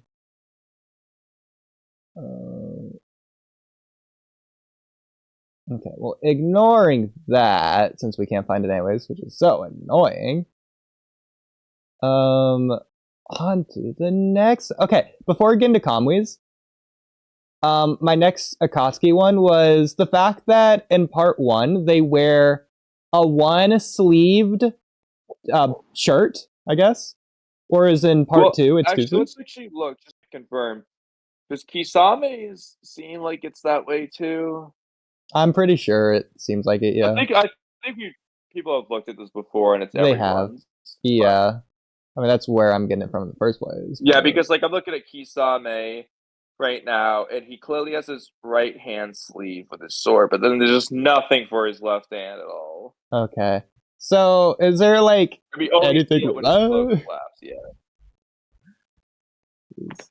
So, what's up with that? Of like one sleeve stuff? Yeah. Or is there anything with like that specific particular sleeve that they have on versus off? I mean, Like left sleeves are good luck or something? there's a lot of like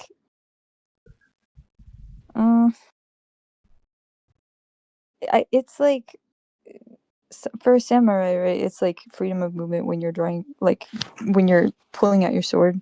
So like that way you can just easily like push off. I If mean, that makes sense. I would But think that for freedom of movement, you would want 2 sleeves. Yeah, seems like it's a no, because like burden. because then it's Guess you not can't like see in their the way. one-handed Like hand bling signs bling. that way. If only they did those. But please go ahead. I mean, I think it's just like I don't know that much about it, but it's like I would assume it's just like because so like when your kimono sleeves are really. Have you ever worn a kimono? No. They're really Believe it or not. I have not worn a traditional Japanese woman's dress. No. no, because there's guys kimonos as well. I know, But but but like if you're wearing like traditional like Japanese clothing, which is what would have been worn back in the day, or like an Akatsuki cloak or whatever the cloak thing is, the sleeves are like they're not that they're heavy, but they're like they get in the way really. Like they're just annoying. They're like floppy all over the place. So I can totally see why someone would not want to have a sleeve on the arm that you're using to fight with. Well, Kamui, unless I'm mistaken, it's not that it's the sleeve per se. It's like that there's an armhole at all. Yeah, there's just no left arm thing of any sort. It's just... Wait, do you have a picture? Oh, let me scroll back up. Now I'm just reading the chapter because it's just so good, I'm so sorry that we only praise Naruto and only hate on Tubu Vortex. It's okay. Yeah. Well, we don't only hate on Two Blue Vortex. We've said a few positive things before. Yeah. But here you can see their right arm. Usami just doesn't have a left arm sleeve thing. Oh wait, so he can't use his arm? Right. Yeah, it's just stuck in his clothing. Yeah, you can see the previous panel, like when he like slams his sword down, the cloak flips up, and you can see his other hand. I'll take a picture of that. Okay. I don't know why that would be. I'm gonna double check. When Sasori and Deidara like first appear, do they still have this, or do they have 2 sleeves at that time? Yeah. Because if you remember when Itachi like first comes to the village and he like undoes his jacket with this like one hand, and everyone thinks it looks cool or whatever. The most useless thing he ever did, and it was cool.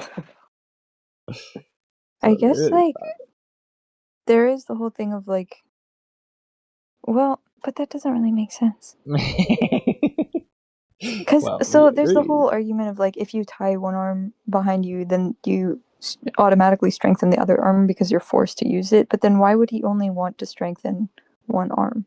I mean, is he wearing Rock Lee's training weights as well? Like, what is it? Yeah. Like, I don't think this is like a pirate reason of wearing an eye patch so your eye is used to the dark kind of situation here, but maybe.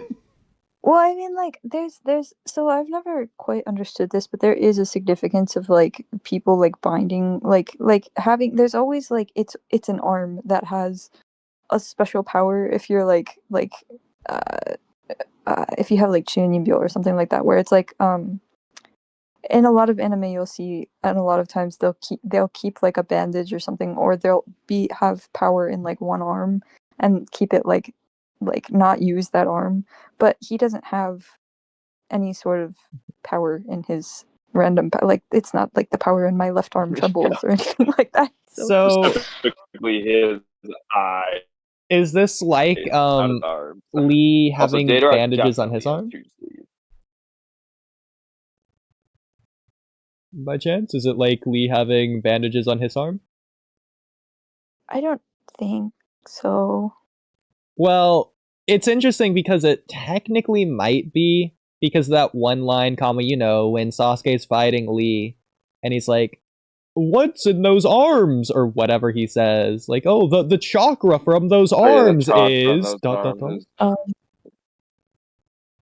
Yeah, I'm not sure where it is. Do you know the challenges? Is there really a chapter called Beauty and the Beast? Which one is that? Oh, yeah. I remember that. Beauty and the Beast. So I'm looking at it. It looks like Zetsu, when he appears at the end of part 1, also only has 1 sleeve, but Datara definitely has 2. Like, I've seen a few. It's kind of unclear the very first scenes of him, but like, it doesn't take too long before he just definitely has 2. I don't see which one is Beauty and the Beast. I definitely saw it. I recognize that name too. I've definitely seen it before. It might be Beauty is the Beast or something like that. Oh yeah, it's 51. There you go. Sorry. Beauty is the Beast. Okay, that's funny. That makes a lot more sense. I can't tell if Sasori even has sleeves at all in his Hiroko puppet. He's on no sleeves.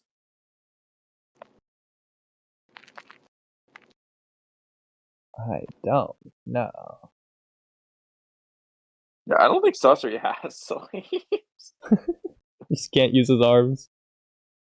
I mean, he has this whole like hunchback thing going on anyways, so technically it doesn't even really matter. He just needs to keep everything contained. Yeah. The Lee fight's before the first exam. Yeah. Haruka versus Kakashi? What is this? Oh, it doesn't mean physically, it means that one like talk they have. Yeah, when they're like I was like, did they adapt the filler? Like, did I miss something?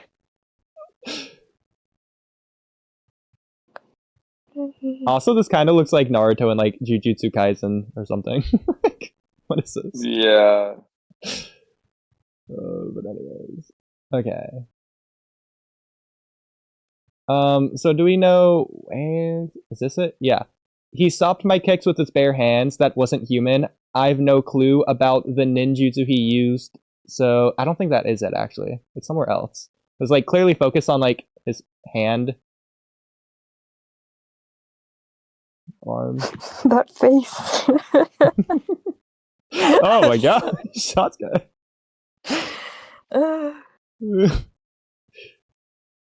Okay.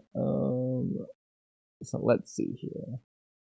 So by the way, Kamui, I know that you're not gonna like this, but I think going back to my conversation with Kido, I think this could be an instance of like Sasuke using his normal 80% and Lee going all out to use his 100% to overwhelm Sasuke in a moment that Sasuke doesn't he's definitely expect. not using 100%, but I get what you're trying to say. Well, I think it'd be fair to say like he's using 100% of his space, not that he's like going to his highest form that he possibly can or whatever. Well, for one, he's wearing his weights. Definitely not that. And 2, until he uses the primary lotus, I'm just gonna say no.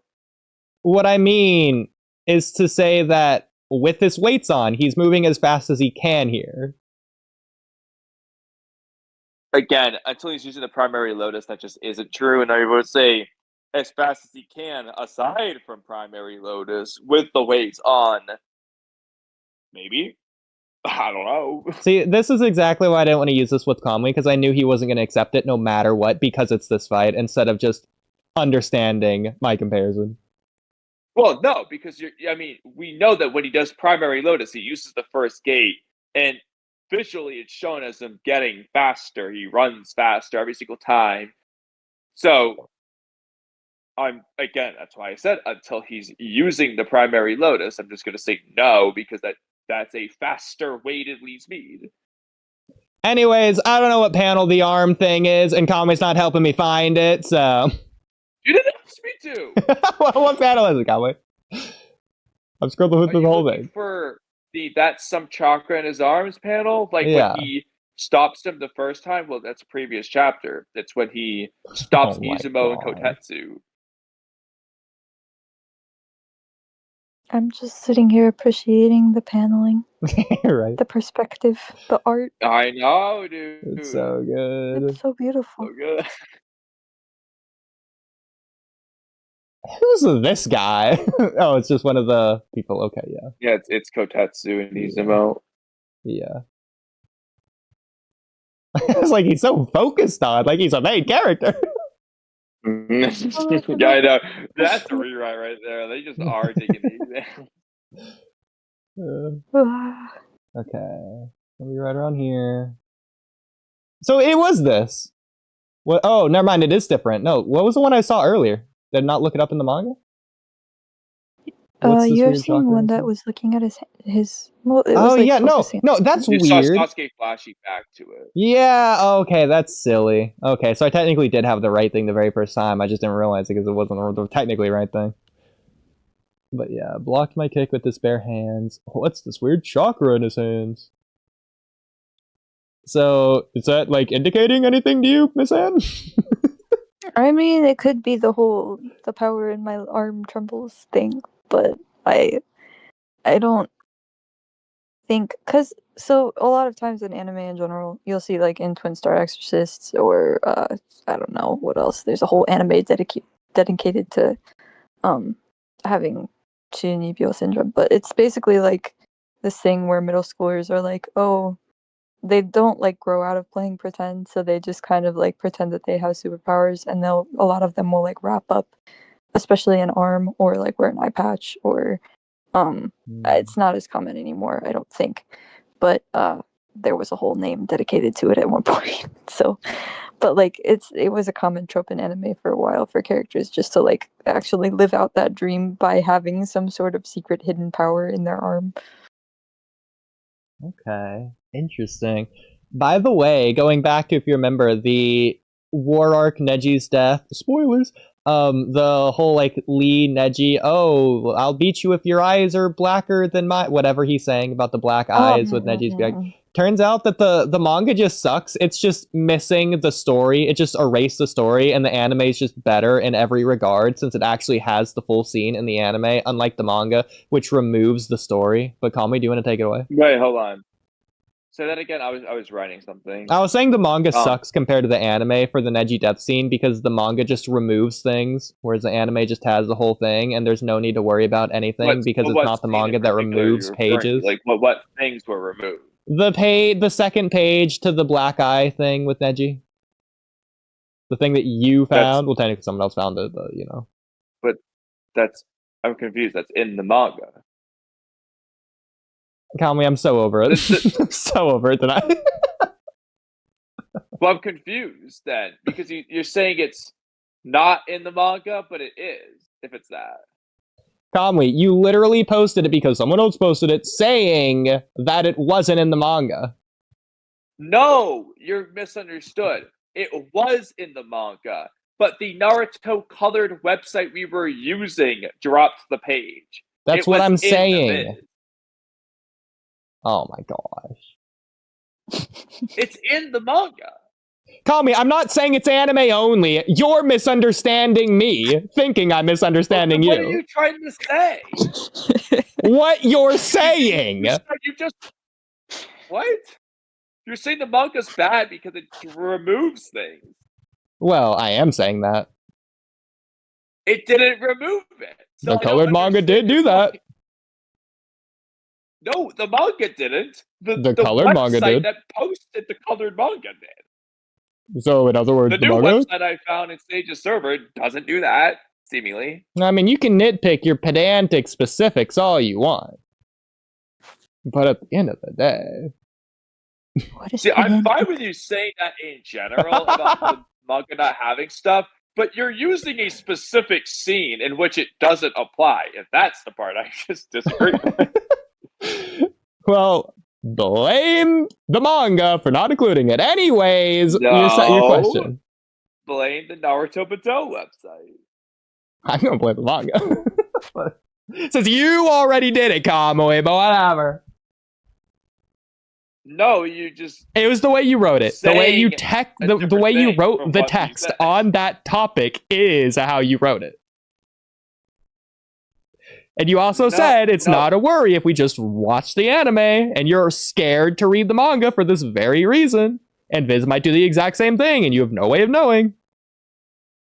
That's why you get the physical No, copy. no. It's the colored manga that I'm scared of. Well, now that I found Sage's thing, I might not have to worry about this anymore. But on that other website, I was scared about it because I found so many goofy, random, weird errors. Like there's the Konoha Crush Gara fight weirdness that I posted one time that made no Kamui, you sense. I was say that like confused we about. don't make fun of Viz every month for their goofy, weird, random errors and removing things like the chapter titles. Okay.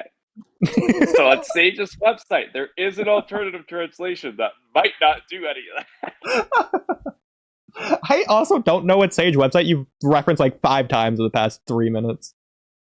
I sent you a link earlier. Oh, is that what that was? Okay.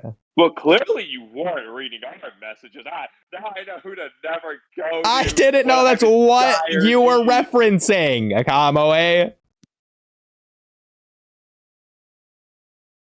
Yeah, okay, whatever. Sure. Read your You had stupid no question before I punch you in your nose.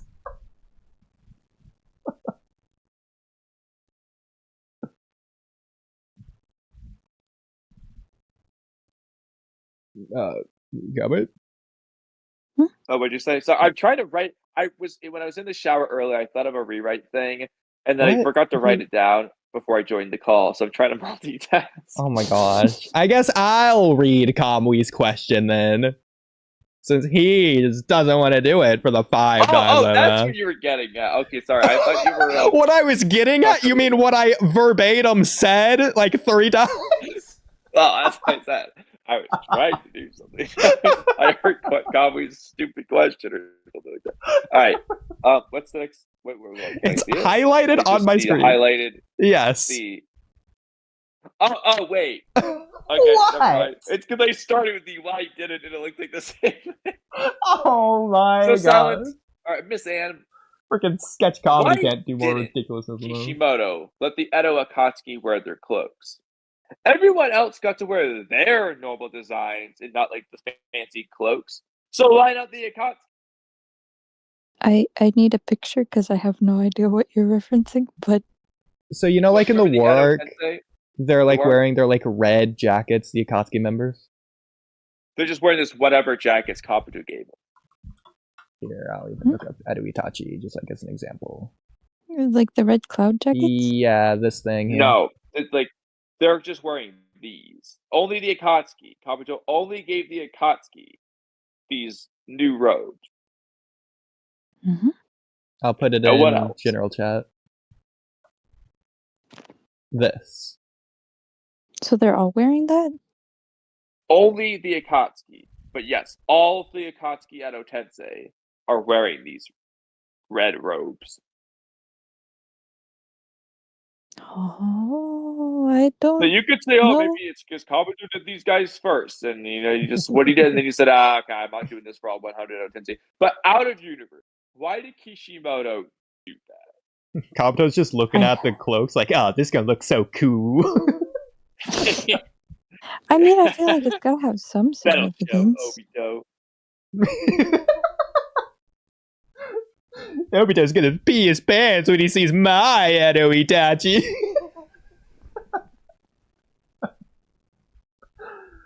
I'm so sorry. Okay. I mean, I don't know if this is like Japanese symbolism, but I think I even wrote a response to this. Did I, Kamui? Do you remember? If not, then I like thought of a response. It's not gonna be as I don't remember fresh if you off the top of my head, but oh, probably not. I think I only just did the Sound and Bolts reaction. I thought about it too. There could be some symbolism thing with the robes, but then I'm also just like, so why doesn't he do that with everyone? Why is that only them? Yeah, so that makes me think it is my first interpretation, but not my second. So I'll go over my second one that I don't think it is first.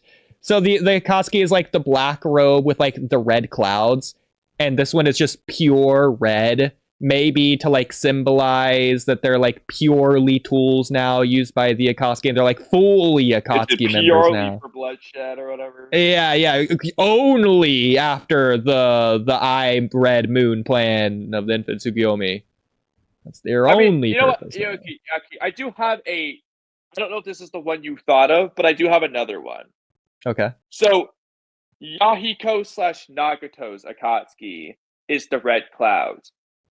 This is Obito's Akatsuki now, or / Kabuto. So it's like, it's no longer Nagato and Yahiko's Akatsuki anymore. So that's why this only applies to them. It's like, this is the new Akatsuki. It's Edo Tensei, but it's the new Akatsuki, so they have a new outfit. You could do that.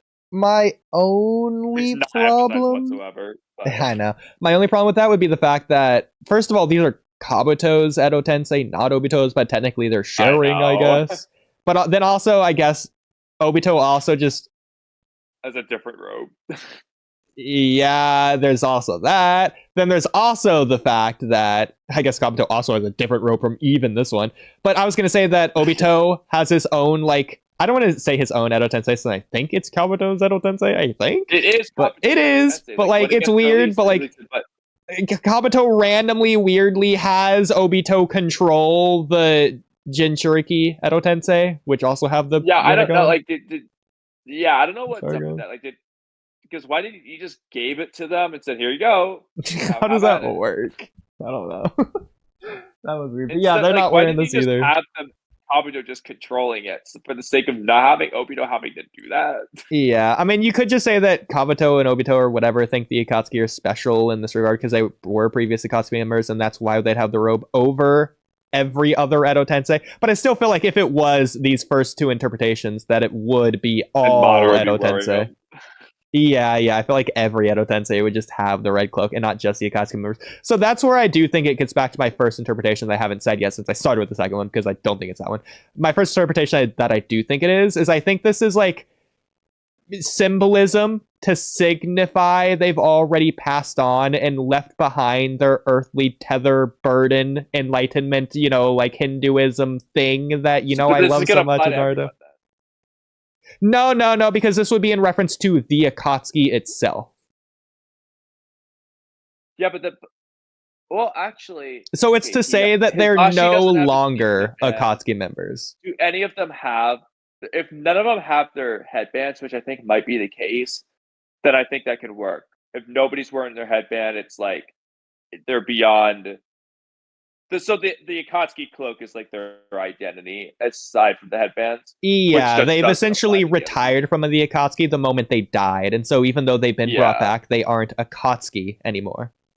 Since the thing is, they pledged their loyalty to the Akatsuki to their death, and since they've already died, they don't owe the Akatsuki anything anymore, is how I interpret it. I'm gonna double check. There might be a flaw in this, and it might be only this one character. I'm not sure, because I was gonna say I know Hisashi doesn't have his headband because we had the whole Daigo discussion. Yeah, which you could say, oh, maybe that applies to everyone, but there might be someone who ruins this, and it's gonna be Asuma. I gotta see now. Is Asuma wearing his headband? Does he ruin this concept? There also might be that one Edo Tensei, I forget his name, that was like looking at the girl, like, "Oh, you were my girlfriend, you got a new boyfriend, what?" Does he have a headband? I forget. Okay, I'm not going to count him. But okay. I also, but now that I'm thinking about it, there's another one that might be an exception, and it's Chikuchi, everyone's favorite Edo Tensei, who fights no one, and maybe some of the other Seven Swordsmen. Okay. But to be fair, I do still feel like the Akatsuki would be different because it's something they choose to pledge their loyalty to at some point in their life, rather than some place that they were born that they would just have automatic ties to for loyalty or whatever you want to consider like that. I don't know, man. Like, I feel like if Asuma's wearing his headband, it kind of ruins it. I mean, maybe for you. For me, I don't think it ruins it at all. Yeah, because I think it's still fine for me personally. Because once again, the Akatsuki is something that they pledged their lives to, and like Asuma's not like pledging his life to the village. It's just like I guess automatically assumed. But at no point does he do that. Ryuichi hasn't pledged his life for the Wheat Village. Who? All the random citizens. They're just born there. They're not pledging their life to it. Exactly. Teiuchi did not do that. Asuma does. What I'm saying is they're not like dedicating their life to it.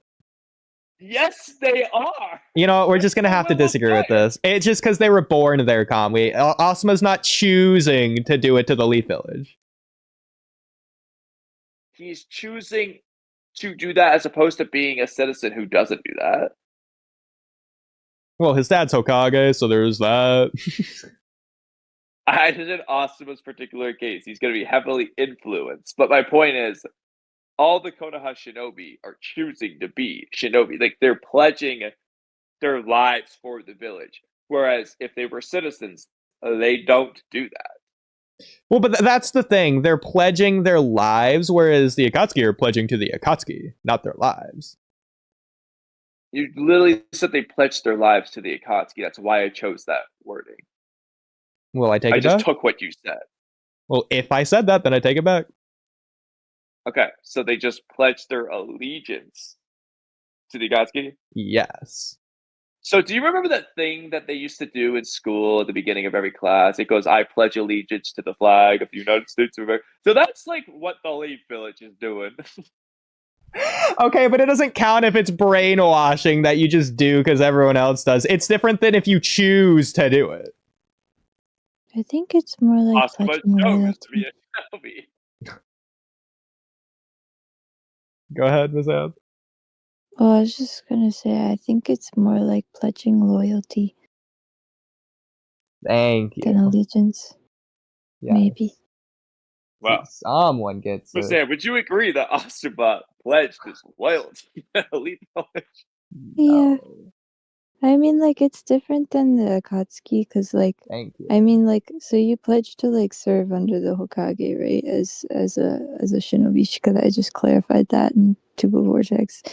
But with the Akatsuki, it's like being a member of a different organization and throwing away the concept of having a master and like kind of going rogue apart from whatever village you were a part of before. Because when you're in a village and you become a shinobi, it's more like you have like groups within that, so it's not as tightly controlled. But like an organization is like a small group of people where you're all working together, and even if you have like a master, it's not necessarily like they had their own like they still had their all different villages like headbands, but they all had a line through it, and then they had the unifying cloaks. But I was just thinking, like, because they don't have their cloaks anymore, it could also be part of like their puppets now. I mean, not necessarily puppets, but like they're not working together for their Akatsuki goal is kind of what the thinking logic might have been, question mark, if I have that correct.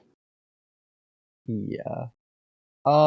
I definitely think it could be either interpretation, to where they are just puppets that are being used as the Akatsuki, quote unquote, or like the Akatsuki's like disbanded now, technically, if you want to count it like that as well. Well, then What I again, meant is but like at the everyone's same like, time, Sasori points out that the Akatsuki is still going on because he says, so Zetsu and then my replacement Tobi are the only Akatsuki members left, huh? So the Akatsuki's still going strong. I mean, there's also like okay, the thing with like logic, then, yeah. the names as well, which they also sort of give up. Wait, say that again? In terms of like the Akatsuki, there's also like the ring. Like, there's a lot of things there. You know what? Now you've got me wondering. Oh no. Is Obito and or Zetsu still wearing their ring, especially earlier in the war arc? Like when Zetsu goes to attack the Mizukage and the feudal lords, does he have his ring on that finger? Or if it's with the other Zetsu, when Sasuke kills him, the worst thing ever written in Naruto, is he wearing his ring? And similarly, when Obito's like talking to Kabuto in different scenes, is he wearing his ring? Because now I'm curious. Kamui, I'm glad we agree that's the worst thing in all of Naruto. Like, that's worse than Jura leaving. That's worse than Naruto saying he just completely's down for what Hiruzen said that one time. This is just the worst thing. I think, because we've said this a few times, this is going to be a tough one, I think. Which of the two worst things in Naruto is worse? Amaterasu hitting that light snake or Sasuke killing Setsu. Oh, Which is worse? I can't choose between my babies. Because it's a very similar concept, and it really boils down to those two. I might just choose the Orochimaru one. I feel like that one's technically more important. See, I don't know. On my end, you're right, but at the same time, at least Orochimaru does come back. Yeah. My boy's actually So it's like just- realistic. It's like importance to me versus importance to the story.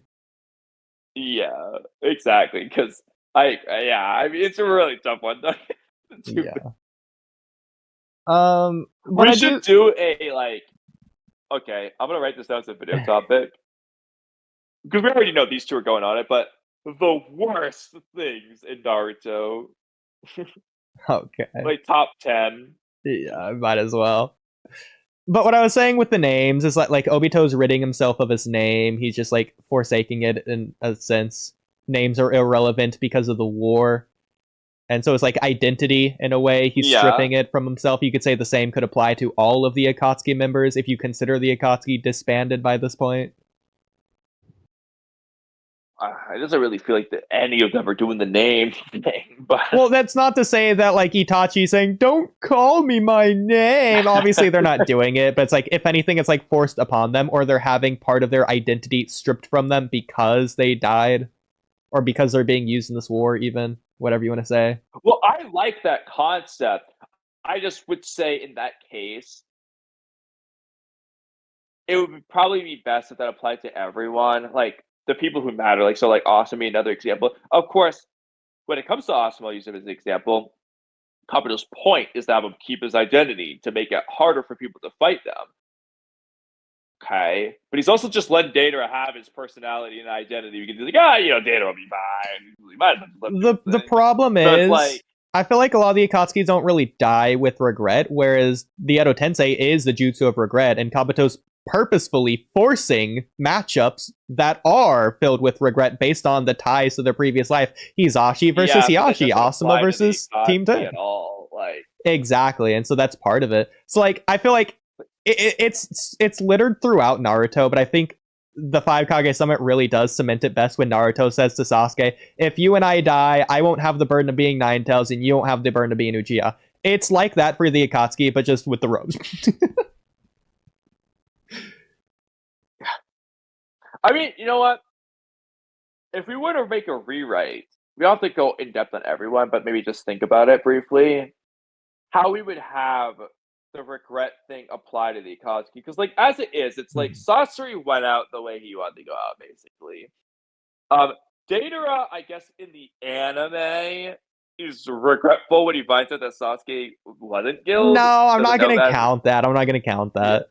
He died without regret. Kakuzu. Also, even when he found out, Deidara didn't regret dying. He just wanted to blast Sasuke.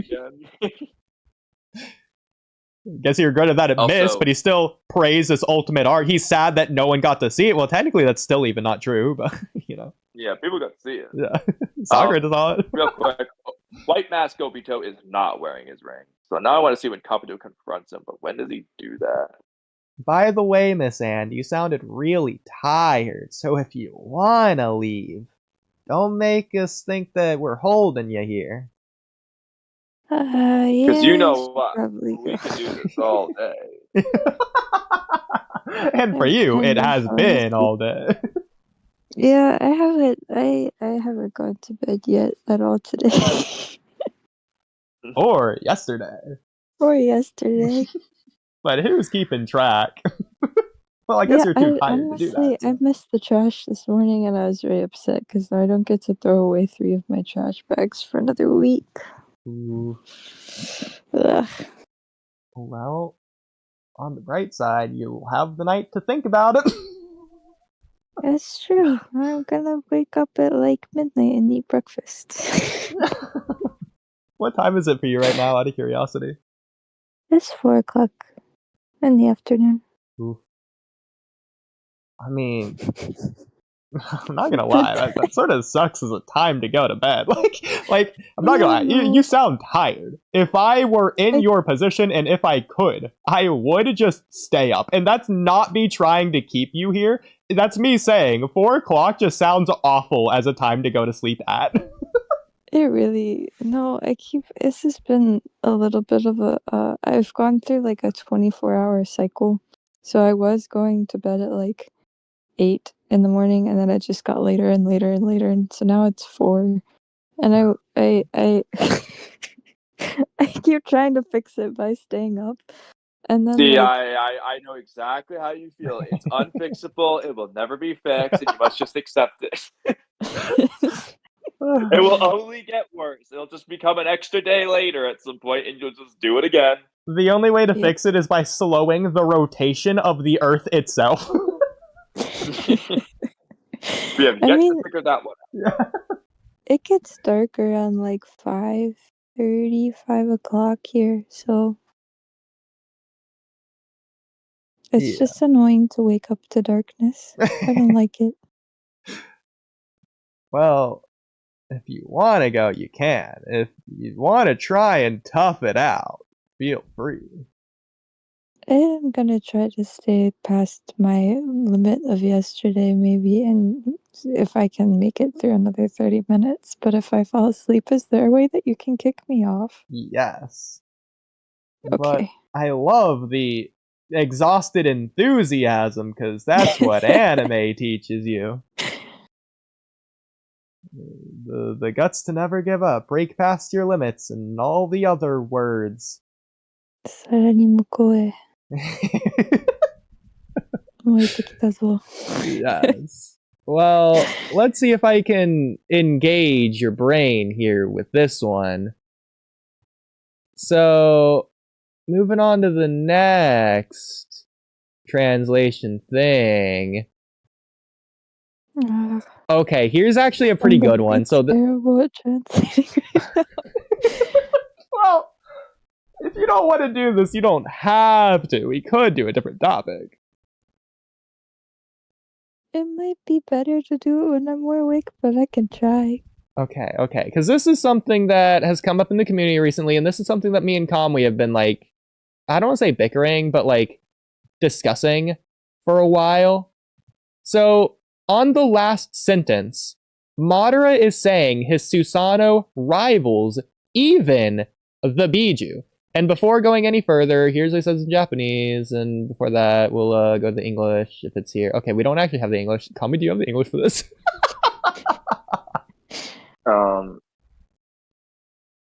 Turn this sideways. I guess we technically don't need the English for this. So anyways, here's what he says. I mean, he says it rivals even the Biju after he does the sword swipe. Like, that is what it says. Yeah. So he says that this sword swipe can destroy, like, all things in nature, I think, is what this is saying. And then... He just says something about, like, slicing the mountains or whatever, rivals the Biju or something like that. I don't think he says destroys all thing in nature in the English, but... Well, that's what he's saying in the Japanese here. Okay. I was just saying in the English, I don't think they said that all things nature thing. I think they do, but I could be wrong. Either way. Tiki? It says it holds the power to destroy all things in nature, right? That's what it's saying here? Hold on. Compare with, be equivalent to. Wait, are you looking at the second part where it's like Biju ni sura? No, that's rivaling the Biju or whatever. Oh, okay. Yeah, so it's I this thought first that part. was what the question was about. Well, the question is about this. I'm just asking because me and Kamui are sort of going back and forth on this just randomly right now. just happenstance. It's saying that it, like, destroys all things in nature.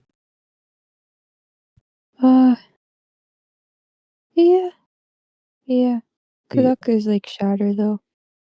Okay, yeah, like, well, yeah, you know, close enough. Yeah, I mean destroy is fine, but like the way it's destroyed might have some significance. I don't know. That's fair. But the second part, Ano Biju ni so yeah, all this. So this how would you translate? Well, how would you directly translate this? Just so we're all on the same page here. あの美女にする匹敵する。匹敵する is like how should I? It's well, I'm looking at Jisho right now. The words that it chooses are to be a match for, to rival, to equal, to compare with, to be equivalent to, has no parallel, or like equals, parallel, whatever. A lot of stuff. Oh, look at you! You already have that up. Haha. Oh, I'm zoomed in. But can you go back to the original? It's like biju sura.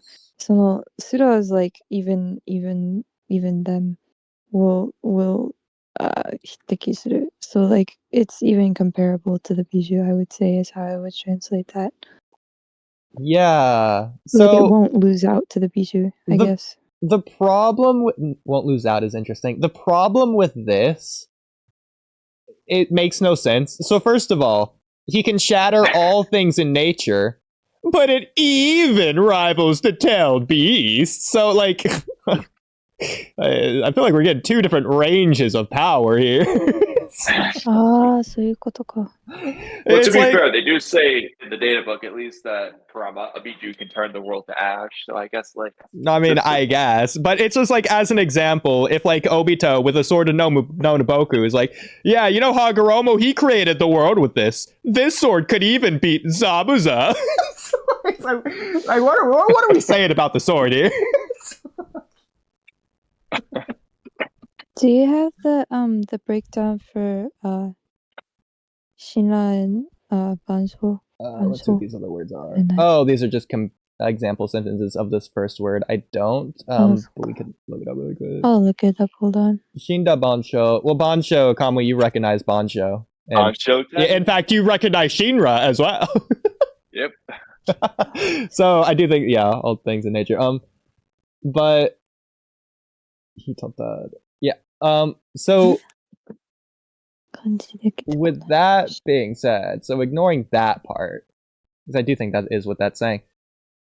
From what I understand, this could technically, and this is what I wanted for like the Japanese nuance thing here. So is there Japanese nuance that is implying or suggesting that what he actually means isn't rival, even though that's what he says, but he actually means like superiority?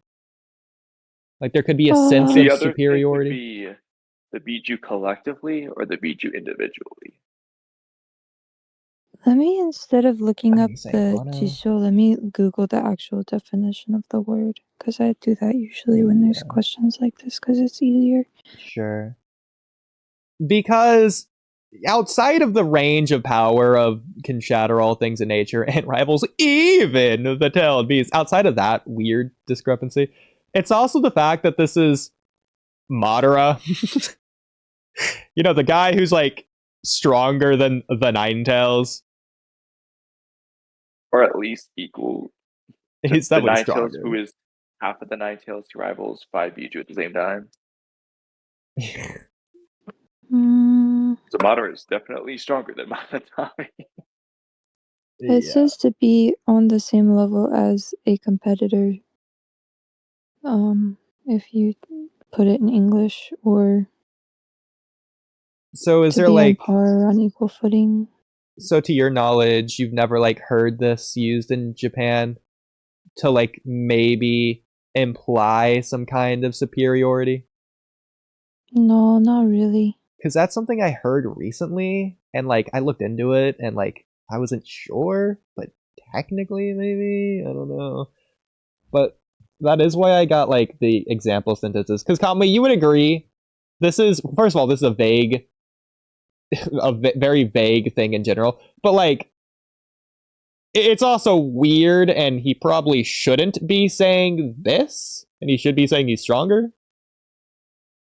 Well, that's why, I mean, we can get into the other question. So Miss And, would you say he's, based off what you can tell, is he saying it rivals the Biju individually, like he rivals Madatabi and he rivals Son Goku separately, or is it he rivals all combined. the Biju together? It would for sure be all combined. Yeah. Because if that's the Like all at case, once. then it becomes a actually reasonably strong power statement. He's saying like, yeah, I'm like as strong as all the Biju together. Mm. But that also, I don't know if that's true or not. No, that's how I took it at first. See, Kamui, I thought you wouldn't had the take other it as one problem by one. to where, if anything, to say that Madara, because now it sounds like, Kamui, you're saying that Madara might not be strong enough, where I thought before you were saying like the opposite. Well, I don't know if he could take on all the Biju, including Kurama, with his perfect Susanoo. Because Kurama's kind of implied to be on that level. So, like, the other 8 Biju, yeah, for sure. But once you do Kurama and the other 8 Biju, that might be too much. I don't know. I mean, I think Because Kurama, in many ways, is just kind of implied to be on that kind of level. Like, you know, with the perfect Susanoo, the Wood Golem. I mean, I don't know. I mean, unless we wanted to just say he just means separately. It rivals the Ninetales, and it rivals the other ABG. No, I think I would have said Biju Hitori Hitori o. Yeah, I agree. And I mean- I don't know, Kamui. I mean, do it you just think- you can say whatever, Well, the power other- scaling, equaling out, whatever. I don't see the Wood Golem like in a fight to the death with the Ninetales. No Hashirama, no Madara there. I'm thinking the Ninetales just beats the Wood Golem. So then it should just beat the perfect Susanoo. I disagree with that. The perfect Susanoo equals out the Wood Golem consistently. It's Madara and Hashirama that equal out. It's the perfect Madara and Hashirama equal out, and the perfect Susanoo Wood Golem equal out. I mean, if you want to look at it that way. It's the way to look at it. I mean, I disagree. You know, it's whatever. Unless you want to use Sage's interpretation of Hashirama over Madara. The only way that works. I mean, let's keep in mind that the Wood Golem doesn't beat Kurama. It puts it to sleep. Well, that doesn't. Well, technically, it's the Buddha statue that does that, but Whatever. Same thing. I said it equals the perfect Susanoo, unless you want to say Kurama is stronger than both. It doesn't matter. I mean, I think it's just a ridiculous comment, because just think about it. You put the wood, like, Obito has the Wood Golem instead of the Ninetales. Is the village in as much threat of being destroyed on the day of Naruto's birth? No. That's ridiculous. No, it's not. That? Well, part of the thing is, I don't know if the Wood Golem has any ranged jutsu like Kurama has Biju bombs, but ignoring that. I don't think Hiruzen's freaking out. I don't think Minato's freaking out. I think they're freaking out about the Masked Man. I don't think they're going to be freaking out about the Wood Golem to the degree that they are. Hiruzen's like, oh, I can't do this alone. I need Minato here now. I think that's just because 1, Kurama lore, 2, Kurama scary, and 3, you hate Hashirama. I don't know about that. Because I mean, isn't Edo Hiruzen sort of like equaling out the Wood Golem with Zetsu anyways in the war? Well, that's not the Wood Golem. That's a Guru's version of a Buddha statue. That's smaller and way less hands. It's just a different thing. I mean, Madara says it's equal. I guess it was B that said Madara is equal. It's all inconsistent. It was actually the Wood Golem consistently equals out and technically beats the perfect Susanoo. Kurama's kind of implied to be on that level with them too. So there you go. I mean, you can definitely think that. That's what we see. And then the majestic attire Susanoo is what does pretty well against the Buddha statue. I don't know what you mean by we. Oh, well, yeah, because you don't see, but rare situation. You find any chance you can, Kamui, don't you? Well, I did want to look at some of these example sentences just to see how this verbiage or whatever is used. So, Kamui, I guess we'll like take turns. And obviously, it's not going to say the same thing every time because it's a kanji. It's not translating to a word, but a meaning. So I guess I'll start. So like, when it comes to running speed, there is no one in the school who can match me. So match would obviously be the word in this case. Okay, I'm multitasking, so let me pull this up, see what you wrote. Yesterday, we had quite a heavy downpour in one day, the equivalent to a Sorry. month's rain according to local records. So I think that equivalent, Miss Anne, correct me if I'm wrong on any of this, is equivalent the word that would be here, because here's the thing.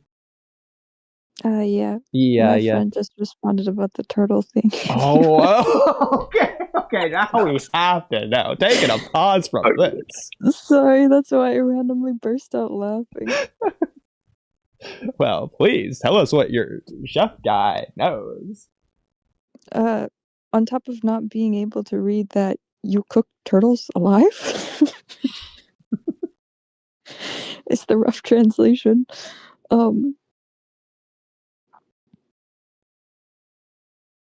So that is that the whole response? That was the first part, but I don't understand what tako no odori is. Ah, Tako no odori? tako no odori. Octopus dance. That's Yeah. what it looks like. Yeah, that's what I'm thinking as well. Like, What the? Like, did he auto translate from takoyaki? いや、違う。多分違うと思う。ちょっと待って。 Okay. Well, is there anything else that they said? 食べちゃあれまいしからわかんない。Nope. You ever hear from the stone tablet, friend? That's the one that he said I can't read it, and on top of that,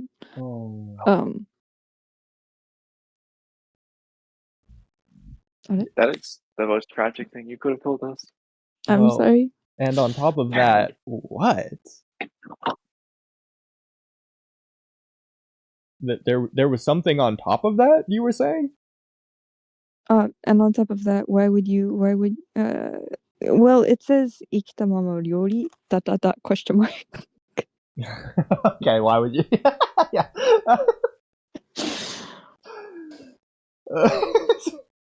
I don't know. Ask the Naruto animators.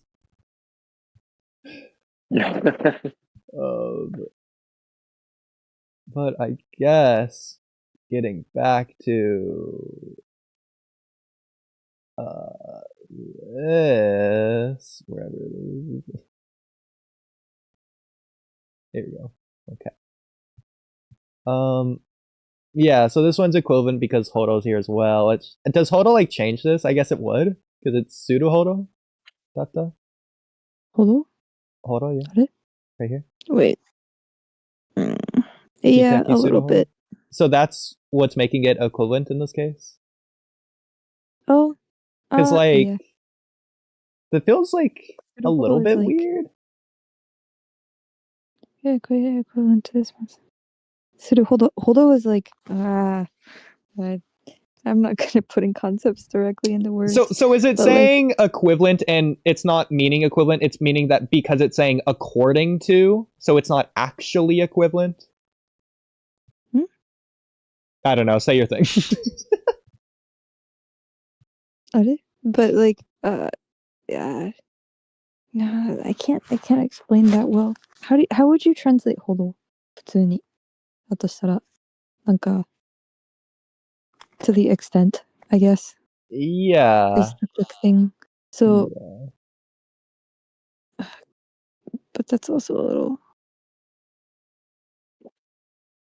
I mean, you could just move Yeah, on. I mean, it's equivalent still. It's fine to be equivalent, I guess. Okay, that's fair.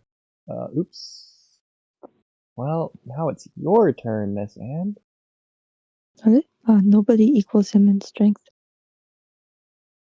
力で彼に匹敵する者はいない。 I feel like that would be a Naruto, but I don't remember that anyway, but that's a pretty good example sentence, but again, equal in this case. So here I'll do mine. She is quite equal to the teacher in her ability to speak English.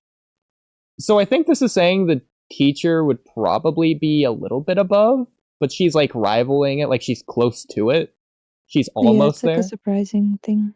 Yeah, so this is almost like the other way around, to where they're saying they're almost there, or like they're indistinguishable from it, but they're not quite there. Yeah, It's I don't think we agree practically the that same. Madara is almost at the level of Shikage. Yeah. But I think in this sentence, the quite equal is like, it's like, oh, she's quite equal. Like, she's actually like very equal to the teacher in her ability to speak English, kind of thing. I mean, very equal is funny considering what equal means, but Very equal. Am I misunderstanding the meaning of equal? Well, I mean as an example, 2 plus 3 equals 5. Yeah, it'd be weird to say 2 plus 3 is very 5. いや、違う、なんか、これは、なんか、 Well, Oodie, frick, Oodie, you English. say that, but it's very much.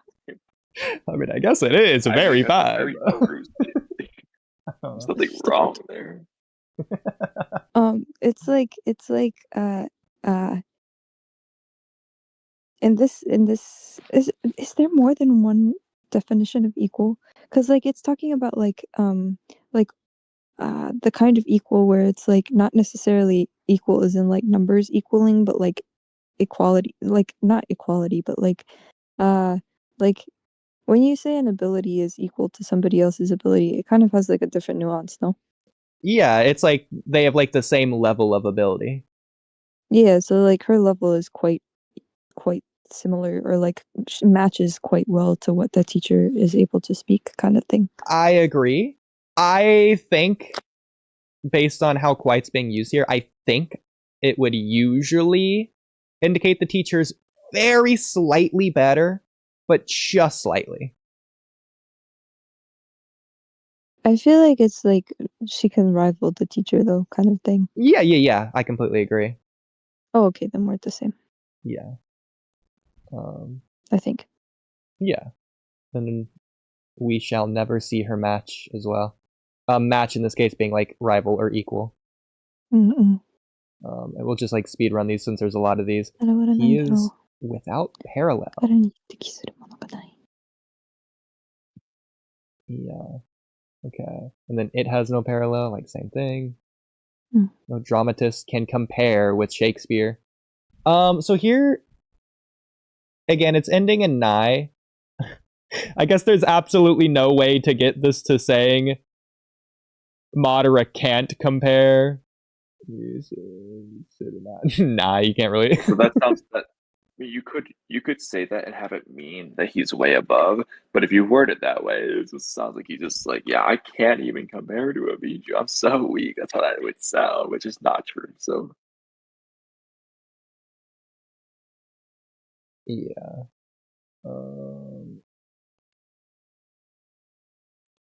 The restaurant can't be matched for good service. Again, ending in nigh, which is making it negative. This is about as many as the United States has. So here is about, and here's this. 適する? その大体は Daitai. Yep, Daitai right before it. That makes it about. A comparable car would cost far more in Japan. ずっと高い. Yolna well, hold right on there. there. Is that true, Miss Anne? That a comparable car would cost more in Japan? I don't know. これに匹敵するような車は日本でずっと高いでしょ? I mean, depends on the kind of car. There's no context. Well, Well, what about a Japanese car? the context would be true. comparable.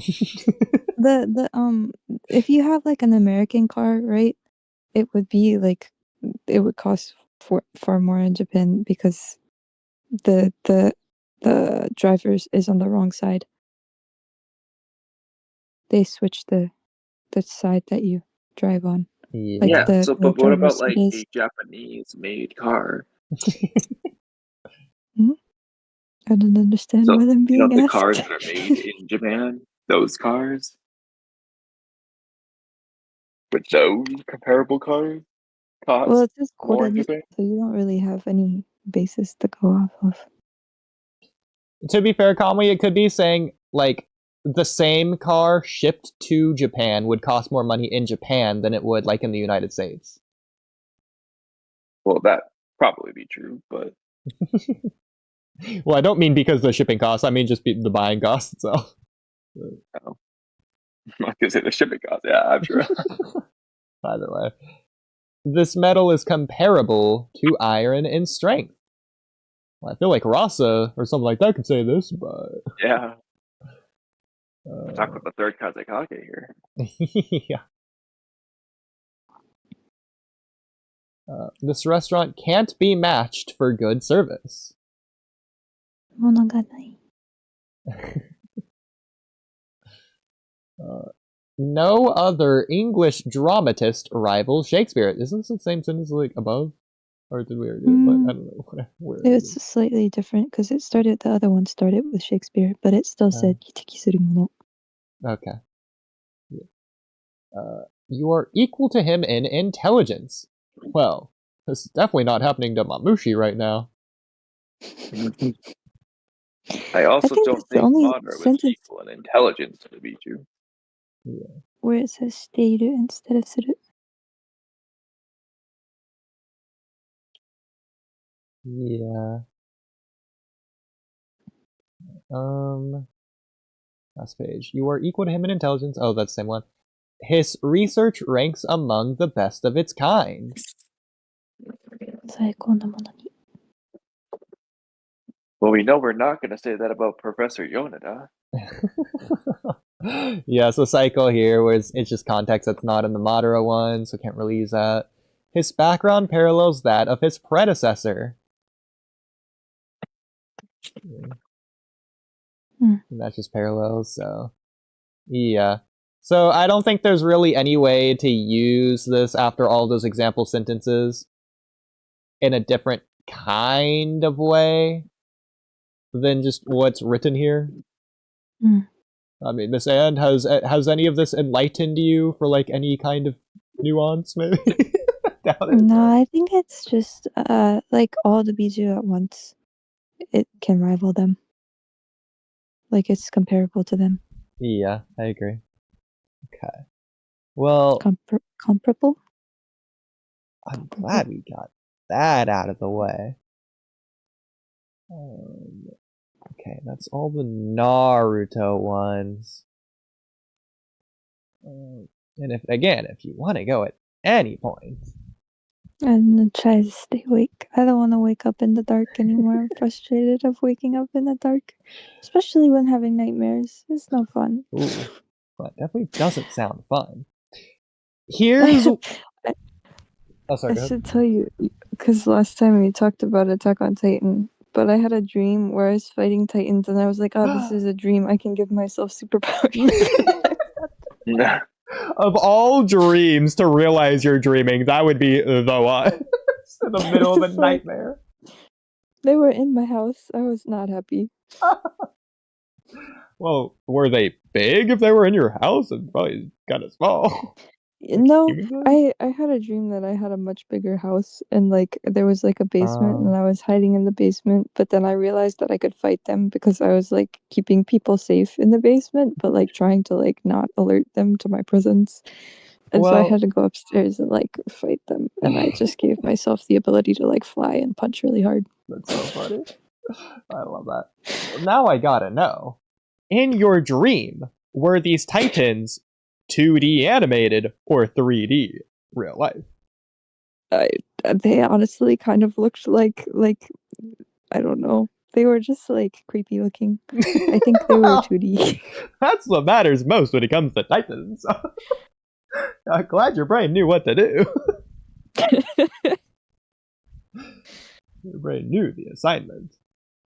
Sorry for derailing your topic. Well, that's the Walky Talky way. That's what we do all the time. So by all means, please feel free to derail. It's our specialty around here. Yeah. But back to the salad and bolts topic. Is this specifying just one Kara member, or would this probably apply to all of them? So this is Sasuke and Kamui, you know this one. This is about them being Otsutsuki level threats. To know what you were talking about. Yeah, so this is saying Otsutsuki no yona tsuyoi chikara o motsu michi no sonzai ga. Ignore my terrible Japanese. You're fine.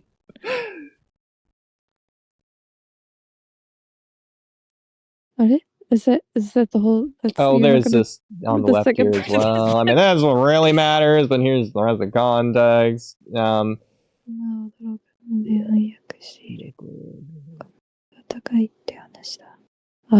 Yeah, you're right. That doesn't really give me anything else. Yeah.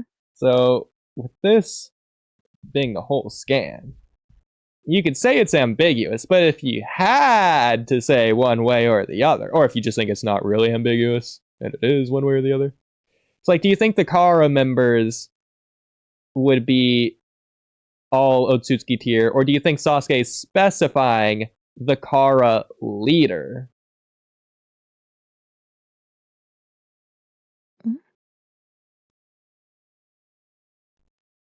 Because, like, the difference there kind of matters. And all along, me and Kamui have been going with all Kara members are Akatsuki because of the statement. Or sorry, all Kara members are Otsutsuki tier. All Kara members are Akatsuki. But I mean, technically, if you wanted to look at it as just saying Jigen, you could, based on Japanese, if you really wanted to. But that's what I wanted your opinion on. Well, he says Otsuki no yona tsuyoi chikara o motsu, so I'm assuming he might know something, like, because don't all the Kara members have some form of Shinjutsu? Or, like, Shibai cells? Yes. Shibai cells, yes. Shinjutsu, no. All the ones that Ikimoto remembers anyways. But sorry, go. If they all have, Shibai cells, then this could just be saying, like, oh, they all have some, like it could be like a foreshadowing kind of thing where he's trying to say, like, they all have some sort of strange special power, like the Otsuki. To clarify, he doesn't know that they have Shibai cells or anything like that. Like, he doesn't know that. I mean. I'm saying Ikemoto could be foreshadowing this with this line.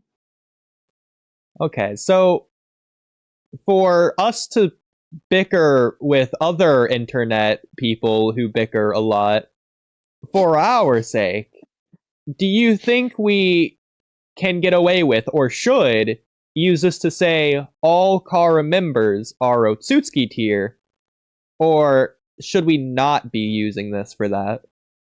What do you think? I feel like I need the speech bubble before this to be able to tell you that for sure.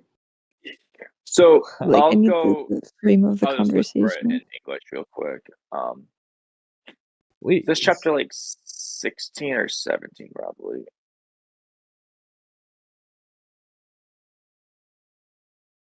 Oh, it's probably 7. It's after the Naruto versus Boruto match, so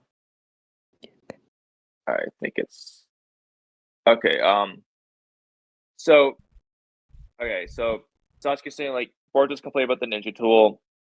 He's how one uses that. Plus, there are other things we learned from fighting the Otsutsuki, that dangers to this world have not gone away yet. And probably next chapter where he continues.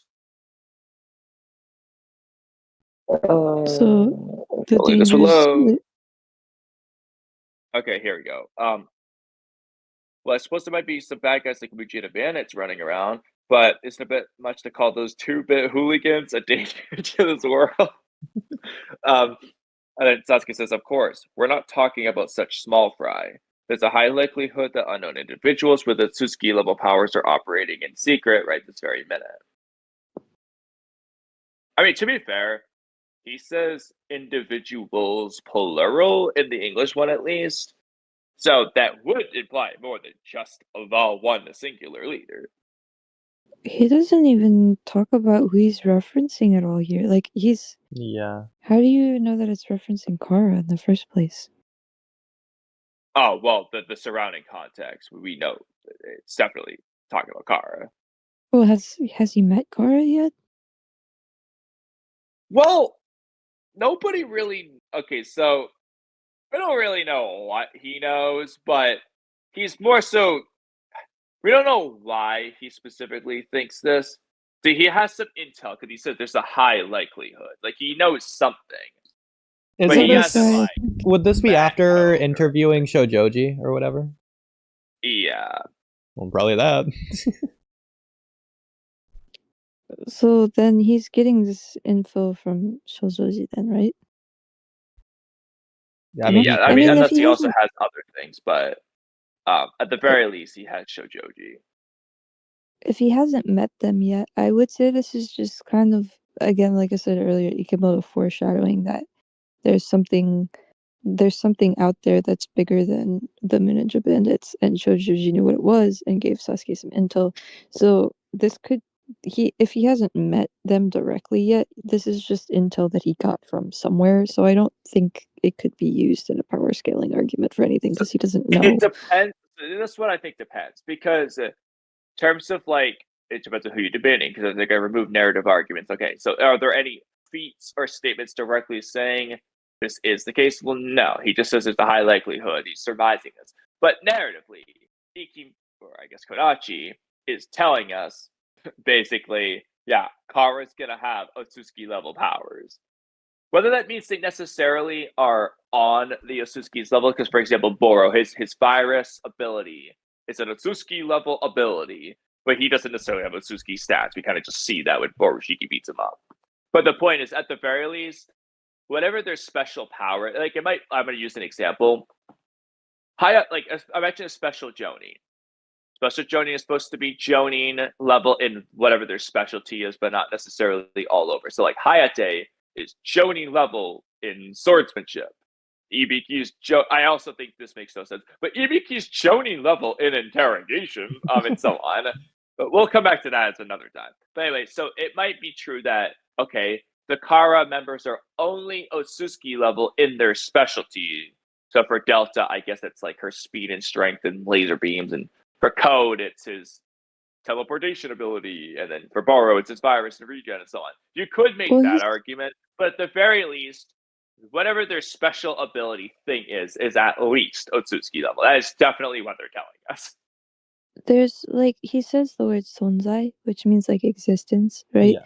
So there's some sort of unknown existence out there that has just as much power as the Otsuki, or they have like a similar strength to the Otsuki. So there's some sort of existence, but it doesn't necessarily say individuals. So he could be talking about like it depends on what information Shojoji gave him.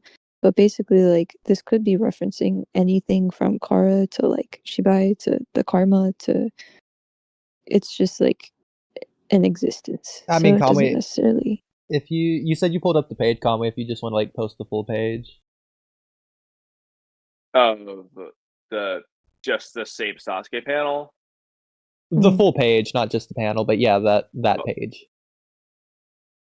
You might want the preceding context, but Well, yeah, whatever preceding context. I mean, you I'll have do it pulled the up, so other I'll just before it. trust you to get before it. all the context. I'll also add, because Fabrino wrote this, and I agree here. It's also worth noting that so Boruto got his karma because Mitsuki also mentions it doesn't have to do with this mark, and then they go on to say like, yeah, we're well, actually here we go. Actually, Naruto just explains what I was going to say that Fabrino said. So, they know that Otsutsuki gave Boruto this mark, and we've recently learned that this organization that Shojoji mentioned also seems to have a connection with that same mark. So they could be surmising, okay, Otsutsuki did this to Boruto, so some Otsutsuki level power did the same thing. There's something with Kara. They know there's an Otsutsuki connection somewhere because they seem to either be able to produce this mark or have this mark or something. Yeah. I mean, So I it's- wouldn't use this for power scaling. I would just use stuff like Delta and Koji compared to Naruto, even Code for like power scaling compared to I agree. I mean, Momoshiki. there's plenty of other feats and statements that just kind of get you like, it doesn't necessarily mean that Delta is gonna beat Momoshiki or Kinshiki or Fuse Momoshiki, The point is, she can put up a good fight. That's what being relative is. Sasuke isn't saying, yeah, to Telta, she's neck and neck. She says equal as it gets to Momoshiki. It's just they're on the general level. Yeah. That's what he's surmising. And I think there's enough evidence to just suggest that, because it's like the only counter evidence. This is where it gets weird. This is partly why I said the ability thing from earlier with the special Jonin comparison. This is especially the case in the anime. So I'm going to use the anime specifically for this. When Borushiki comes out, Boru's freaking out. It's, oh no, Inotsutsuki is here to beat my ass.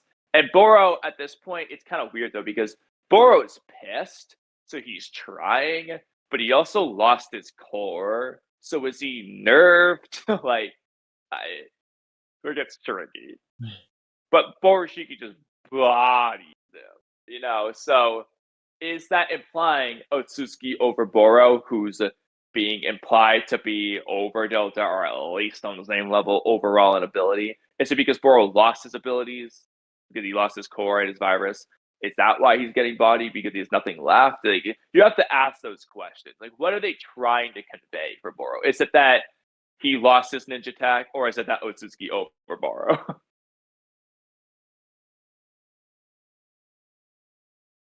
What do you guys think? I think, I mean, I don't know if he's necessarily, because Momoshiki is, if you take the light novels into account, Kaguya is supposed to report to him, so she was technically, I don't know whether it's true for strength, but she was like an underling kind of subgroup that was not as like prestigious, I suppose, as where Momoshiki was. And God the forbid we rankings say Kaguya weaker than any of the Otsutsuki. Some people would really hate that.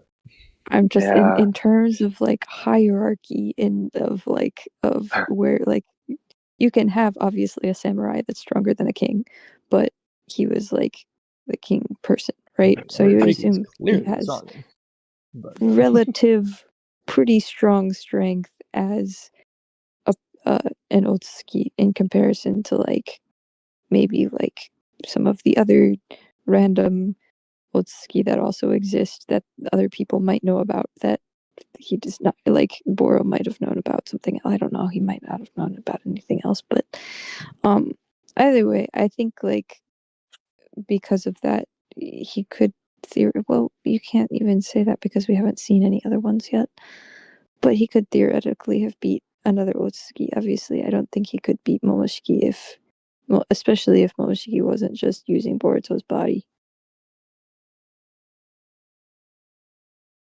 yeah, I mean, it's still a question of if Momoshiki and Boruto's body is stronger than normal Momoshiki, stronger than fused Momoshiki, weaker than either of them. We still really don't know. Yeah, because part of that gets into the problem is it partly due to poor information conveyance on the Boruto series part, and partly due to just inconsistencies. But it's you genuinely can make arguments both ways, and you don't know which is right. That's the problem.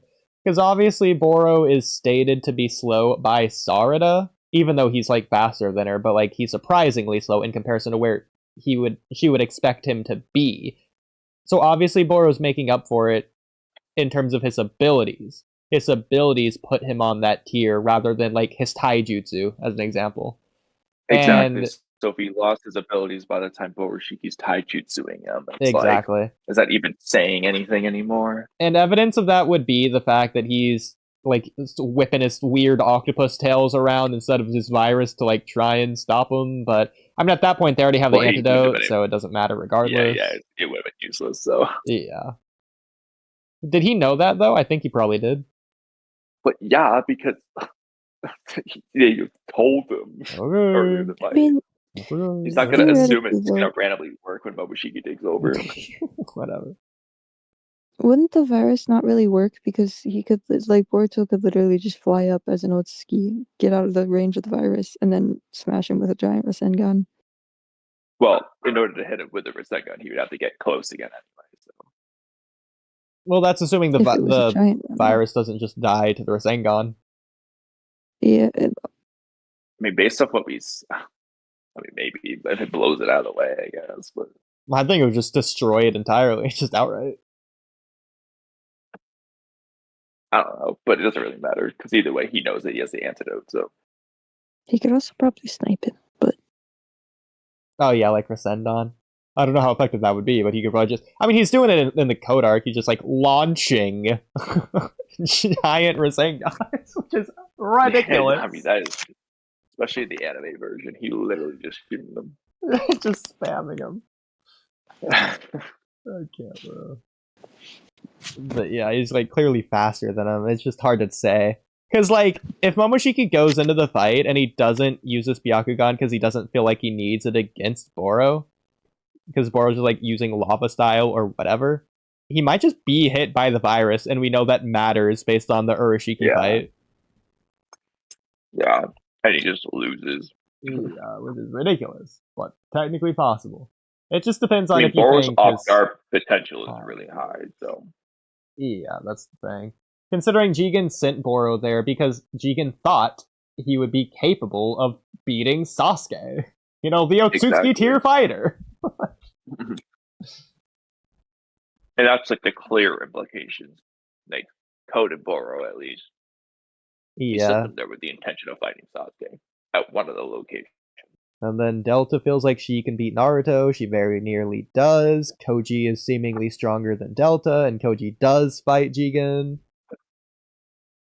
And Koji was clearly stronger than Ao, who's pretty strong. So it's like there's a lot of stuff there. And you can also cross compare to like Garo and Kawaki and how strong they should compare to someone like Konohamaru, who's a high tier Jonin. Overall, I feel like pretty much all of them, if not all of them, you can get to Otsutsuki tier just based on like what we see from them. I agree. But yeah. Other than maybe Victor. I feel like even Victor, considering he was doing very well against like multiple Jonin at the same time, and it took someone like Otsutsuki tier Orochimaru to come in. Yeah, that's where it gets tricky, because he's also not really trying against Konohamaru. So yeah. And even then, and then Koji's a stronger inner member who has anti-Victor jutsu anyway, so it's like you can't really use that against them. Yeah. But again, so we wouldn't necessarily use the Sasuke line to say they are, but Sasuke saying they are, seemingly. And that's a pretty clear indication that they should be. Yeah. It's just narrative support to the other thesis statement arguments. Yeah. But that's that one. And assuming you're still awake, we could do another one. I am slightly still awake. Slightly. Hey, that's all you need. Outside. I'm gonna try to stay up until it gets all the way dark. Well, there's a sun setting. Going so you don't answer again.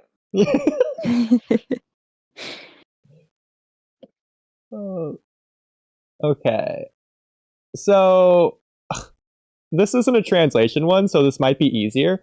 But at the same time, this is gonna need you to be like actively talking. There's also that. So this is like a cultural explanation thing. I feel like this one's a little bit less specific or like generalized. What is the Japanese cultural meaning of leaving one shoe? Specifically in media. Oh, that's the one. Leaving one shoe? So what I mean is like one shoe falls off or you take one shoe off. I don't think I've ever heard of that. Okay, so we have pictures. Kamui, are the pictures below? Or are they above? Looks like they're probably above. Kamui, we did take the pictures, right? We did do that. Right? I assume so. At least the Professor Yoda one. We definitely did. And I'm pretty sure we definitely got the Naruto one as well. I just don't see where they are. Try has image. Oh, wait a second. Oh? I also think because like Does it not usually symbolize like death? But I don't know if that's the specific context that you're looking at. What you're saying? It definitely could, but well, that's what we were hoping you could tell us. What's the context? So there's two different contexts. So have you heard of the infamous anime Platinum End? I actually have not. Well, I'm surprised at that, but because it's a pretty phenomenal anime at what it tries to convey. But Truly one of a kind. it's one of a kind. So maybe we put this in podcast topics. In the anime, there's this guy, Professor Yonada, who he's in like this final fight of the series, and someone's about to hit him from behind with basically a Chidori, if you want to just imagine it that way. And he has to like fly out of the way. And when he does that, one of his shoes falls off, and he just like is surprised by it, and he just like stops fighting and he just like sits on the ground depressed and just like staring at a shoe as his like bare foot's on the ground for like 20 minutes straight as he just talks. Interesting. I guess like, well, usually you take off your shoes before you go in somewhere, but like if you're taking them off in a hurry, Well, maybe not if you're one, GN. I don't know. But I was thinking, cause like in Anohana, right? There's, I don't know if you've seen that. There's I like have. her Like, shoe the is best like series of all floating. time. Usually shoes floating in like a river, or like, oh, this person died. But that's how you like figure it out, is always from this random shoe. Okay. Well, the other instance, and this is one that you will know, but maybe not remember, but maybe you will. In the Jiraiya versus Pain fight, when Jiraiya first goes Sage mode, and he jumps up on the wall, and he's like in his frog like pose, and he's about to do the like big Rasengan, he jumps. Well, technically, he drops his shoe, and then he jumps off the wall and he attacks, and then we see the shoe land on the ground. Yeah, that would be death. So that one is death. Okay. I would say. Because I know like some power scalers, which is hilarious, use it for like power scaling. So you think that's definitely not the meaning, just to be clear. No. How do they use the power scaling if they keep coming out? Like, say he's faster? Yeah, what? because they're like saying, oh, well, the shoe drops at this time, and then it lands on the ground at this time, and this is how far Jiraiya is able to move within that time, and blah blah blah. The problem is we don't know how heavy Jiraiya's shoes are. I mean, those clogs look pretty clunky.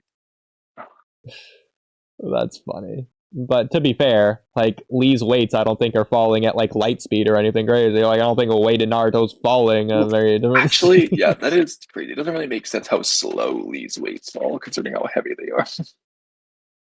I mean, I don't think that really necessarily makes a big difference, regardless. Well, no, I mean, if they're heavier, they should fall faster. Well, Kamui, if you have like a 50-pound weight and a 100-pound weight and you drop them, it's not like the 100-pound weight is going to move like twice as fast. Okay, but first of all, Lee has like 1 billion pound weights, and they're moving in like feathers. Oh my god. You are the most ridiculous exaggerated of all time, right behind me. I mean, we both do it, and we both love it, and we will never stop. Good. I cannot find any of these pictures, Kamui. Maybe we just didn't post them. Maybe you saved them but didn't post them, or maybe Cam. You know what? I bet you that's what it is. They're in the group chat. The image and put it in the group chat. I bet they are in the group chat. Equally as hard to find. But I bet you're right. They're not anywhere here, unfortunately. But I can check the group chat. I could definitely do that. so let's try it. Has image. Okay.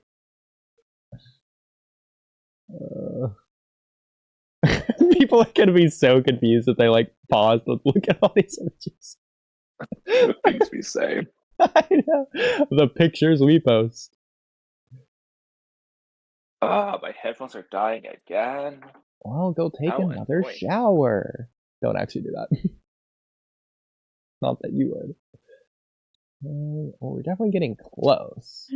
Isn't that well, that was the high school thing. I don't remember the name of that anime, but I watched it. Well, now I'm curious. So let's go back. Just to make sure, can you hear me? Yes. Good. This will be annoying for me, but oh well. Jujutsu Kaisen. Don't just lose. Don't just lose. This one?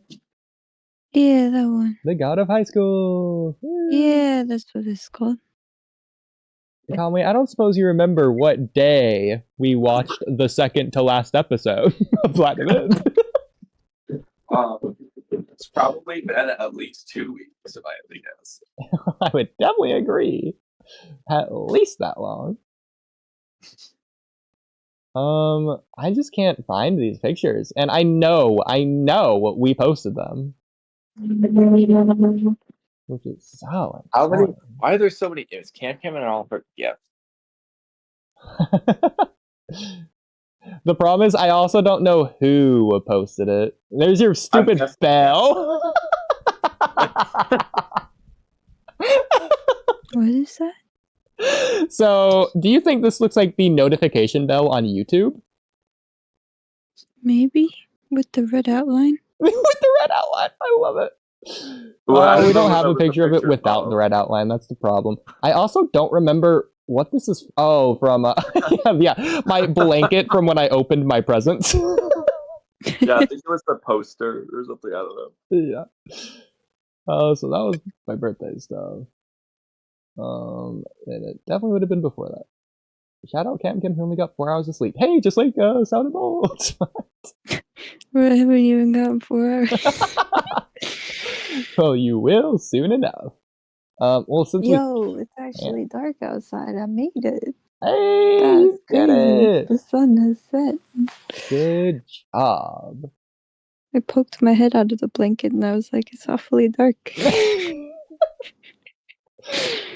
Did you want to like eat before you go to bed, or are you just like done? I don't think I ate today. I just snacked. Oh, I had a can of Pringles. I mean, you have like an alarm for that, right? I turned them off because they were annoying. Oh, well, that's like a little bit counterintuitive to the purpose. I kept on having to change the time an hour or two every day, and I was like, I'll just eat when I get hungry, and then I never got hungry. Okay, well, It sounds like you're gonna need that alarm again. not to interrupt you, but I did find the Jiraiya one. Oh, yay. Yeah, so the oil finish, they ought to have been basted by it. This is worth investigating as well. See it again. Jiraiya, Pain. The way he says that, it just feels so goofy. Like he's like, "L, the guy, this is worth investigating." See, Kamui, you cannot be like, oh, Oodie, it's so obvious when I'm humoring the possibility of this being weird. I did the same thing. No. I understand why. I didn't. Hated First of all, I was me not for it. being against you. I just said like I understand it, but it is just a goofy way of saying it. I might as well have been the devil for pointing this out. There's the exaggeration. Oh, absolutely. You just think I'm like Jiraiya's angel in paradise. But Sound of It's Bolts. so say it's death. Now that you're seeing it, so the shoe falls off, we see the path of pain, and Jiraiya puts his hand on the wall. And so you see he's standing here, so he drops the shoe and then puts his hand on the wall. And then it's posed, and I guess he dropped his shoe probably just because like his feet were changing. Yeah, his webbed feet now. Yeah, he wasn't doing it just to flex. And then he does the jumps from the wall, does Rasengan, and then the shoe hits on the next page. Cool. So that's like the thing. The shoe falls off and the shoe Yeah. hits. So I mean, usually if it's like left behind, then it symbolizes death. Like if you see it just like, because that panel right there where it's just like the shoe that's on the ground. Mhm. But I also, because it's showing that sorry, I got attacked by a yawn, that he underwent like a physical transformation and couldn't keep, like it didn't make sense for him to keep the shoe on anymore. That might be different. So But it could also be symbolic of death. for Japanese readers who know this is symbolic of death, do you consider this foreshadowing or spoilers? I don't think it's obvious enough to be a spoiler because Okay. it's undergoing like a, but it's something that you would look back on and be like, oh, wow, I didn't notice that. It's like one of those like cool extra details that if you're paying close attention you would notice, because not a lot of people think about this kind of thing, especially when they're reading manga, because manga is just like it's like you know how like when a literature major reads a book, it's a completely different experience than when a casual person is just reading a book. Yeah, they're overanalyzing everything. Oh, annoying. Yeah, they'll be like, oh, it's snowing, someone's gonna die. like that kind of, it's one of those things where like if you're not paying attention then you're not gonna care. Exactly. So this is me 1,000,000,000% overanalyzing, but in this panel specifically, does Jiraiya's shoe look like one of the red death gates in Japan? It's like Yeti. Yeah, actually, it kind of, now that you mention it, dang. Right? I actually didn't realize it from the shoe. I realized it from the shadow. It's like, kind of does. I don't think that's what Kishimoto was going for, but he might have been. He might have been, honestly. I wouldn't put it past him. It's kind of cool. Since I That is pretty just cool. found this, I wonder if the other one is right around here. But maybe not.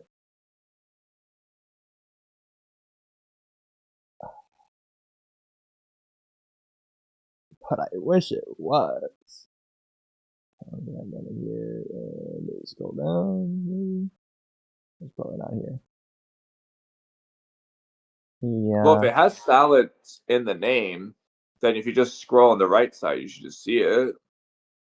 I have way too much of this here is a problem. I think I'm going the wrong way because I'm going up. But yeah. The thing is, would we have posted the Jiraiya one first or second? Probably second. But yeah, no, that's like the only other one because it just goes to here. So I guess we just didn't post the Yonada one. I think it's just in the Cam chat. Well, I definitely didn't see it, but all well. Either or just saved on someone's laptop, but not posted. Yeah. Well, Miss Anne, from what you say, it sounds like it's getting dark out. It is actually. I can no longer see light in my curtains. Well, with that being the case, I heard, the bird's the word, that you're a little tired, actually, surprisingly. Just a little. So, I keep getting attacked by yawns. for the sake of Miss Anne's health, as much as we would all adore her presence for the next 28 hours. I am going to go to sleep. Well, hey, you said it, not me. So, Yeah, no, I would definitely go to sleep. feel free to take a bow. Thank you for your services. I feel like I did nothing but. Well, you told us about boiling turtles, and that's something. I guess so. Yeah. And you can have all the boiled turtle dreams. I don't want to dream about boiled turtles. It's better than dreaming about Attack on Titan. He's like, ah. Well, if you get a random picture of a shoe in your DMs, just know it's Professor Yonada. Okay. All right. Alright, thank you for having me. Thank you for Sorry coming for on. randomly intruding. I'm glad you did. Have a good night. Thank you. You too. Okay. So here's where we get to the really gray area question.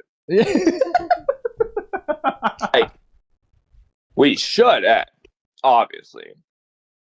But I don't know if you noticed. Oh, I know. I noticed. You don't even have to say it. And again, we're also on the same page. Yeah, so the question is, I'm sure this was the question you were playing that too, but what do we do? Yeah, should we? Or do we save it? Oh, that's just so tough. Well, Kamui, out of curiosity, have you at all recently looked at the clock? Because I have not, and I'm not saying that you should. I'm saying, have you yet? Yes, at all? I have. Okay, you have. I have not. So I was going to say, since I haven't looked, I have no idea what time it is. So I could play a guessing game to determine the answer if we want to do that. Okay. So, you know I'm always down for a game. So okay. So I'm going to say if it's before 2:48 a.m., then we keep going. And if it's after 2:48 a.m., we end. Okay, we'll have to end because it's 3:08. Oh my god. Wait, I was being generous too. I was like really giving a bit. I thought it was like barely 2 o'clock. If that, I thought it might have been 1 something. Okay, well, I guess that determines it. Well, that's our game. Well, right before you end, though, what did I miss when I took my shower break and stuff? Oh, Bryson ended up leaving during that time, so yeah. Which it was not. It was me and Ryzen were talking about things at the time because Miss And wasn't talking much at that time. And we didn't go over any of the previous stuff. We just kept going. It was a lot of like Daemon stuff, from what I remember. Okay. Yeah, you came back right around Miss And being here. A lot of just us. Well, it was more of a one-sided argument with him being very polite, cordial, and civil, and me being Walky Talky. When you said that, I was like, "Oh, I know where this is going." I mean, the fact it was Daemon, that says it all. So, if anything, it was actually probably a little bit more about Ada. I could try and find the timestamp for you afterwards if you just want to like go back and watch it. Yeah. Okay, I'll do That could be too long. So. Oh, I mean, you know how long you were gone. It wasn't that long. It was like 20, 25 minutes probably. Yeah. Okay, well, I'll do that. And is there any closing messages for the audience that you had in mind? Well, see, this was a very dangerous idea. But I was wondering if a certain someone would want to spread that message more.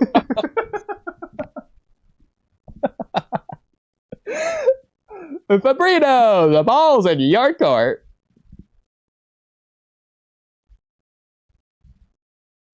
Fabrino, we have Good morning. I need a lot of words. Do around.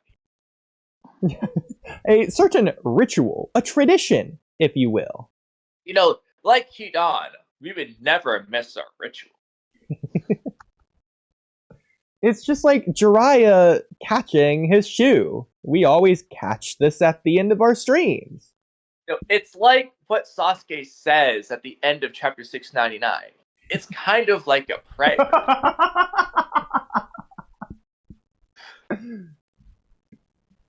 You know, Fabrino, before we sing the outro, Sakura does have a point. At least he is doing something. so Fabrino, are you aware of what we pray? No. Well, it I mean- definitely it has a certain connotation to it. Yeah, and we definitely pray about something. It's a little bit specific and who it's targeting. It is commenting on something that they did. Of all the things that we've said, it's with this been up person. there. And I mean, if you look at the screen carefully, you get a good clue of the first word, two-word prayer. You could probably deduce it just based on modal realism. Occam's razor. The simplest answer is the answer. So, Fabrino, do you have any guesses? I don't understand the question. Well, we're trying to guide you towards saying the two-word outro. So, Fabrino, it's more about the answer than it is about the question. And this The is answer is on the screen. indeed an answer, as a matter of fact. Well, half of the answer is on the screen. One of the words on the screen is the first word. In fact, the second word has the first letter on the second word on the screen. The first word is on the screen in 4 different places in total, technically.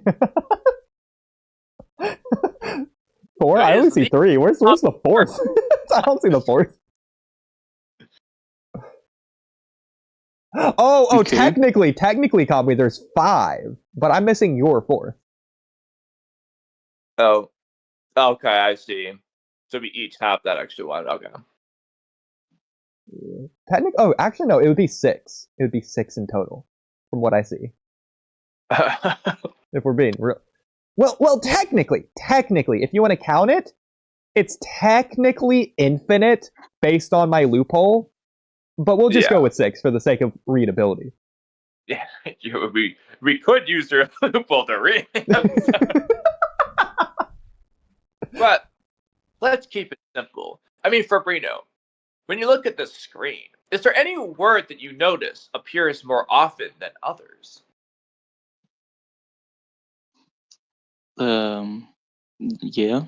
Yeah. Well, which word would that be? Ikimotos. Oh, So- okay. So, well, Fabrino, I mean, sure, you can put the pieces of this puzzle together now. What does Ikimoto do? I mean, you're figuring out. Let's keep the ball rolling.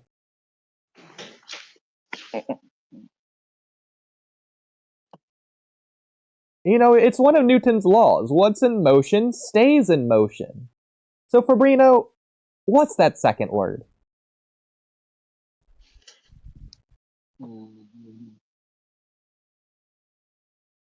Fabrino. well, Fabrino is like it's very close to that in more ways than one, You've got the right first letter for sure. and the right second letter. And you know, some could say that Fabrino is a synonym for this word.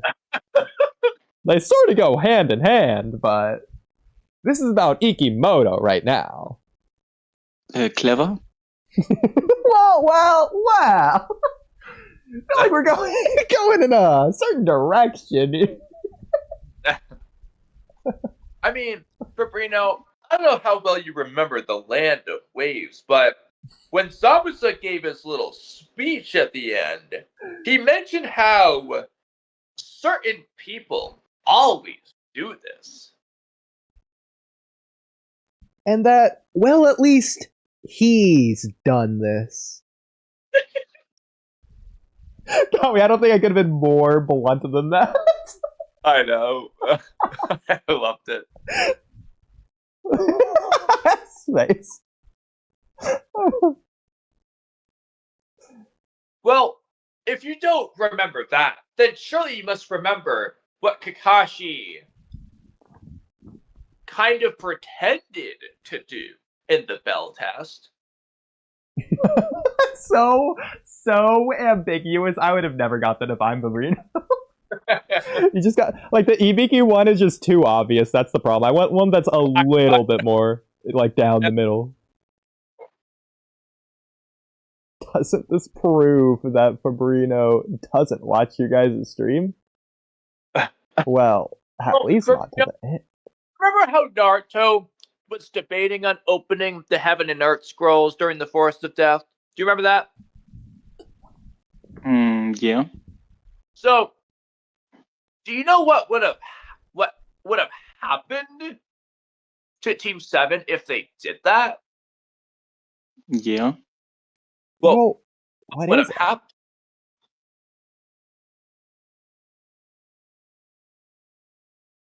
Fabrino? Yeah. What would have happened?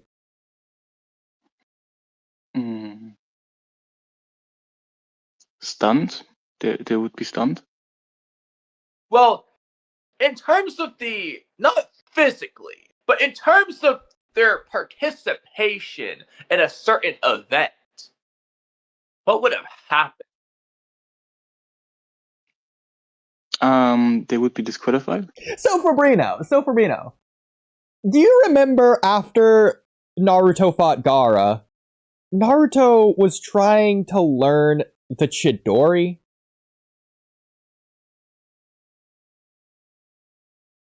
Yes. So, how would you describe the end result of Naruto's training?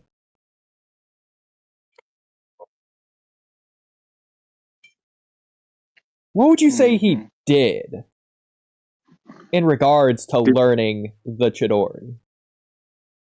It did not happen. He did what? The training did not happen. Well, the training did happen. So, in regards to the training, what did Naruto accomplish from it?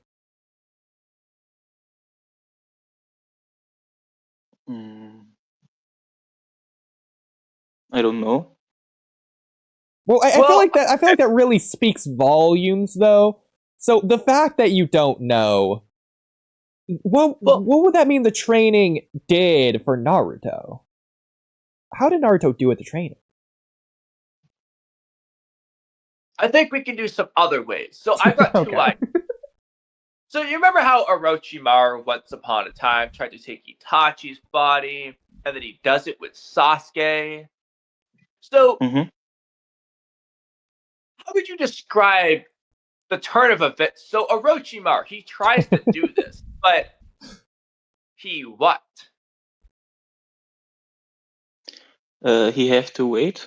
Or he loses. Okay, Kamui, I have the literal perfect one. You're gonna die laughing at mine. Yours will be. Okay, do you want to keep doing this one, or do you want to move on to mine? Well, yeah, we can alternate, I guess. Okay. The problem is he's going to get mine. I'm very confident in it for the wrong reason, but it's too good. It's too good. You remember how Dara wanted to kill Sasuke, right? Yeah. So you remember how, his dying act was to blow himself up with C0, right? So, in terms of killing Sasuke, Deidara what?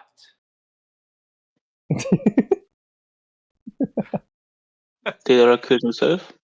Okay, so Fabrino, do you remember in the Land of Waves when Naruto and Sasuke were climbing the tree? Well, when they weren't getting to the top. When they got to the top of where they could get to, what did they do next? Ask for advice. I'm specifically in the moment that they were at the top of the tree and they were about to do something. What is the action they were about to do? Or what did they do? What were they doing? What did they do? They... I have another one after. Kamui, do you get what I'm trying to get out of mine? Yeah, this one might be harder though. Well, Kamui, I'm gonna text you what mine is because I want him to say this word as opposed to the other word. Okay. Isn't that one good? That one's really good. Is this a game? Do you all play? No, well, it's in all versions of the story. My screen is shaking. No, I mean this guessing game. Okay. See, mine's really good, isn't it, Kamui? Well, yeah, I don't know if you'll say it. I have another one though. Okay, go for it. So you remember chapter and episode 1 of Naruto, right? Mm-hmm. Now, just correct me if I'm wrong, but you remember why Mizuki talks to Naruto? You know, it tells him about the scroll of sealing and all that, right? Mm-hmm. So, he wants to hurt his feelings also. So you remember how Naruto had a little thing he needed to do to ninja, and it happens to be the clone jutsu. It's the worst jutsu, and Naruto made an attempt, but what happened? Naruto what?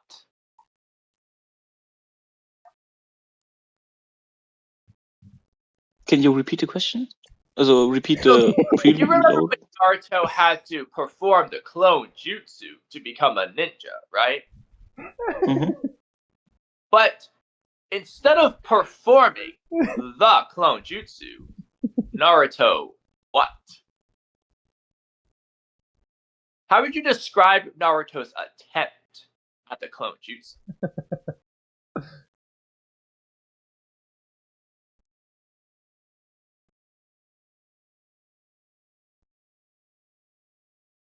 Any words? Any adjectives? Well, Fabrino, let me ask you: do you remember the title of Naruto Episode 4? No. This is what I was getting at with that one. No. You don't remember the title of Naruto Episode 4? Mm-mm. Okay, so do you remember how the Sasuke retrieval arc? Naruto's goal is to bring Sasuke back, right? Mm-hmm. How would you describe the conclusion of that arc for Naruto and his goal? Mm.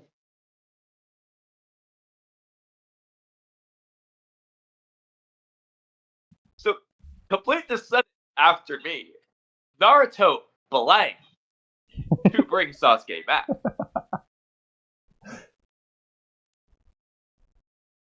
Naruto tries to bring Sasuke back. But he did try. But he tried and he what?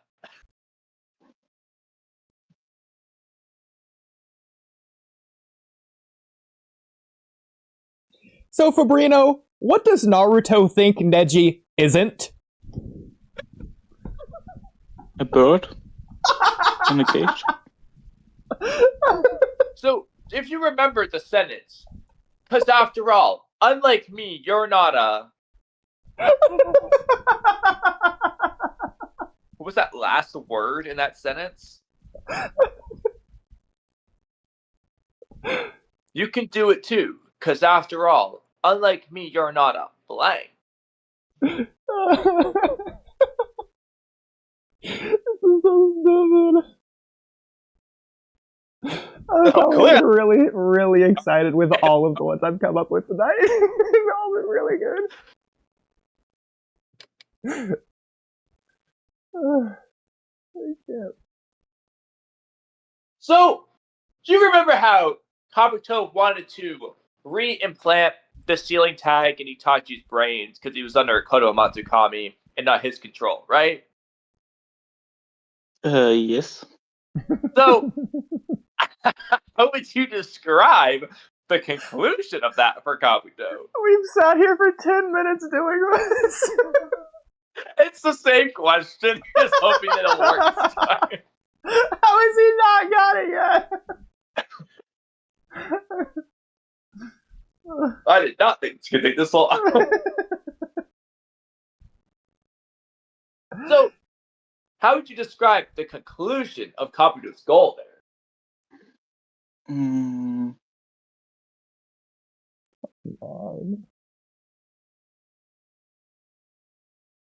Alright, since you didn't get that one immediately. Okay, so you remember the written exam with the tuning exam? What happened to going back and forth, Kamui? No, well, okay, you go first. Okay, so Fabrino, do you remember when Naruto was fighting Neji and Naruto said he wanted to prove them wrong? Mm-hmm. What was he trying to prove? What do people call him that he wants to prove wrong? The thing he did 3 times with the clone exam back in the academy.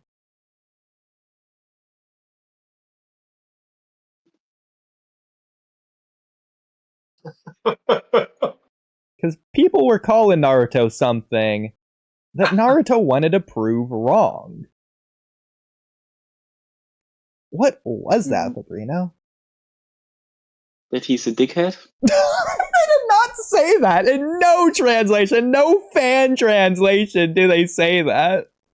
But Kamui, please, your turn. This is the nail in the hammer right here. It's not this, it's over. So you remember the written exam or the tuning exams, right? Mm-hmm.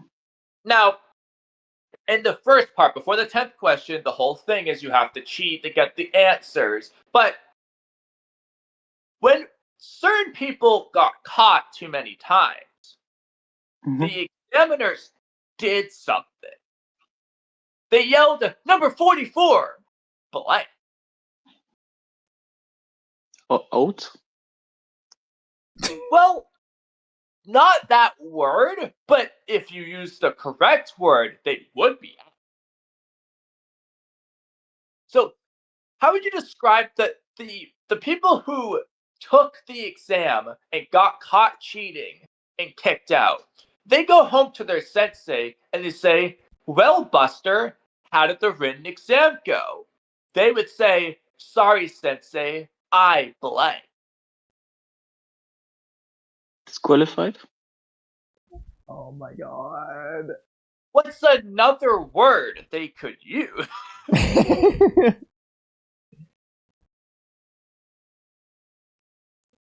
So if number 44 is out, in other words, in terms of the exam, they blanked it.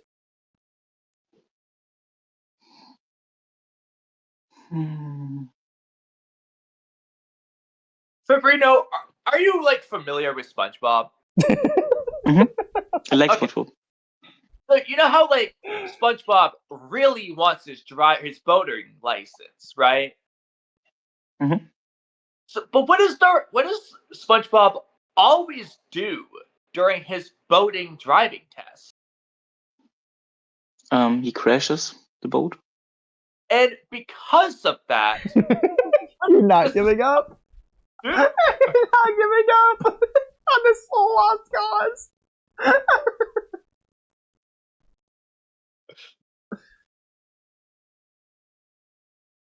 Fabrino, do you remember that episode where Naruto was flailing around and he landed in a hay bale that was on sale?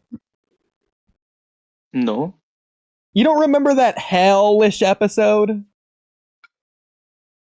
No. Where Naruto was telling somebody something? About Telling a whale somebody- that happened to be around. A whale. Yeah, it was yeah, I think I'm out of words. So, No. do you remember how Hiruzen tried to take away all of Orochimaru's soul in Konoha Crush? Mhm. But he wasn't able to. So Hiruzen tried to take all of Orochimaru's soul. But Mhm. he what? He was not successful. Well, you've got the synonym right this time. Orochimaru tried to summon Minato's Edo Tensei in that same fight. But the Edo Tensei what?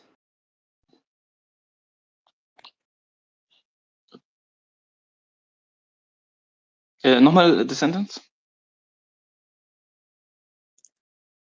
Fabrino, have you watched Naruto in the English dub by chance? Bro, is this word in his vocabulary? It just yeah. might not be. He might not know the word. So I was wondering. I was gonna say, does this word exist in Germany? There's no way it doesn't. But starting to wonder. Yeah, it does exist. You don't know Wait, what the do you word know is. what word we're trying to say? I think I know what the word is. What What's is the it? word? I'm happy in losing this game.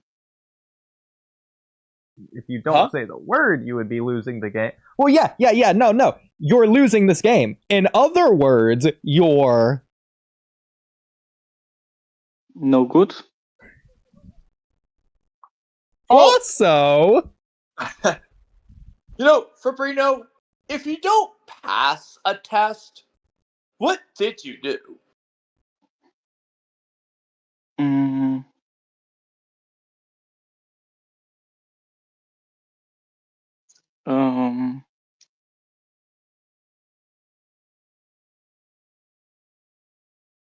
I'm lacking.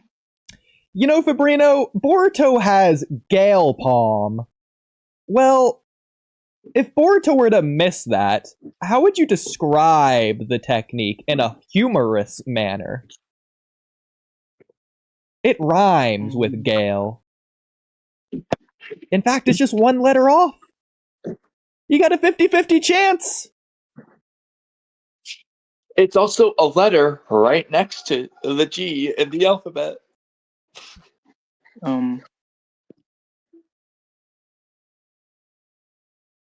Process of elimination. Vein.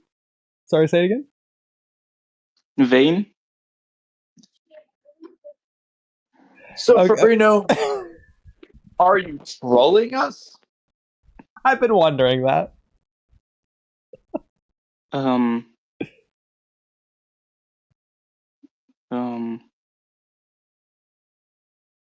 It's either a yes or a no. I don't understand what the hesitation is. Fabrino, do you know if you're trolling us?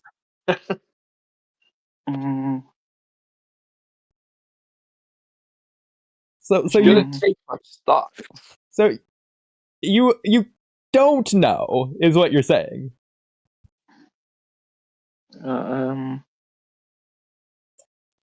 Fabrino, here's what I want you to do. I want you to look up Naruto episode 4 in German.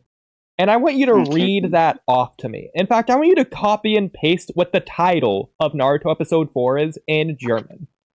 I just want to check something really quick. I know exactly what you're doing. And I'm just as curious. So Fabrino, the German title is Kakashi's Great Bluff. Also Kakashi's großer Bluff.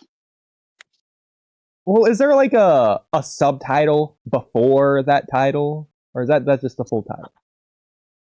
The full title ist, also die 4. Episode von Naruto heißt Kakashis großer Bluff. Also, ja, Kakashi, referring to... Actually, hold on. So, Fabrino, if you just look at the screen there, the Narutopedia links title there. No, bro, calmly. First of all, calmly. I just want to say, I'm translating the Japanese, and in fact, the Japanese is right here as well in English as well. It just is this. Okay. Also, let's actually look in the bottom right corner for a minute. So not just to the left. My name is Konohamaru. What? I'll show something on the screen. I am. Okay.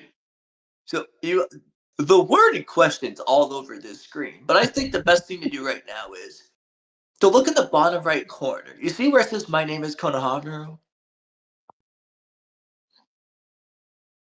Got Naruto all beat up there. What? You see the name Konohamaru. Okay, so do you see Naruto and then it says "My name is Konohamaru"? Yes or no? Yes. Here, let's make this a little bit easier for Fabrino, since I can clearly tell he's struggling. So let's see. Yeah. Okay. I'm gonna do like this. So Fabrino. Okay, so Fabrino. Can you please help us out here?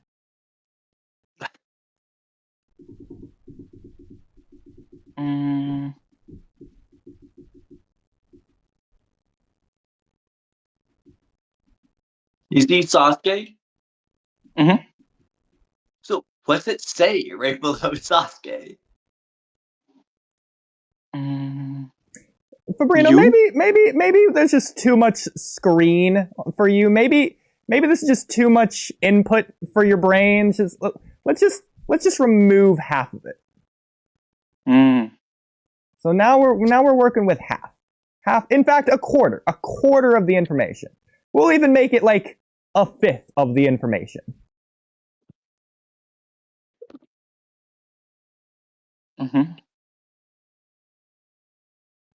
You know what? A, B, C, or D. We'll just make it A, B, C, or D. Multiple choice quiz. So Fabrino, process of elimination, A, B, C, or D. Do you want to guess which one it isn't? D. You're right. Okay, it's not D. All right. You're down to a 1 in 3 chance, 33% chance. You got A, B, and C. So, any other context clues to remove one of these 3? Telephone Joker? What's that? The telephone Joker? Telephone Joker? Yeah, I call somebody and I ask him the question and he can... Yes. Space? You're being telephone, Space. You know how this works. So Space, do you want to help him out?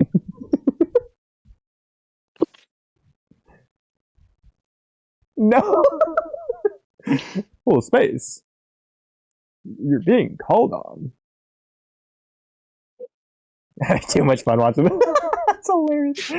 Well, Ryzen's asleep. Let's see. Is there anyone else? I definitely don't want to call Miss Anne. One of you can do telephone Joker. Probably everyone's asleep.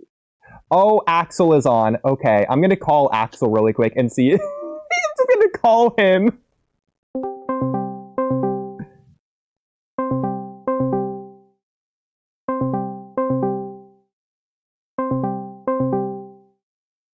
It's looking like he isn't gonna answer.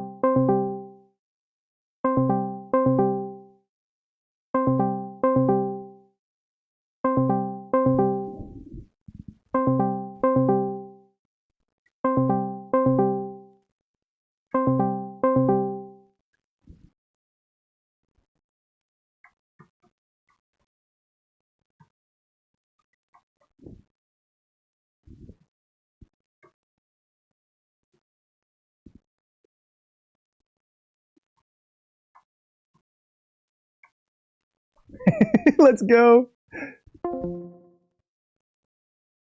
Okay, Axel, I have a special Fabrino, I have a special guest for you.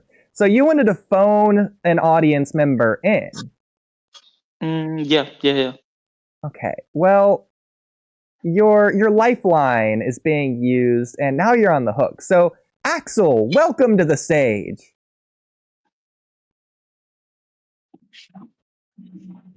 Hello, everyone. So Axel, hello. Well, hello for sure. So Axel, we're down to our Jeopardy game here, and it's a multiple choice quiz, and we've removed option D for the second word of our outro. So, Axel, when it comes to, and just to label these for you, we got A, we got B, and we got C. So, Axel, he's using his lifeline to help him out with this Walky Talky outro. And again, we've already removed option D. So, he was wondering if you could help him out here. So, Fabrino, if you want to like explain a little bit more to the situation to Axel. There are 3 options, and I need help to eliminate another one. That was an Ikimoto level recap. Do you want to give him some context to help him know how to eliminate one of these 3? We search a word. I'll give a clue, but I feel like I shouldn't give the exact answer. Okay, so Axel, you do know. Okay, as you should, as if it wasn't obvious, and as if we haven't been here for 20 minutes trying to get him to figure it out. Can I give a clue? Yeah. You can eliminate. I mean, you could just straight up eliminate one of the wrong answers. Okay, it's not the blonde-haired one. Okay, so it's not A. Well, Fabrino, now that your lifeline has been used, it's the Jeopardy $1 million questions.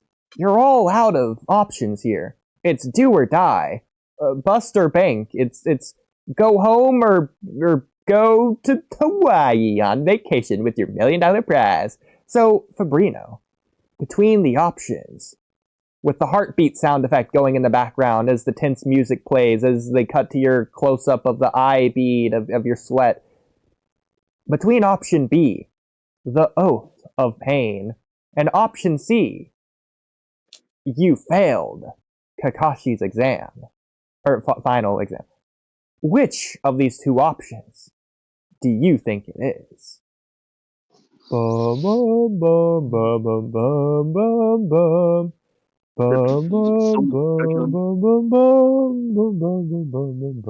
think C is the right answer.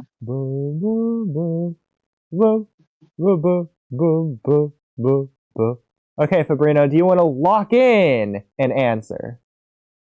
Yeah. I lock in C. You lock in C. You're our grand prize winner. Fabrino, you got it. Yeah. Woo! Fabrino got it. Woo! Yeah, he got it. Yeah, woo!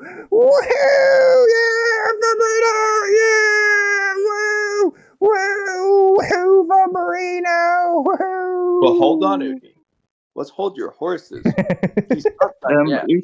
I want to thank Axel Boost because without his help, I think I've never could have made this answer. I wanted to pick the yellow one, and he eliminated him. I really wanted to tell you, just pick the most emo of the pictures. Yeah. But Fabrino, we're not done yet. So Oodie, can you go back to that answer he chose? So just remove B.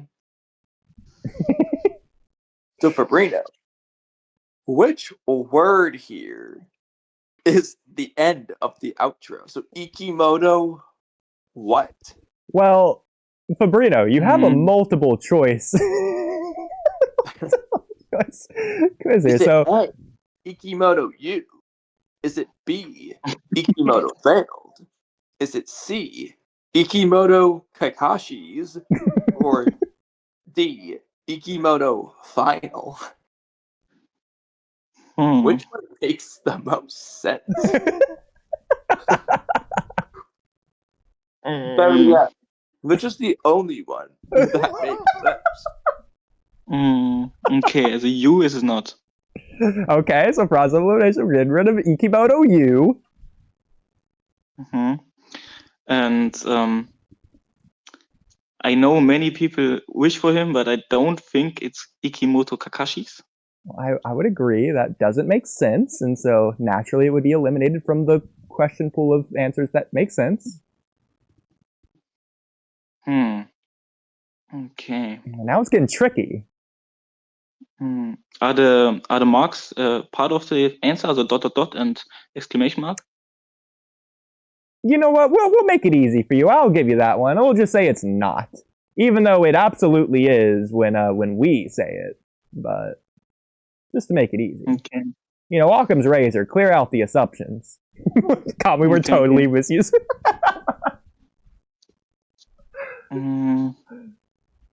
Well, like we said, you got the first letter right. And if you remember, we even said you got the second letter right of this second word. So if memory can serve you, you could figure it out. It could be both, or with the first letter. Well, yes, they both share the same first letter, but as I just said, they share a different second letter. Okay. Remember, Fabrino, way at the beginning, you made a guess that has the same first two letters as the correct answer here.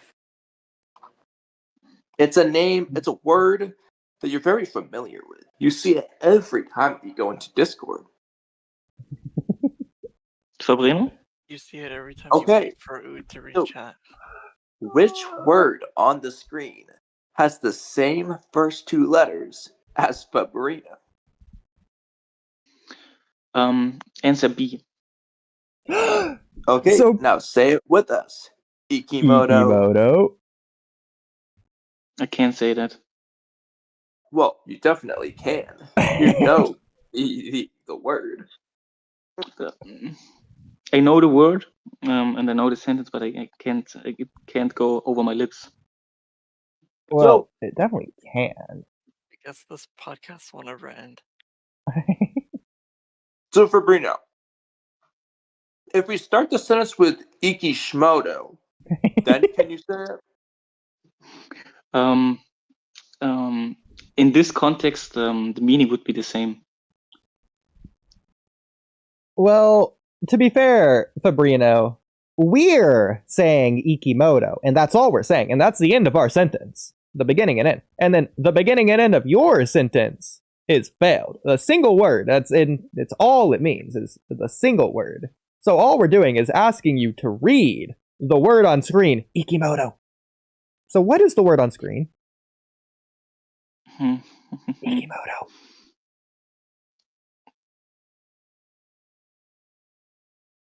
Fabrino? Do you need to... Can I say Ikimoto and you say the second word? Oh, gladly. Okay. That's Ikimoto. Failed. All right. I can't believe that took 50 minutes. It